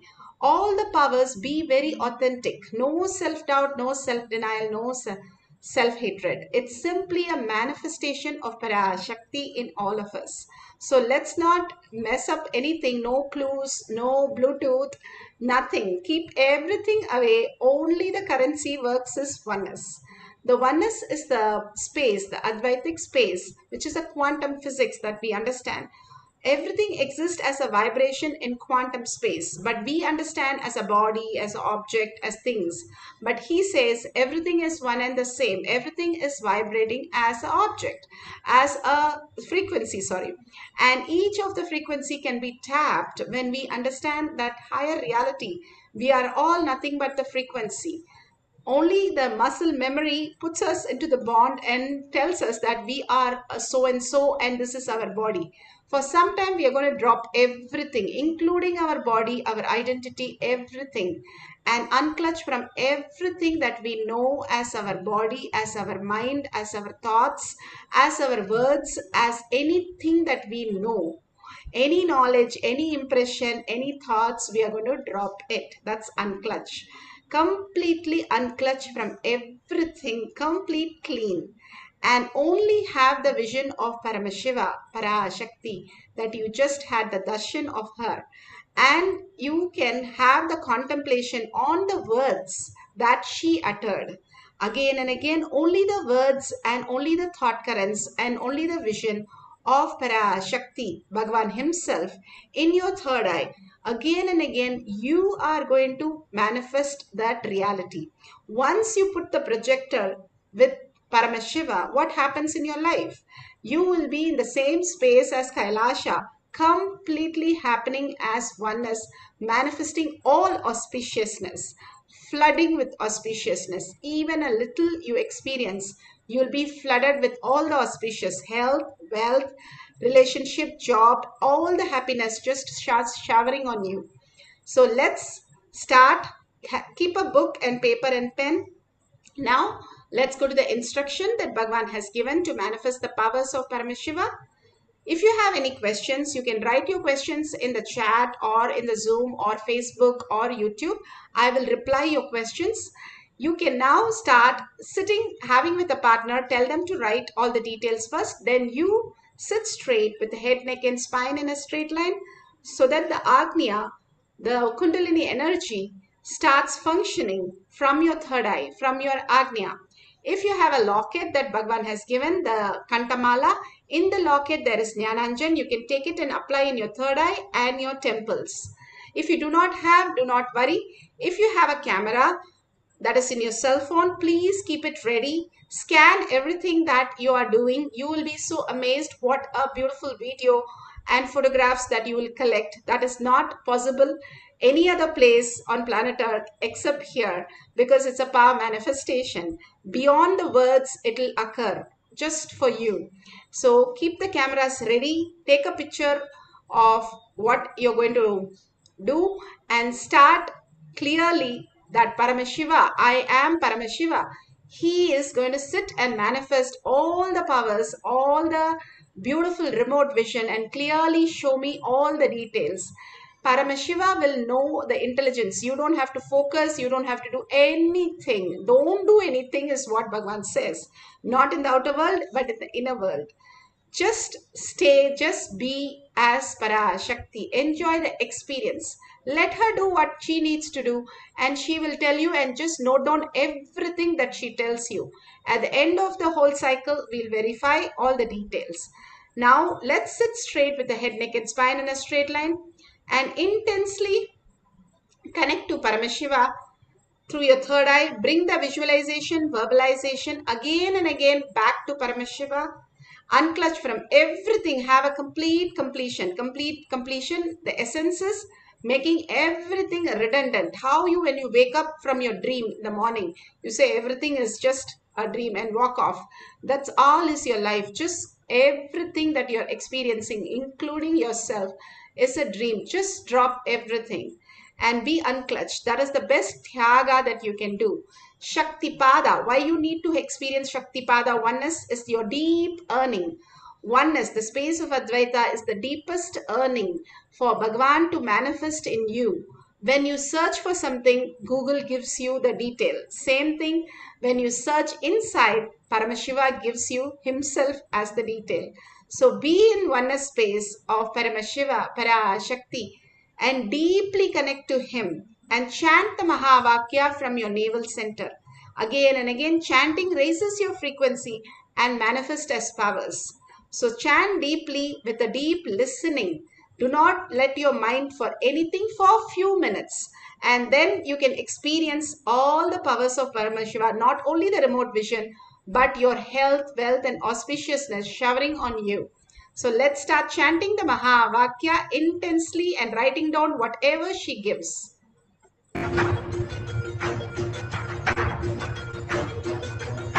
Paramashivoham, Paramashivoham. Let Paramashiva's third eye manifest in all our third eyes. Let the Amrita pour. Let the Vani open up. Manifest in all of us.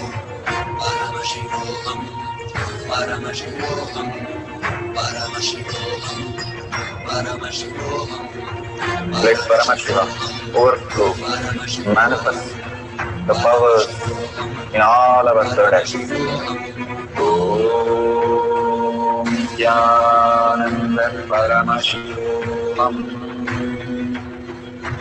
Om Nithyananda Paramashivam. Om Nithyananda Paramashivoham. Om Nithyananda Paramashivoham. Om Nithyananda Paramashivoham. Om Nithyananda Paramashivoham. Om Nithyananda Paramashivoham. Om Nithyananda Paramashivoham. Om Nithyananda Paramashivoham. Om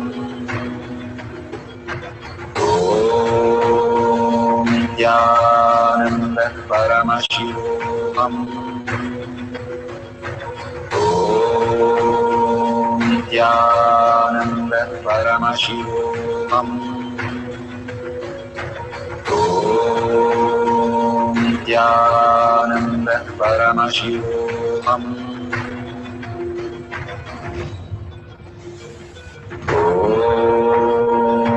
Nithyananda Paramashivoham. Om Nithyananda Paramashivoham.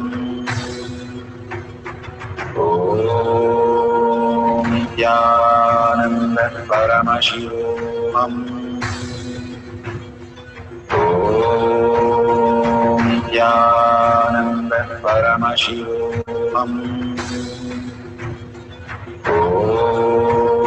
Om Nithyananda Paramashivoham. Om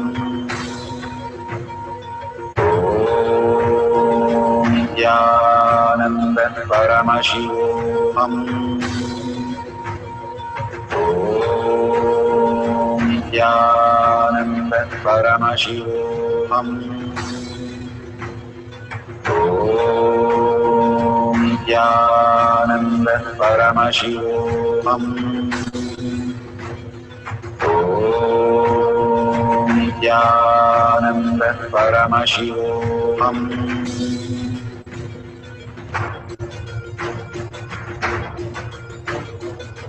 Paramashivoham, Paramashivoham. Let Paramashiva's third eye manifest in all our third eyes. Let the Amrita pour. Let the Vani open up.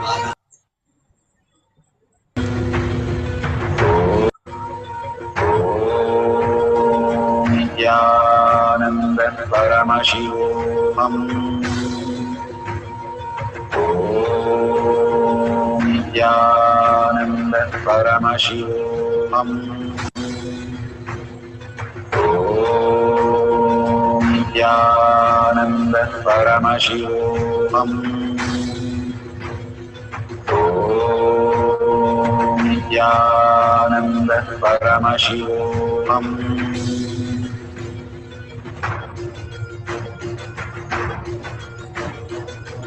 Paramashivoham, Paramashivoham. Let Paramashiva's third eye manifest in all our third eyes. Let the Amrita pour. Let the Vani open up. Manifest in all of us. Paramashivoham, Paramashivoham, Paramashivoham, Paramashivoham. Let Paramashiva overflow, manifest the powers in all our third eyes. Om Nithyananda Paramashivam. Om Nithyananda Paramashivam. Paramashivoham. Nithyananda Paramashivoham. Nithyananda Paramashivoham. Nithyananda Paramashivoham. Nithyananda Paramashivoham. Nithyananda Paramashivoham. Nithyananda Paramashivoham. Nithyananda Paramashivoham. Nithyananda Paramashivoham.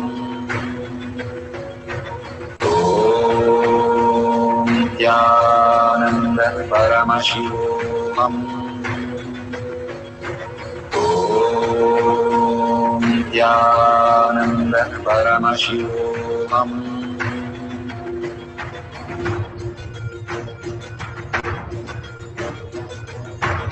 Paramashivoham, Paramashivoham. Let Paramashiva's third eye manifest in all our third eyes. Beautiful. Whatever you have scanned now, please ask your partner to show and verify authentically, completely foolproof, that it is matching exactly. If it matches exactly, you have manifested the powers. If you had just few words correct here and there, and you just felt the Kundalini energy or the vibration, you have started manifesting. Hold that powerful cognition, you have started manifesting, and simply you will manifest the powers of Paramashiva. We'll have one more cycle. You can choose one more person or one more new place to do the remote vision again and again. Unclutch from all the identities. Oh, I didn't manifest, it is not happening for me, I've been coming for the session for so many years. Doesn't matter how many ever years, it does not matter. Buddha sat under the tree 12 years. After understanding all the scriptures, he came and sat under the tree for 12 years, and not knowing what to do. He didn't have any of the media, any of the gadgets, any of the Upanishads, nothing. He sat and sat and sat. And then finally he said, I'm going to sit till my body disappears in this place and I'm not going to move out. That is the Bodhi tree, is the only tree which gives oxygen 24/7. He just sat there and said, that's all, I'm not going to move. Then immediately he had the experience of oneness. And after that also, he was just staring at the tree, continuously holding that space, that for him to settle down. Understand, all these great signs and the great masters have gone through so much to experience. Bhagavan just gives you an entanglement, darshan, diksha, initiation to make us manifest in just a jivi. So let's be a little patient and just be little integrity and authenticity, little obedience, just being in the session every single day, holding that powerful cognition and manifesting the powers of Paramashiva. Sit straight with your head, neck and spine in a straight line. Again and again, remember Paramashiva. You are Paramashiva. There is nobody other than you as Paramashiva. You are manifesting all the reality that you experience. You are the Paramashiva. You are so powerful. Like Bhagavan says, we are $1 trillion kid. We don't have to ask anybody. If we understand who is our Father, we will just manifest all the reality. So understand your space. You are Paramashiva, manifesting as different identities that you need to play in your life. But the whole essence is you are the powerful superconscious being.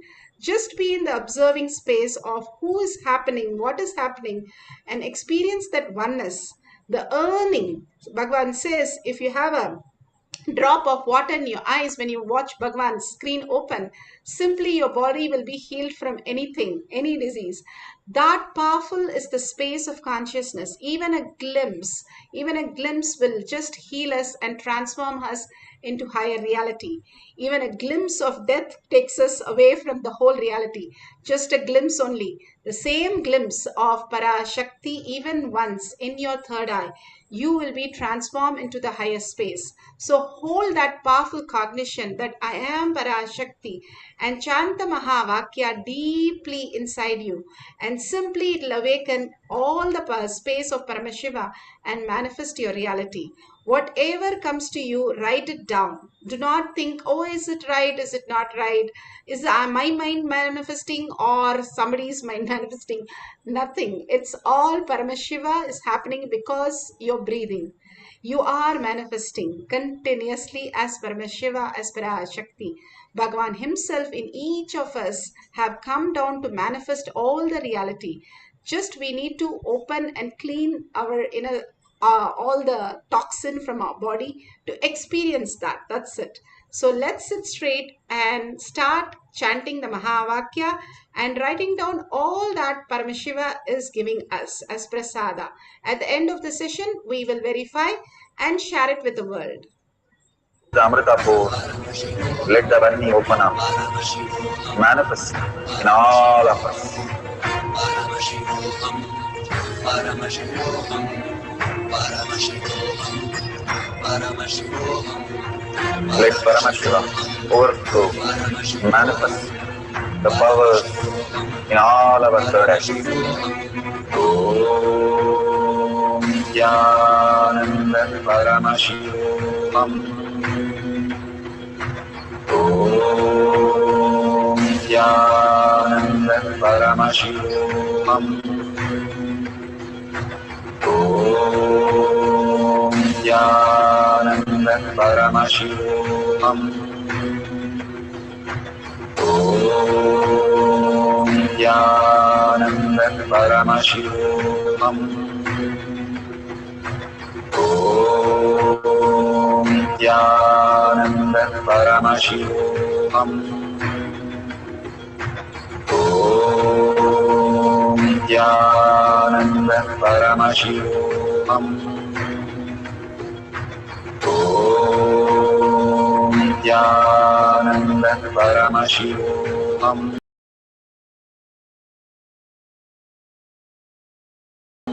Om Jnananda Paramashivoham.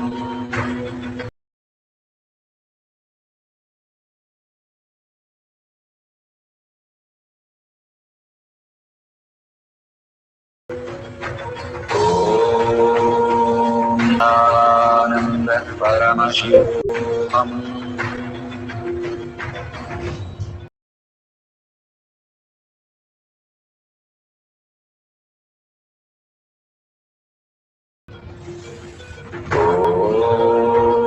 Om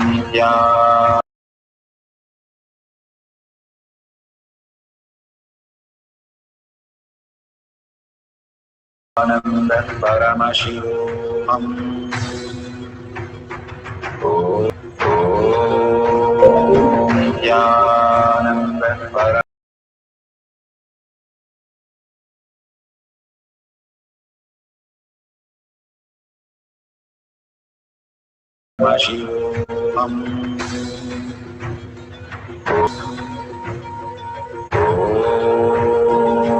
Jnananda Paramashivoham. Om Jnananda Paramashivoham. Om Jnananda Paramashivoham. Om Jnananda Paramashivoham.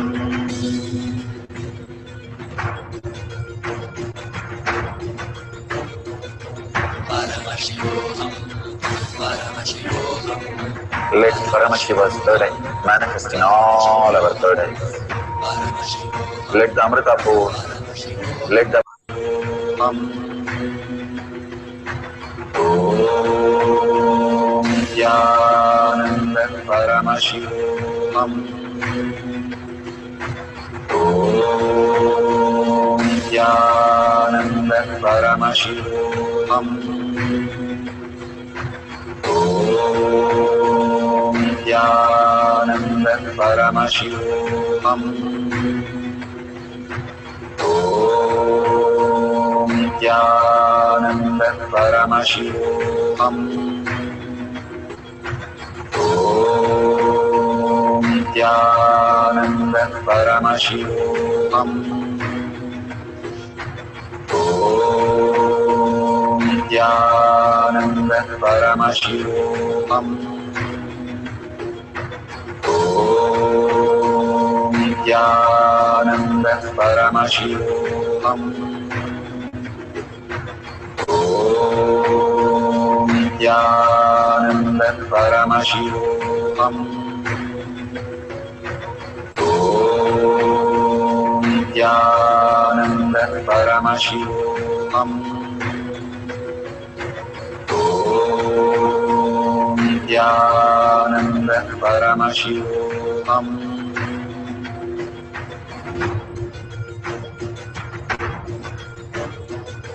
Paramashivoham, Paramashivoham, Let Paramashiva's third eye manifest in all our third eyes.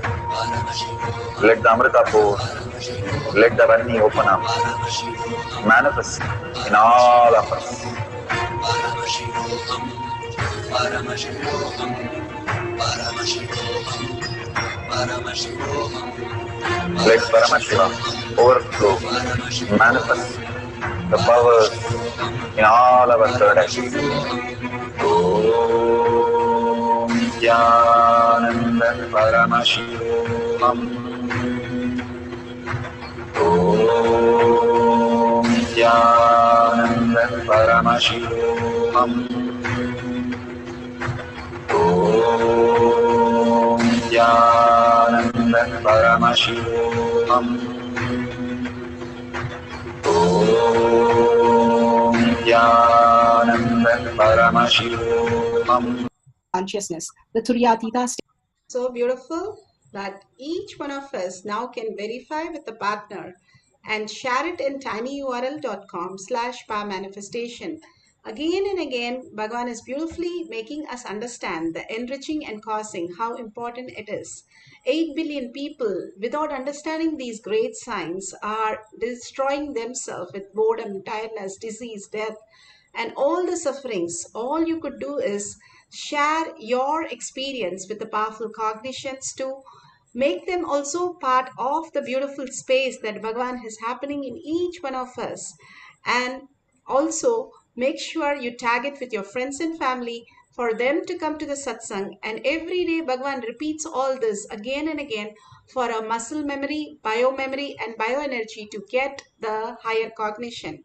Simple things that Bhagavan is giving all of us to experience higher reality. Don't think it is repeated satsang. Every time he repeats, the higher dimension of us grasp it. It's not like a normal movie or normal things, scripts that we are seeing, but something beyond happens in us. More and more you get soaked. You are in the such a sweet space of oneness. Like if you put some ball in a sugar syrup, how it just absorbs more and more and more, and you keep it for longer, it becomes so sweet.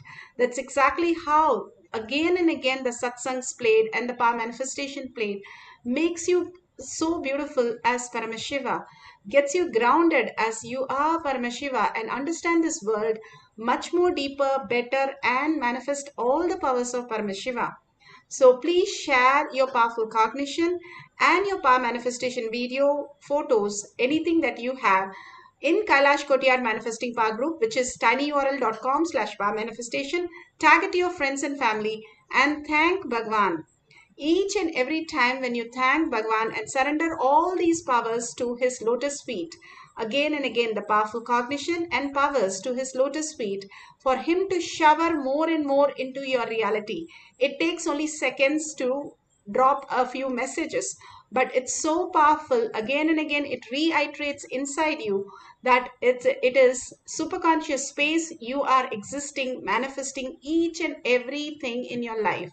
Every moment of our life is Paramashiva. for us to reiterate that he is giving simple techniques, simple tools for us to manifest the reality. He says, enriching and causing, I myself do it for you. So even that, he himself does it. That's why he says, extreme manifestation is extreme causing. And there is a $sign at the end of the YouTube. You can drop a coin and wish how you have a wishing well you would have done when you were small, dropping a coin, and every time you go there, same way, drop a coin, drop 1 unit and ask Bhagwan to make all this as your reality.